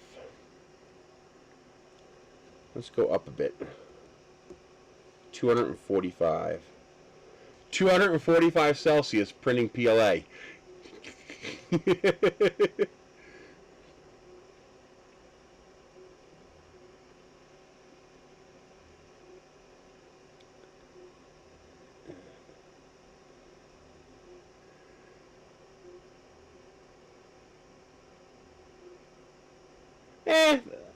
Well, this is specifically for laundry detergent. So I'm making this so that we can use a proper measured amount of laundry detergent. That's the whole reason I'm making this. If I make it the double concentration, I'll have to make one half this tall, 4 ounce.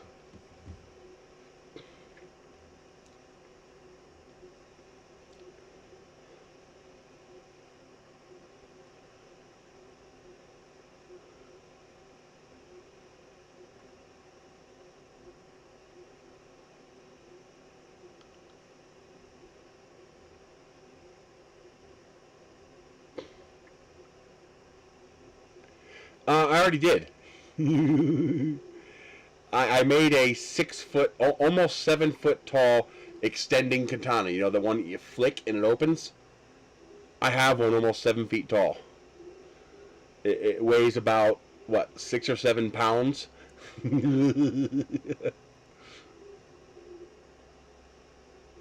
It's a bit of a monster.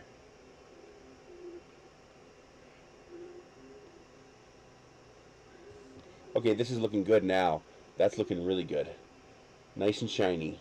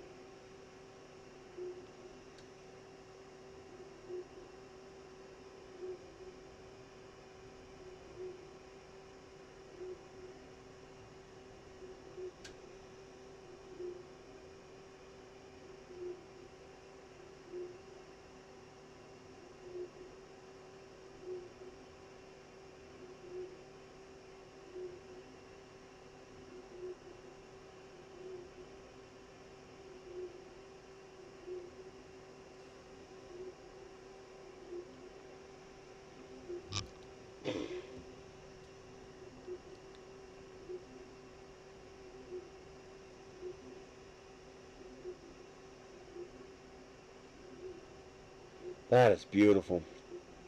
I love printing with a big nozzle.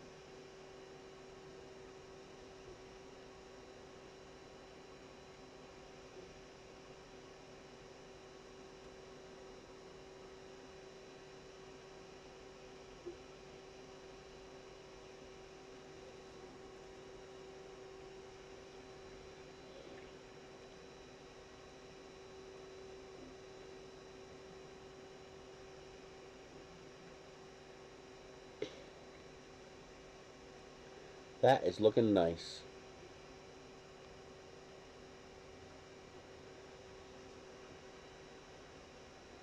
It's amazing how fast it's pulling the filament in. It's pulling it in so fast.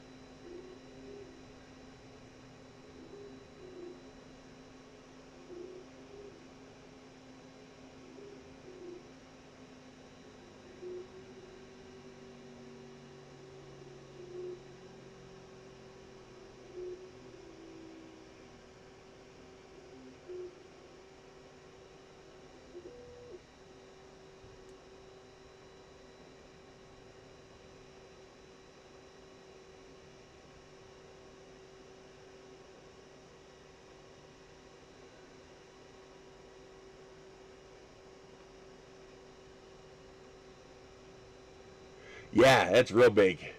That's that CHT nozzle from E3D. There's actually a bigger one in the box. There's a 1.8 in there, but I don't think this has enough heat for a 1.8, no matter how good the CHT is.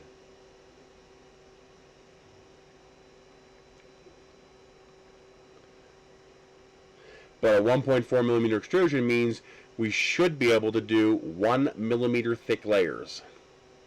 Now the cool thing about a 1.8 is that a 1.8, if your walls are vertical, you should be able to do like a 1.5 millimeter thick layer. Yeah. Maybe even higher. You might be able to get away with like 1.6, 1.7. Mailbox is full. That stupid goddamn server again. I hate that so much.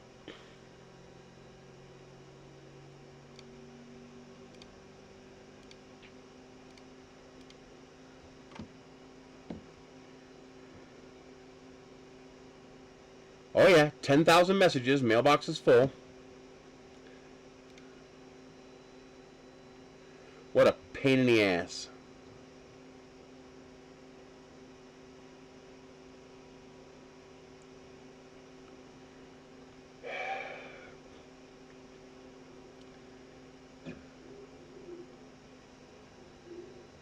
Mostly junk mail. And the fact that this server has a very small mailbox and there's no auto delete function. So I have to come in here like every 3 or 4 weeks and empty out this mailbox. It's a pain in my ass. I'm actually thinking about changing host providers for this reason alone. I like Dotster. They've been very good to me, but I'm thinking about moving to a new provider just for this reason. I'm just so sick of having to come in here and do this. They won't put a tool in to take care of it because they want you to pay for a mailbox.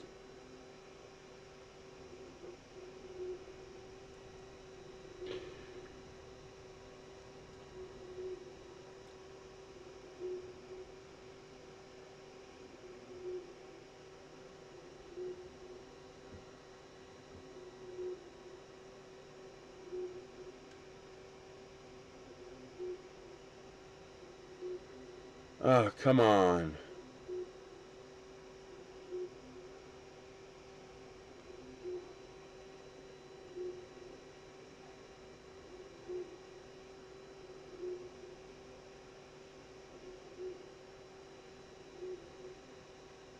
Come on, come on, come on.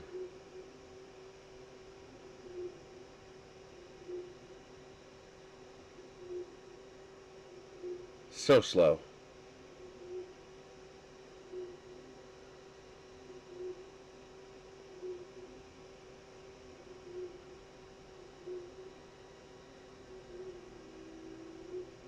There we go.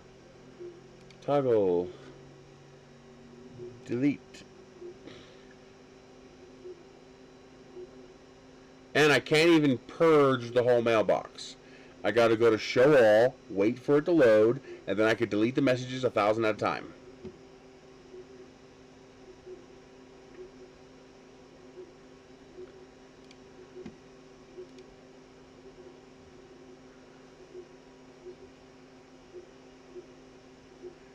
Pain in my ass.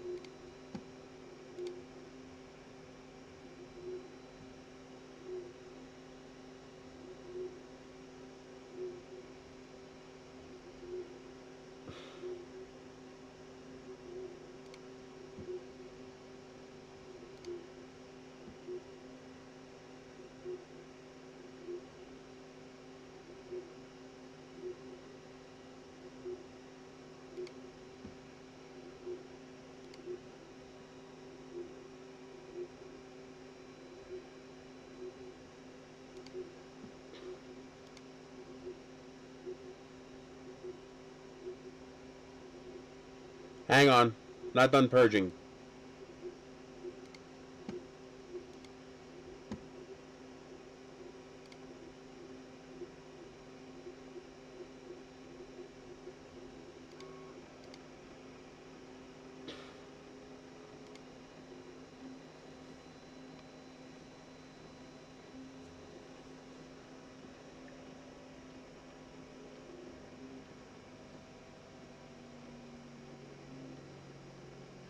%50 of the model was those bottom 6 layers. Actually, 53% of the model was those bottom 6 layers.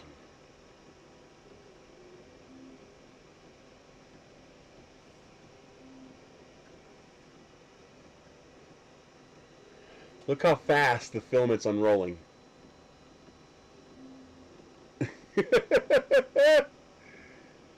Look how fast it's turning that reel. That's real time. That's incredible. Okay, it's clear. You should be able to send it now.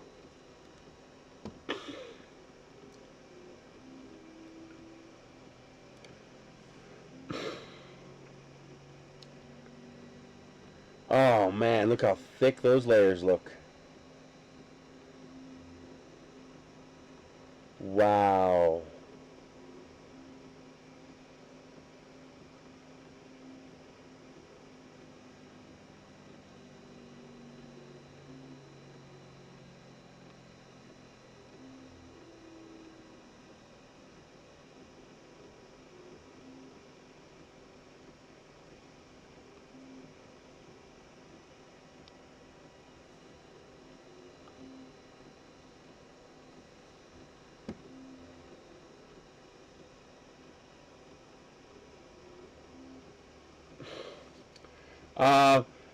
This is a 1.4 millimeter extrusion.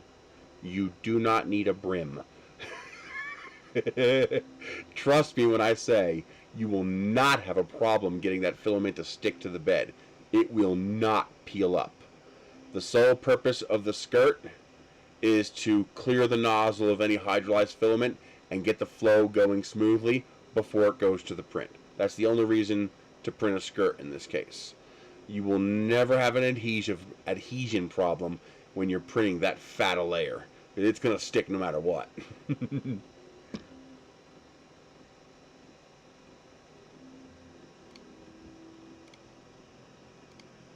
Yep, got it.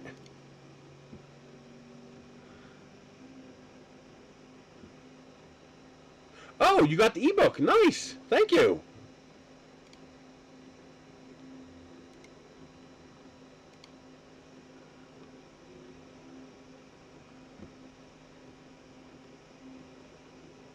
Thank you for that. I appreciate that.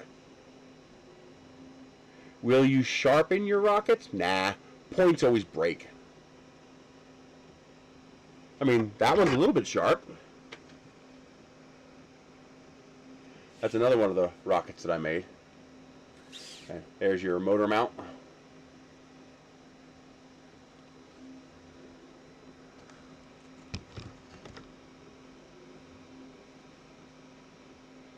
Wow, look how thick those layers are. That's awesome.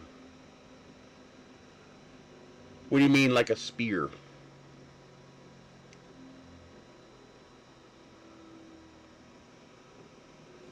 I mean, that's a 300-mile-per-hour rocket-propelled spear. Just give it a chuck, ignite the engine.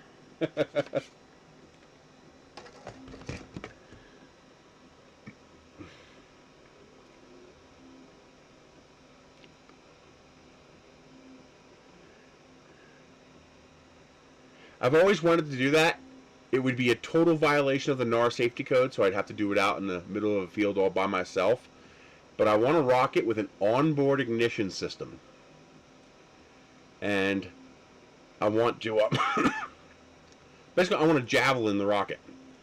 I want to have... So when I release the switch, it lights the engine. I'd have to wear a face mask. And basically just chuck the rocket and have it light and take off. I just think that'd be fun. Stupid, but fun.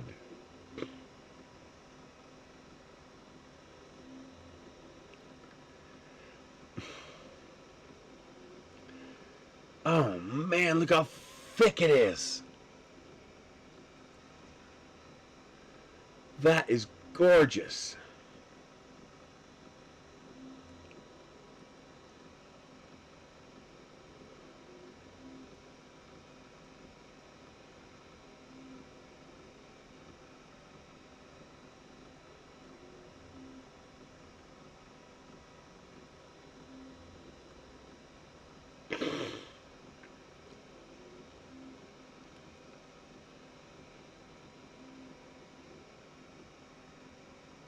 Wow.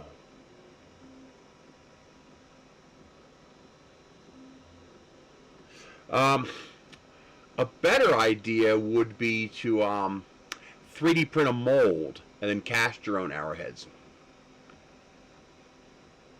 Although for just the blunt tips for target, for shooting foam and hay targets, you can 3D print them. It'd be relatively fast. Especially if you use like a 0.6 or a 0.8 millimeter nozzle, so you can use fatter layers and just print them in vase mode. Just zip zip zip zip zip zip zip zip zip zip zip. Just vase mode print. You can do a pretty decent number of them pretty quickly.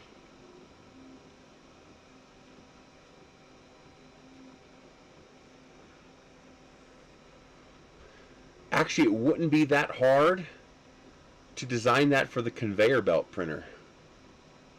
It wouldn't be hard at all.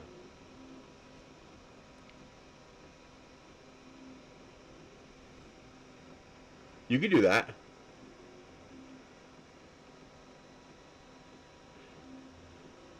I've already decided I want to make a screw rocket, where basically I have a 3D model of a wood screw, a standard deck screw, and I was able to vase mode print it, and I got to thinking, what if I just scaled this thing up to like that big, and just had a rocket powered deck screw?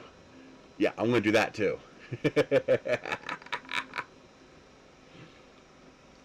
Well, how weighted do they have to be? Do they need to be weighted?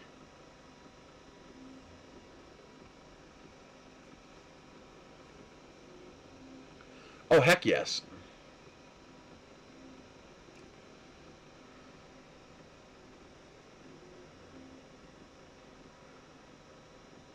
So I guess that's the ultimate question is, do they need to be weighted? We use commercially available rocket motors. Oh, interesting. So that's why they're metal. Okay. So they might not be heavy enough then.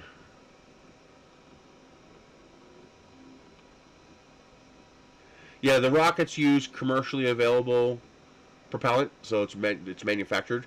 We don't make our own rocket motors, and no, you don't need a license for that. Depends on what you use. You can make potassium nitrate rockets, no license required.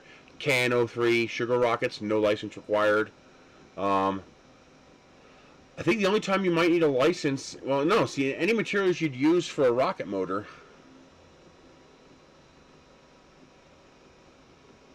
Nice. I remember salvage one. Oh my god, his layers look so good. Wow.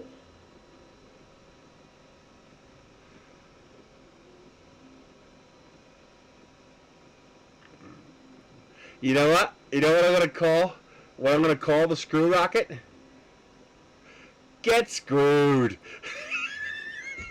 Yeah. Or screw you. Yeah, that's even better. Screw you. I'm gonna call it SCREWU. Screw you. Absolutely, I have to do that now. That's it. It's being named the Screw You. Oh my god. Oh, that's gonna be hilarious. It'll probably cause it to be slightly unstable as it attempts to process and rotate, but it should fly fine. And yes, it probably will induce rotation.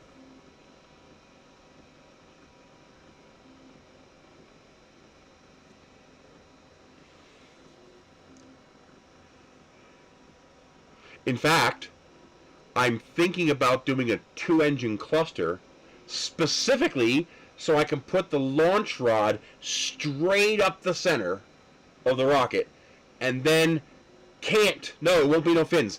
The fluting on the back of the screw should be enough to keep it stable. And then cant the rockets like this so the rocket engines will make it rotate even faster. Oh, I just might have to do this.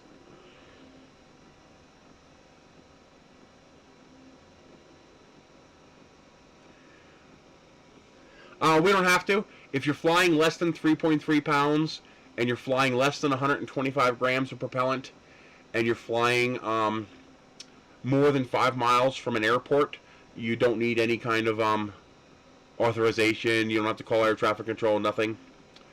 If you're flying over 3.3 pounds all up weight or over 125 grams of propellant, then you need to call in for a waiver. Altitude is irrelevant. I could fly to 10,000 feet if I could do it at under 3.3 pounds and under 125 grams of propellant. It's all about propellant mass and model mass. Because altitude is not what's dangerous. What's dangerous is mass. And propellant mass equals lifting mass. So until the rockets... Yes, I do. Until the rockets get heavy enough to actually be a danger, you don't need any kind of approval or authorization. You could just go out to a local park and fly an Estes rocket.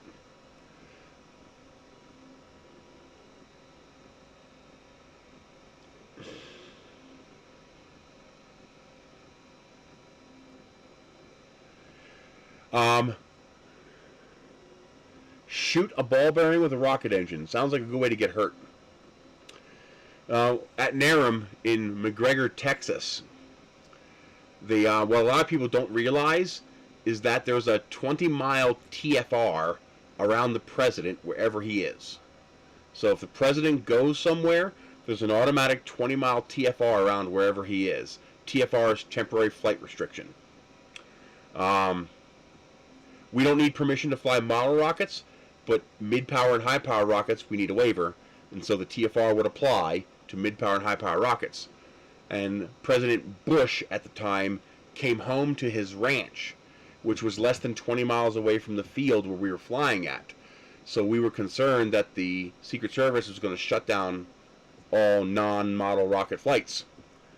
So the Secret Service actually came out to our field to see what we were doing.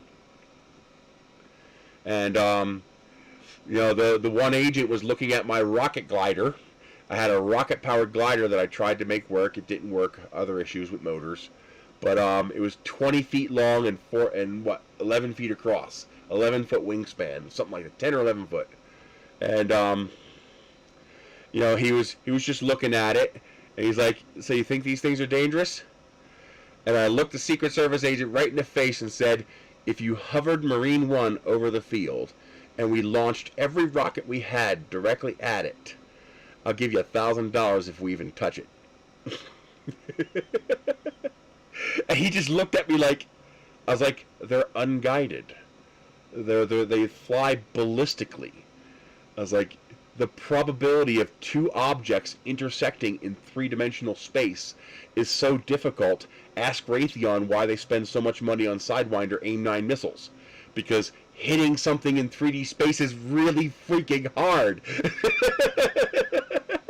I was like, we could try to shoot down Marine One with our rockets, and the probability of us even making contact is basically zero. And I was like, and none of these rockets are going to leave this field unless they're in a thermal under a parachute. And he looked at me like, "Yeah, I guess that makes sense." I was like, you know, hover Marine One above the field, and I'll try to hit it with a baseball. You know, it's the same thing as with the rocket. You know, the likelihood of you hitting it. They have a thing in RC airplanes called combat. That's where you hang a streamer off the back of your RC airplanes, and you launch your airplanes into the air, and the objective is to cut the tail off of the other airplanes, or for a kill, the objective is to knock the other airplane out of the air, crash into the other airplanes, and knock them out of the air. And I was like, there's 40, 50, 60 airplanes up in the air simultaneously, and it'll blow your mind how long it takes two airplanes to hit each other, because it's just really hard to do. Now, if you put a camera in the airplane and you're flying from that camera view, it becomes a whole lot easier. It's still really freaking hard, but it becomes a whole lot easier. But unguided ballistic vehicles, it's like I said, FPV. Even with FPV, it's really hard to do.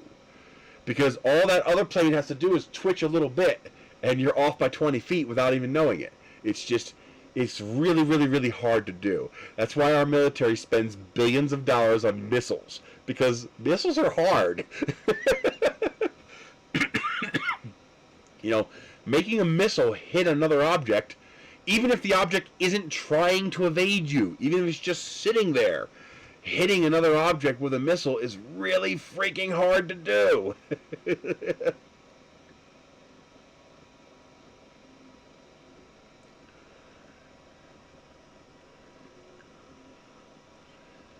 But that's also why the rocket crashing into the ground is a lot more dangerous.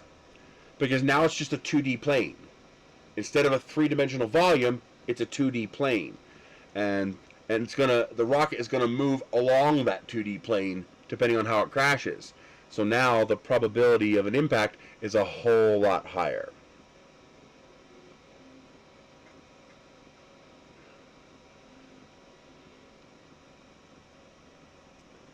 One of my buddies actually made a guided rocket.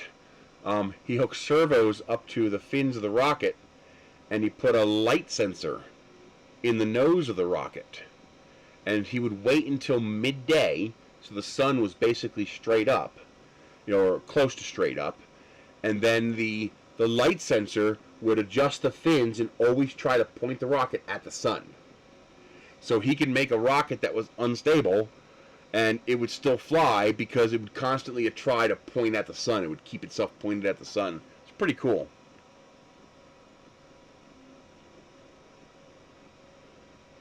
Can you put air fins on the rocket?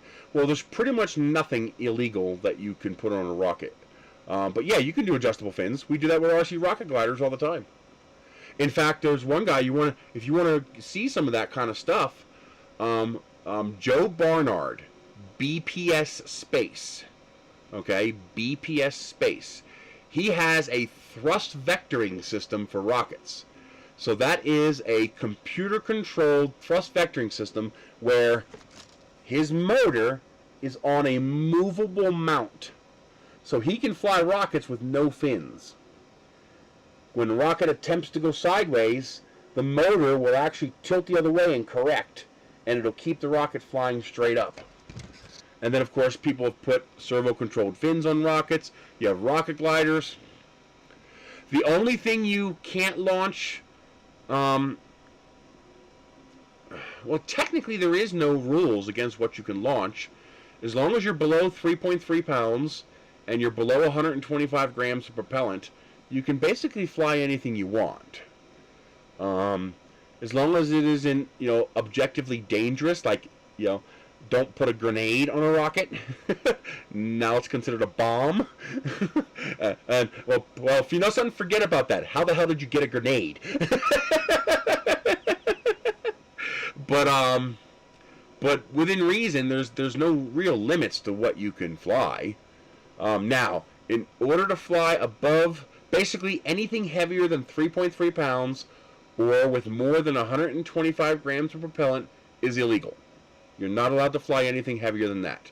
If the rocket motor has more than 125 grams of propellant, or if the rocket total weight on the pad, ready to go, weighs more than 3.3 pounds, it's illegal. You're not allowed to fly it in the United States. Now, we have an exemption for that. It's called a waiver. No, it's actually not qualifying with NAR. It is and it isn't. It's kind of weird. So, in order to fly heavier than 3.3 or more than 125 grams of propellant, you need a waiver. A waiver comes from the FAA. That does not require the NAR. You also have TRIPLE, which is another rocket organization. There's also one out of Canada. And you can also self-insure. So, for example, MDRA, the MDRA group was self-insured. So they did not fly under NAR or TRIPLE safety code. They flew under their own code and they had their own insurance. Basically, they were their own community-based organization with their own safety code. Now, what are the conditions to get a waiver? Well, to get a waiver, typically, they require NDR, I don't know. NAR, that's National Association of Rocketry. So go to nar.org. Typically, they require you to be a member of a community that has a safety code. That's one of the government requirements, just to take it off their plate so they don't have to deal with it. You're basically governed by FAR 101. FAR 101 is the regulations governing rocketry.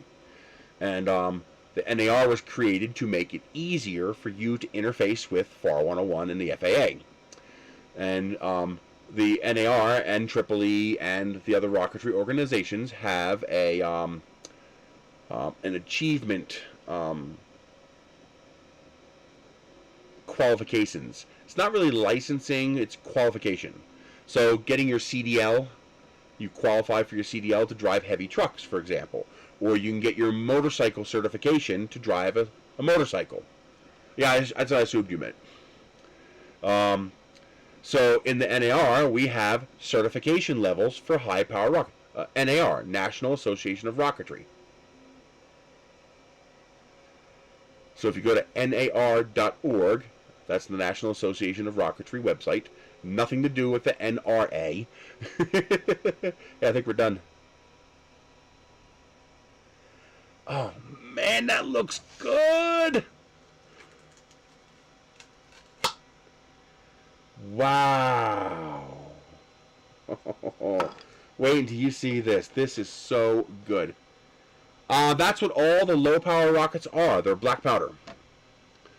The high-power rockets or mid-power rockets, and including some low-power rockets, use the two types of fuel we use are black powder rockets and ammonium perchlorate rockets. Ooh, it's still soft. There is so much heat in that thick of a filament. The top part of this is still soft. I could mold this if I wanted to. So I got to cool it down. That's incredible.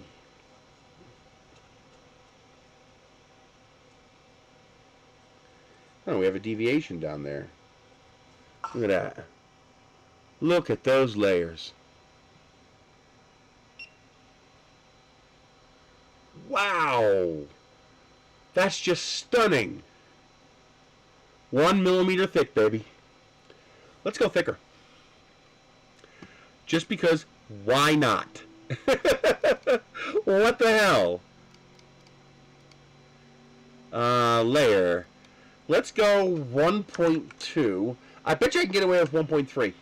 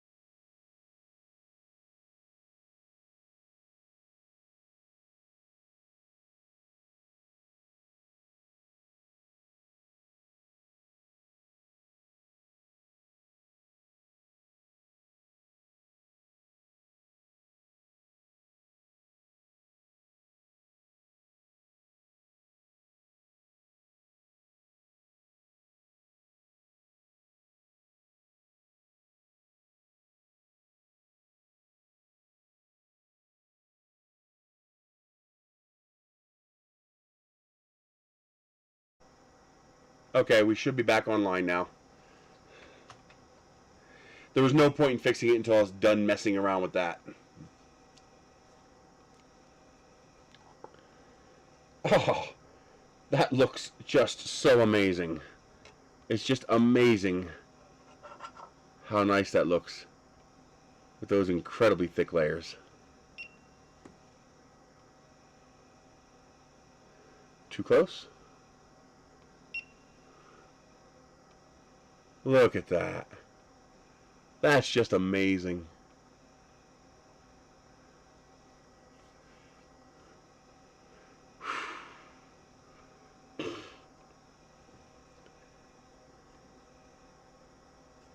And now the bottom has that nice concentric circles.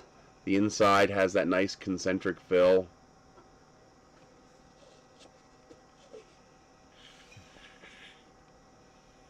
It's watertight.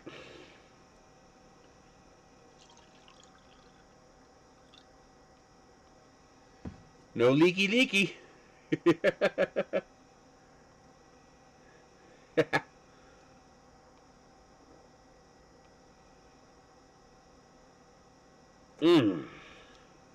This is 40 grams. Oh, hell yeah. That is awesome. That is just awesome.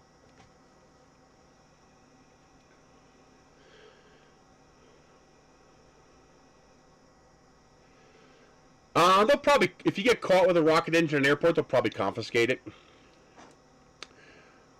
No rocket engine being checked or on board in carry. You'd have to ship it, and it has to be shipped by ground. Cannot be shipped air.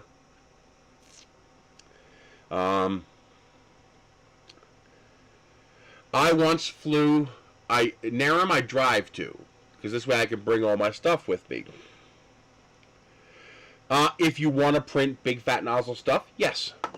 A 1.2 millimeter nozzle is very ideal for a CR10. Yes, you are allowed to make rocket engines. You are not allowed to fly them at a NAR sanctioned launch, But yes, you are allowed to make your own rocket engines. Obviously, check your state laws and your local laws. That will vary depending on where you live. Where I live, there's no law against it.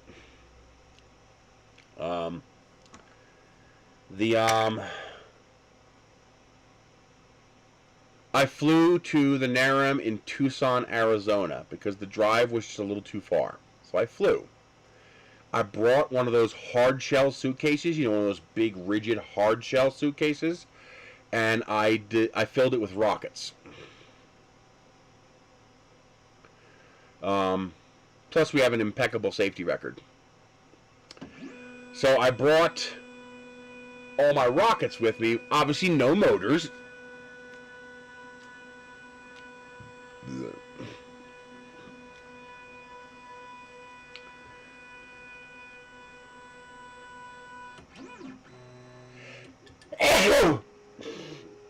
Now,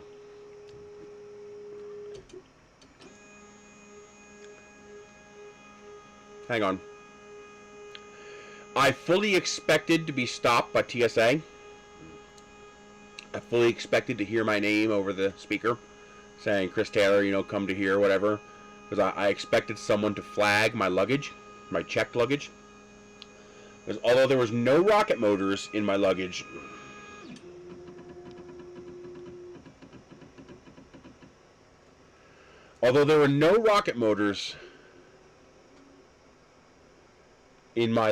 hang on, I'm just making sure this is good. Yeah. There was a lot of rocket residue. Because these rockets have been flown. So there was black powder residue all over them. So I was expecting it, to fail the sniffer or the touch test for explosives. And I'd have to explain, open it up, show them. They're all empty. There's no motors in here. It's just cardboard, styrofoam, and plastic. And I was fully expecting to have to do that.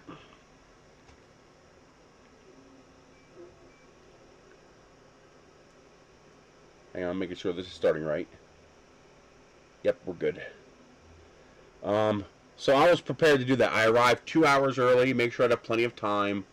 Nope, they never mentioned anything. Now, I want you to understand this.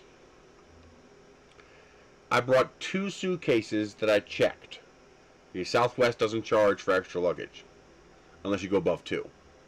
One suitcase was filled with my clothes, my underwear, my pants, my shirts, and a laptop computer. It was a military rugged grade laptop computer, so I knew it would survive in luggage. And the other suitcase was a giant case full of missiles. Okay? I get to Arizona, and I get to my hotel room. I reach into my clothing suitcase, and I burn my hand. Like, it actually put a welt on my hand. It burned me. Because I reached in, felt my laptop, grabbed it to pull it out. And grabbing it, the heat from the laptop burned my finger. Those morons in the TSA opened my underwear case, turned on my laptop, and then did not turn it back off again. So it sat there running in an insulated case the whole time. Destroyed a $250 battery, but the laptop was fine. It's a ruggedized, hardened laptop. You could drop it out a window and it won't care. They never touched the suitcase full of missiles. They never opened that case. I flew home. Now keep in mind, I flew all the rockets in that case. So they now had fresh gunpowder residue and ammonium perchlorate residue all over them. Because I'd flown them several times that week. This time, I carried the battery for the laptop on my carry-on bag, with a note inside the laptop saying, you people are too stupid to turn this thing on, and when you forget to turn it off, and it cost me a $250 battery. So I've removed the battery. If you want to see it run, call me. And once again, on the way home, they opened and went through my dirty underwear, but never opened the case full of missiles.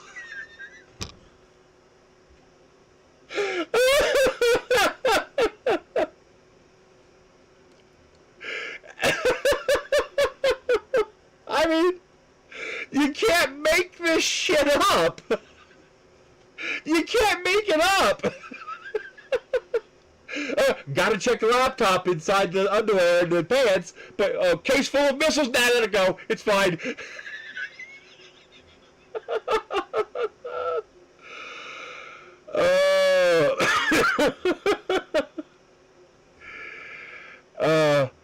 And see, I know because I trigger all my luggage so I can tell if it was opened or not. I have little brake strings that I put on my luggage just for shiggles, so I can tell if my cases were opened. They didn't even open the case full of missiles. Laptop? Oh, gotta check that. That might be dangerous. Case of missiles? That's fine. You can't make this shit up. Oh, man. Security theater, baby. Security theater.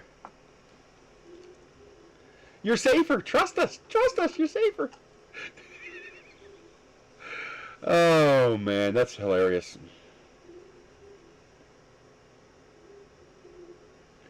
That looks so good.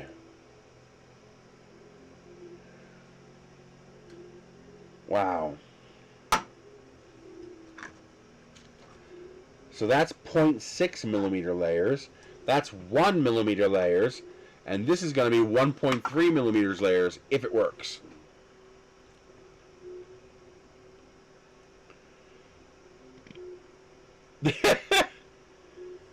Oh, man.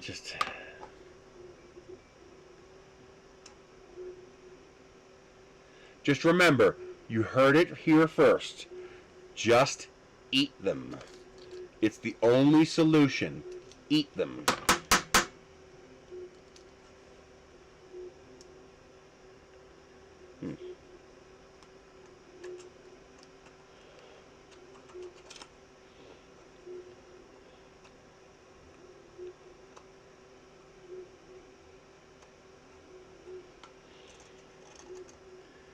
But no one wants to listen to me.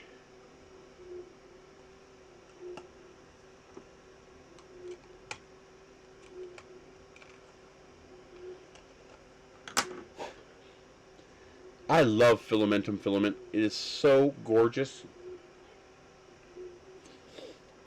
They make some of the prettiest filament.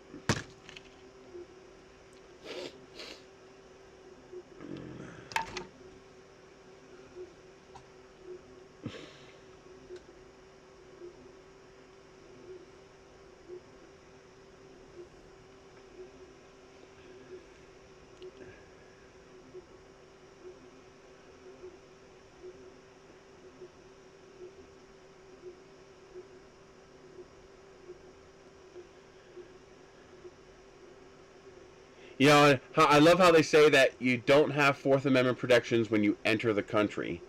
And that's actually not true. Because I read the Fourth Amendment. And when I read the Fourth Amendment, it did not say that, you know, you right to be free from unreasonable search and seizure except at the border. I didn't see an except at the border part of that amendment anywhere. Filamentum. It's a brand. Filamentum.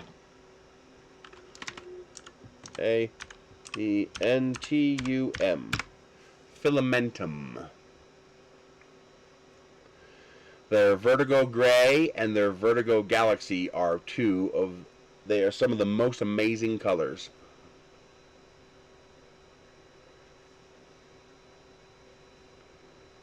They also have a really nice dark blue that's just incredible. I forget the name of it, but it's one of my favorites. It's a really, it's a dark, like, deep night sky kind of blue with glitter in it. Absolutely gorgeous. Another company that makes some good filaments is filament1.com. Also, Printed Solid has some great filaments. Atomic Filament has some great filaments. And also, Paramount 3D has some great filaments.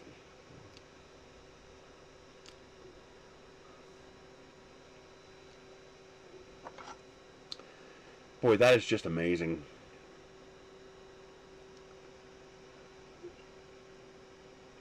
Wow.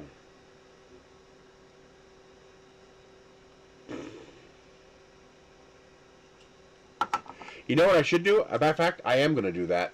I'm going to make one of these where I start off at 0.2 millimeter layer height and then switch to 0.4, 0.6, 0.8, 1, 1.2 and just go thicker and thicker in sections. I did that once before with a vase because it looked pretty cool, so that in one model you can see the difference in layer height. You know, the 0.2 obviously looks very smooth, but there's just something sexy about really thick, chunky layers. They just look good.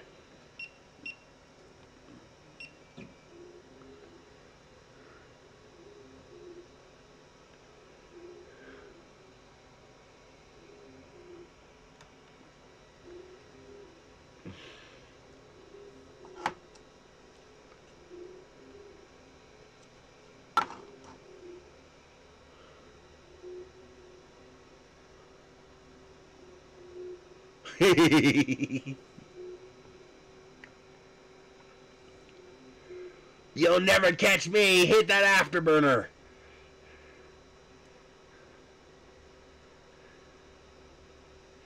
Yeah, filaments.ca makes good filament too. I've used some of their filament.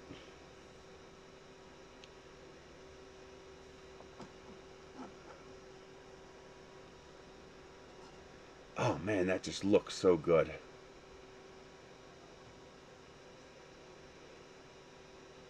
Wonder what kind of macro shot I can get of this.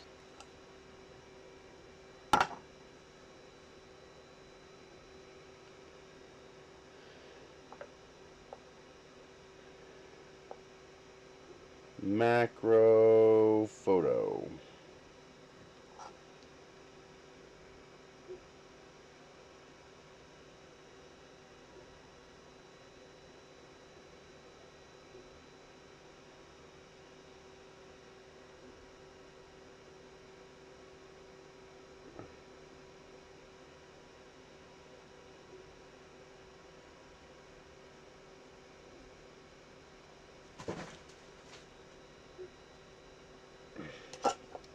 God damn it.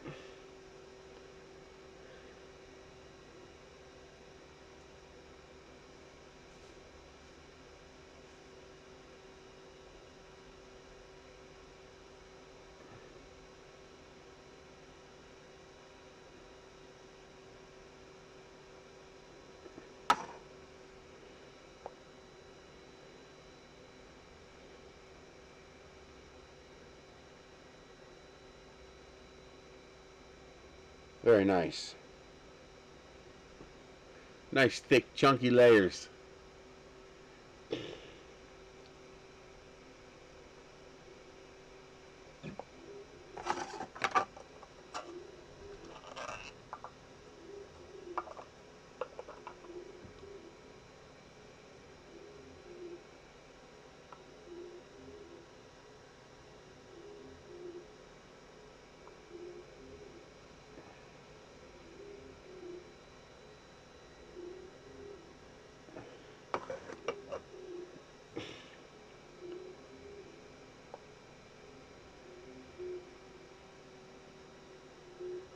Very cool.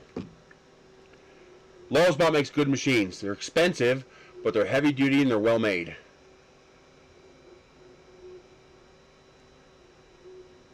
Well, Lowellsbot, well, they kind of are gone. They got bought, so they're owned by a different company now, I believe, which means they're gone. The name still exists, but Lulzbot is gone, the original. Will the replacement be as good? I hope so. I guess we'll find out. Yeah, I know that new Anchormate has a 3D camera in it. We'll see if it's, usable. Being able to make time lapses is pretty cool, though.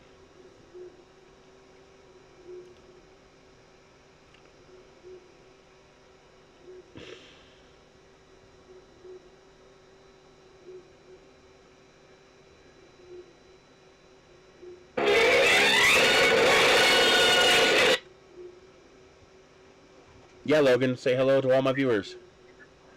Oh God! Oh, it's Wednesday. I forgot. That's all right. Hi, all viewers. What's up?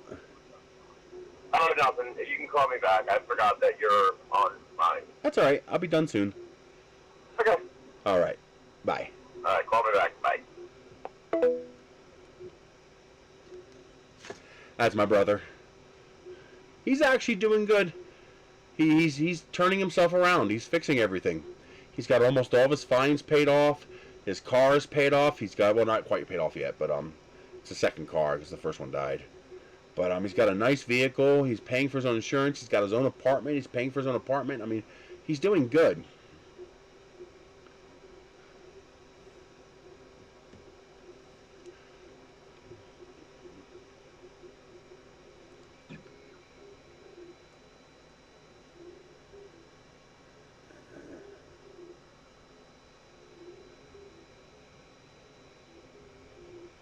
Spider-Man alert?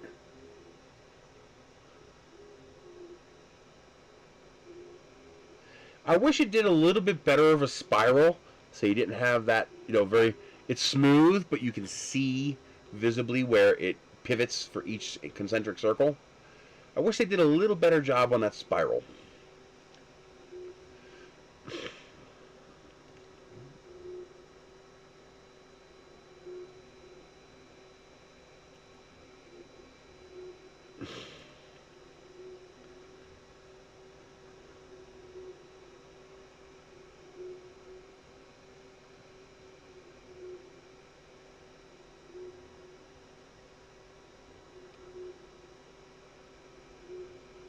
Spidey senses.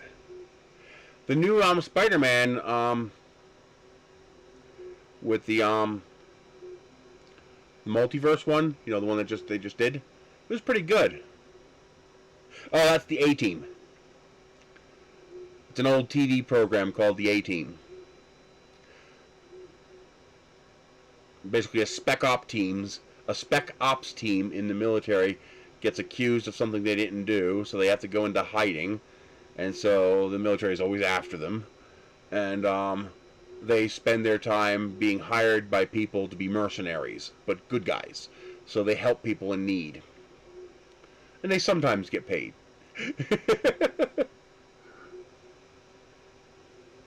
But that was a if for example there's a scene that they reuse over and over again, where, they cause one of the military jeeps to flip over, and then they cut away to the van getting away, but then they cut back to the jeep and they show the two soldiers crawling out of the jeep.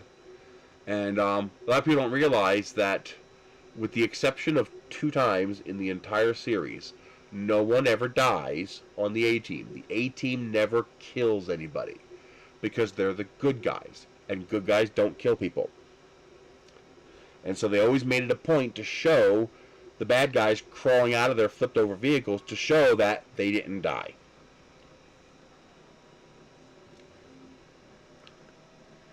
But there's a lot of programs that had that kind of an ethos, that kind of a moral code that they operated by. Shows like A-Team and MacGyver and Star Trek and Quantum Leap, stuff like that. Those programs always made sure to follow their ethical code throughout the series, and G.I. Joe, stuff like that, Transformers. Those shows always had a moral code that they followed, and it's kind of sad they don't do that anymore. Hey, it's working.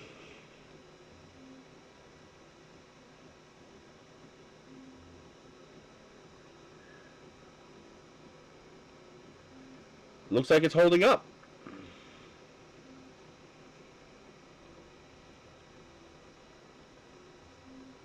Lady Blue.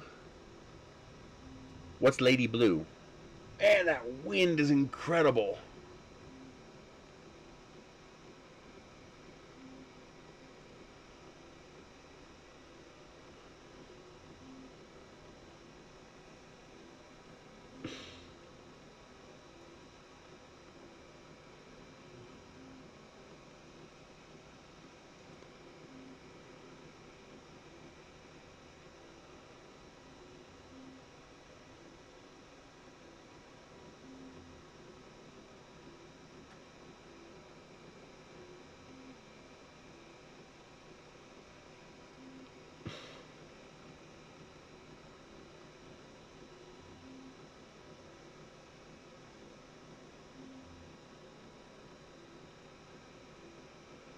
Boy, look how fast that roll is unrolling now.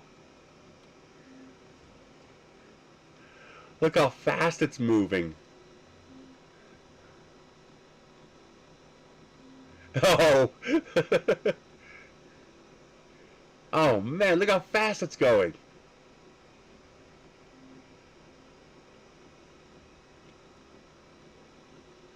That's incredible.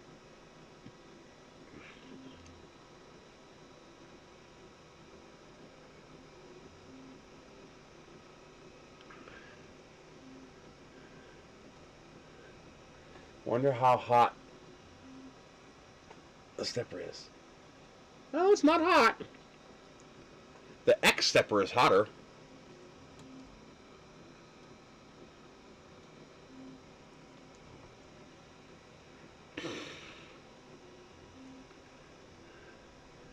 Those are such thick layers.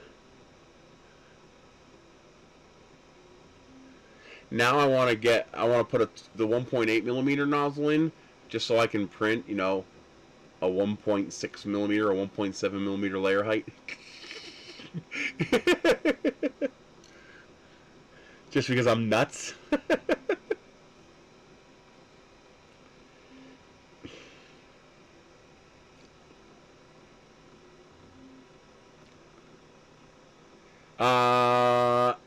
18 millimeters per second. I slowed it down a little bit because I'm worried about not enough heat getting into the plastic. So we're going at 18 millimeters per second, and we're printing at 245 degrees Celsius. This print will take 30 minutes total, and half of that time was printing the base. It would take you 2 hours to print this with a 0.4 millimeter nozzle. If you tried to print it as thick as this, probably 2.5 to 3 hours.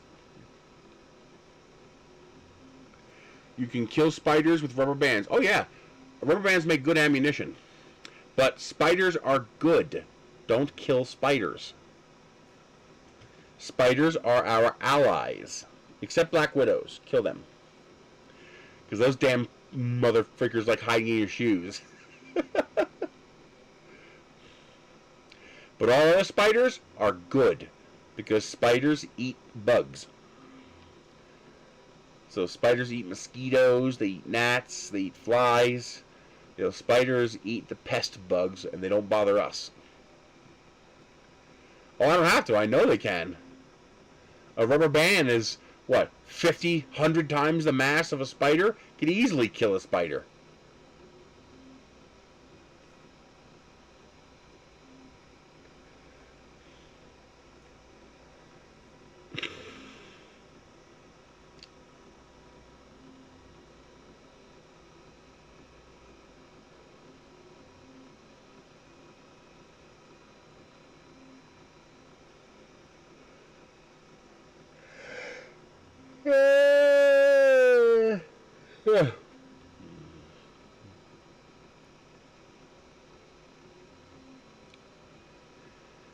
Damn, that is some thick layer. I was going to call it, but this is not going to take long. We'll just wait till this finishes.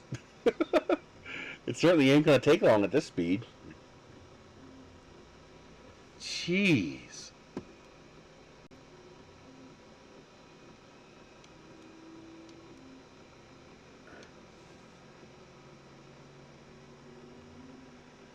know, they're playing a risky game, but as long as they leave me alone, I leave them alone. Spiders in the food pantry? Oh yes, I like those spiders, because they keep the bugs out of my food.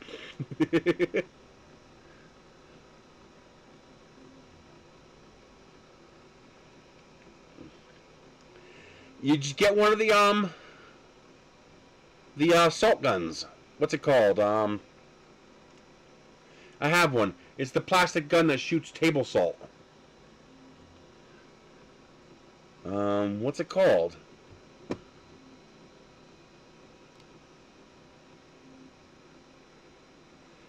But they have, it's like 30 or 40 bucks. And, you fill it with table salt. And each time you cock it, it loads a bit of salt, and pa-pa! 20 feet away, you can kill a bug.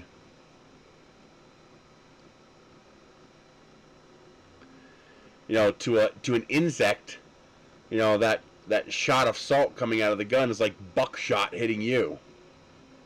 No, it's not 3D printed.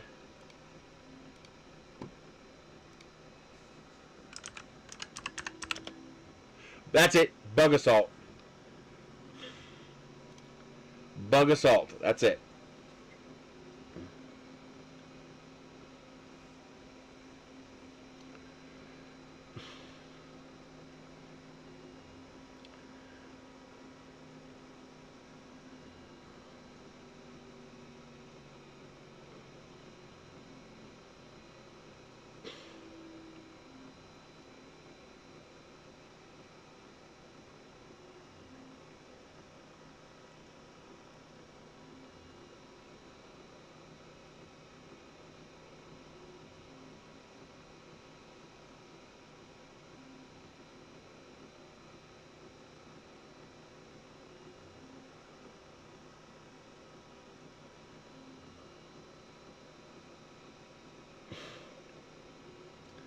Man, that is thick.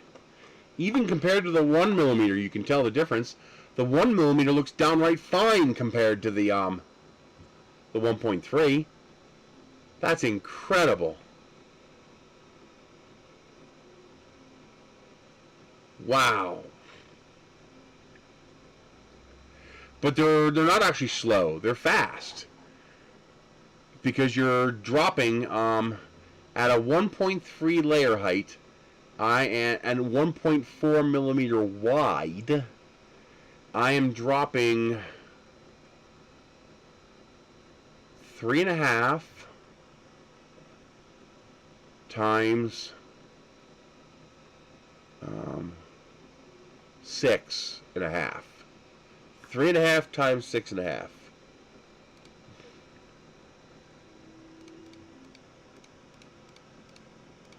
I'm laying down just shy of 23 times more filament than your 0.2mm or 0.4mm nozzle is at a 0.2mm layer height. Which is why, even though I'm only moving 18mm a second, it's finishing this in 30 minutes.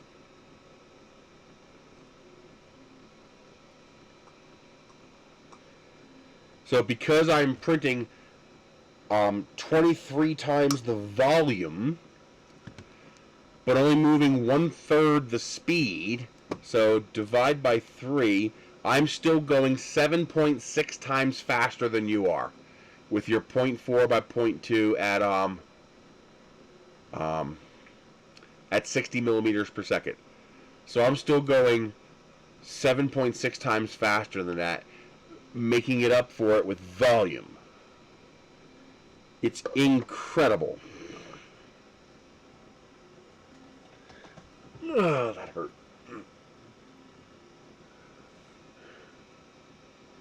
Absolutely mind-boggling.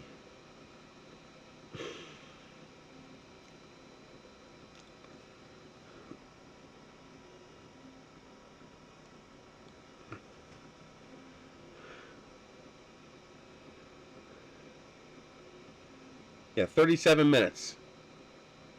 And half of that time was because of the bottom 6 layers to make it watertight. If I didn't have to print so many bottom layers at a finer resolution, I could print this in 15 minutes.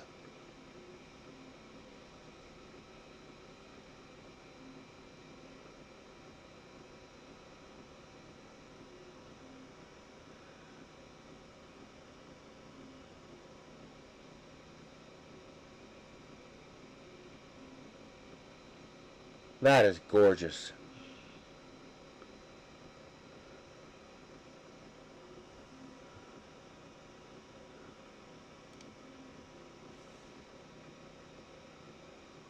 So for you to print this with your 0.4 millimeter nozzle, you would have to print 4 walls, and you would have to print 6.5 layers every time I printed 1 layer. You'd have to print 6.5 layers 4 times. So 4, and then do that 6 more times. So you'd have to make 24 revolutions every time I make 1 revolution. Oh, it's not slinky, it's solid. It ain't going nowhere. Oh, looks like a slinky. Yeah. Yeah, it does look like a slinky.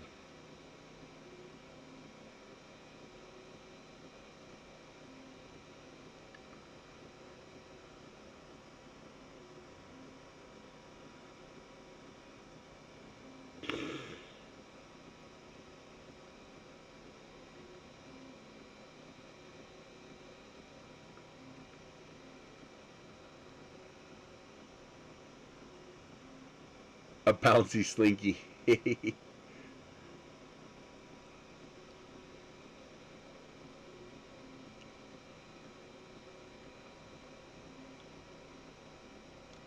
was thinking about making a slinky rocket. I mean, it would just be decorative, but think, 29 millimeter tube, and then have strings coming off that tube suspending a slinky, a stretched out slinky. And then when you launched it, you'd get to see the slinky go ying, ying, ying along the length of the rocket. I think that'd be cool.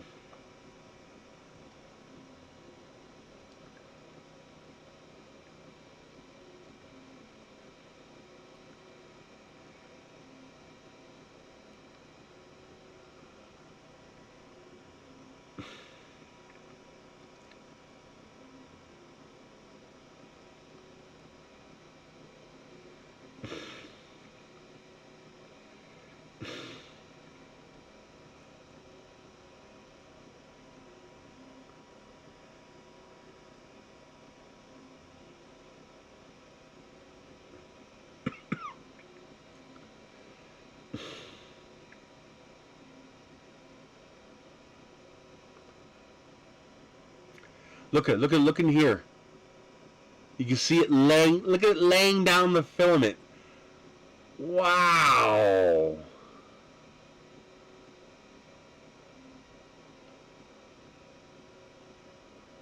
Right there. Look at that. That's incredible.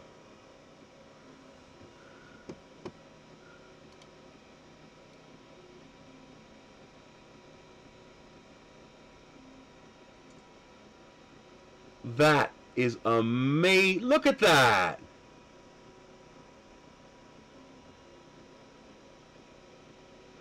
I wasn't expecting the nozzle to be so far away. Meaning, I don't think I'm actually getting 1.3 millimeter layers. I think I'm under extruding a little bit. Or the model is compressing a little bit as it cools. Wow, that's amazing. I need to try to get a picture of that.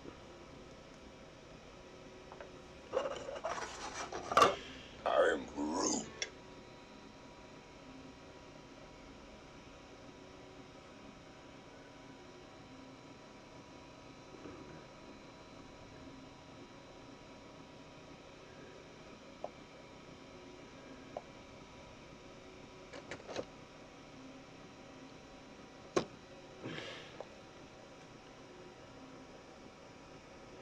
Oh, that is awesome looking.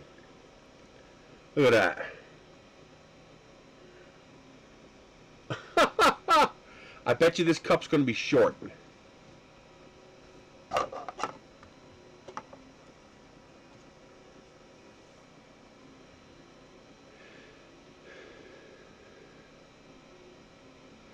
No, this is 1.3. Oh, I touched it and I messed it up a little bit. You can see that top is not perfect because I touched it. I moved the bed enough to mess up those top layers. I bet you this cup is going to be short. Oh, it's not. It is still the right height. That's amazing. I could probably fix that. No, there's no fixing that. It's fine, but I shouldn't have touched it.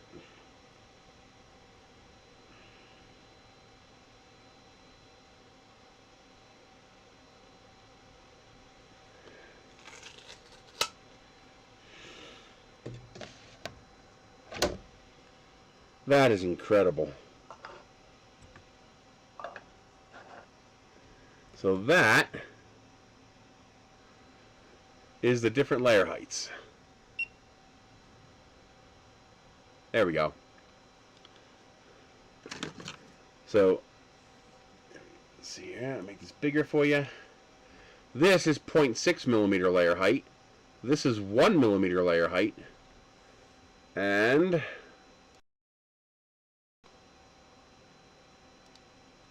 this is 1.3 millimeter layer height. That's incredible. Every week, every Wednesday. Assuming nothing comes up, every Wednesday. That is incredible. Actually, flip that so we don't see those 0.4 layers. But there you go. 0.6, 1, and 1.3. That is mind-blowing. Yeah, it does kind of look like a slinky.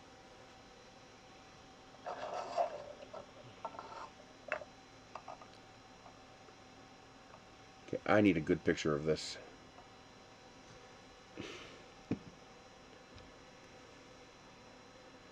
And I need some light.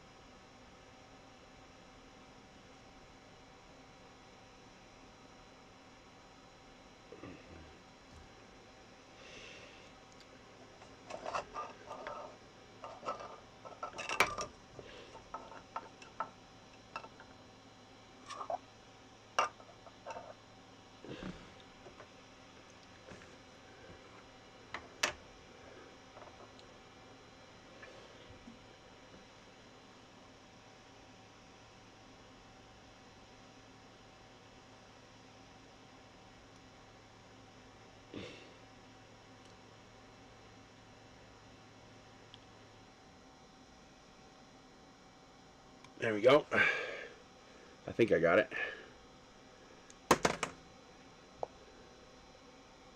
That's incredible.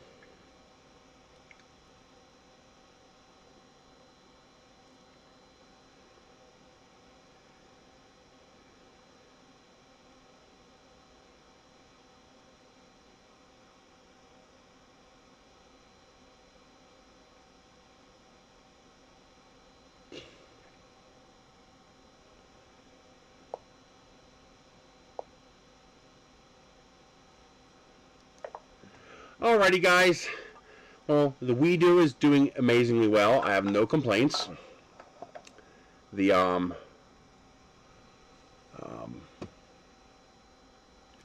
CHT nozzle is working very well. I have no complaints about that. Except a little shorter one would be nice.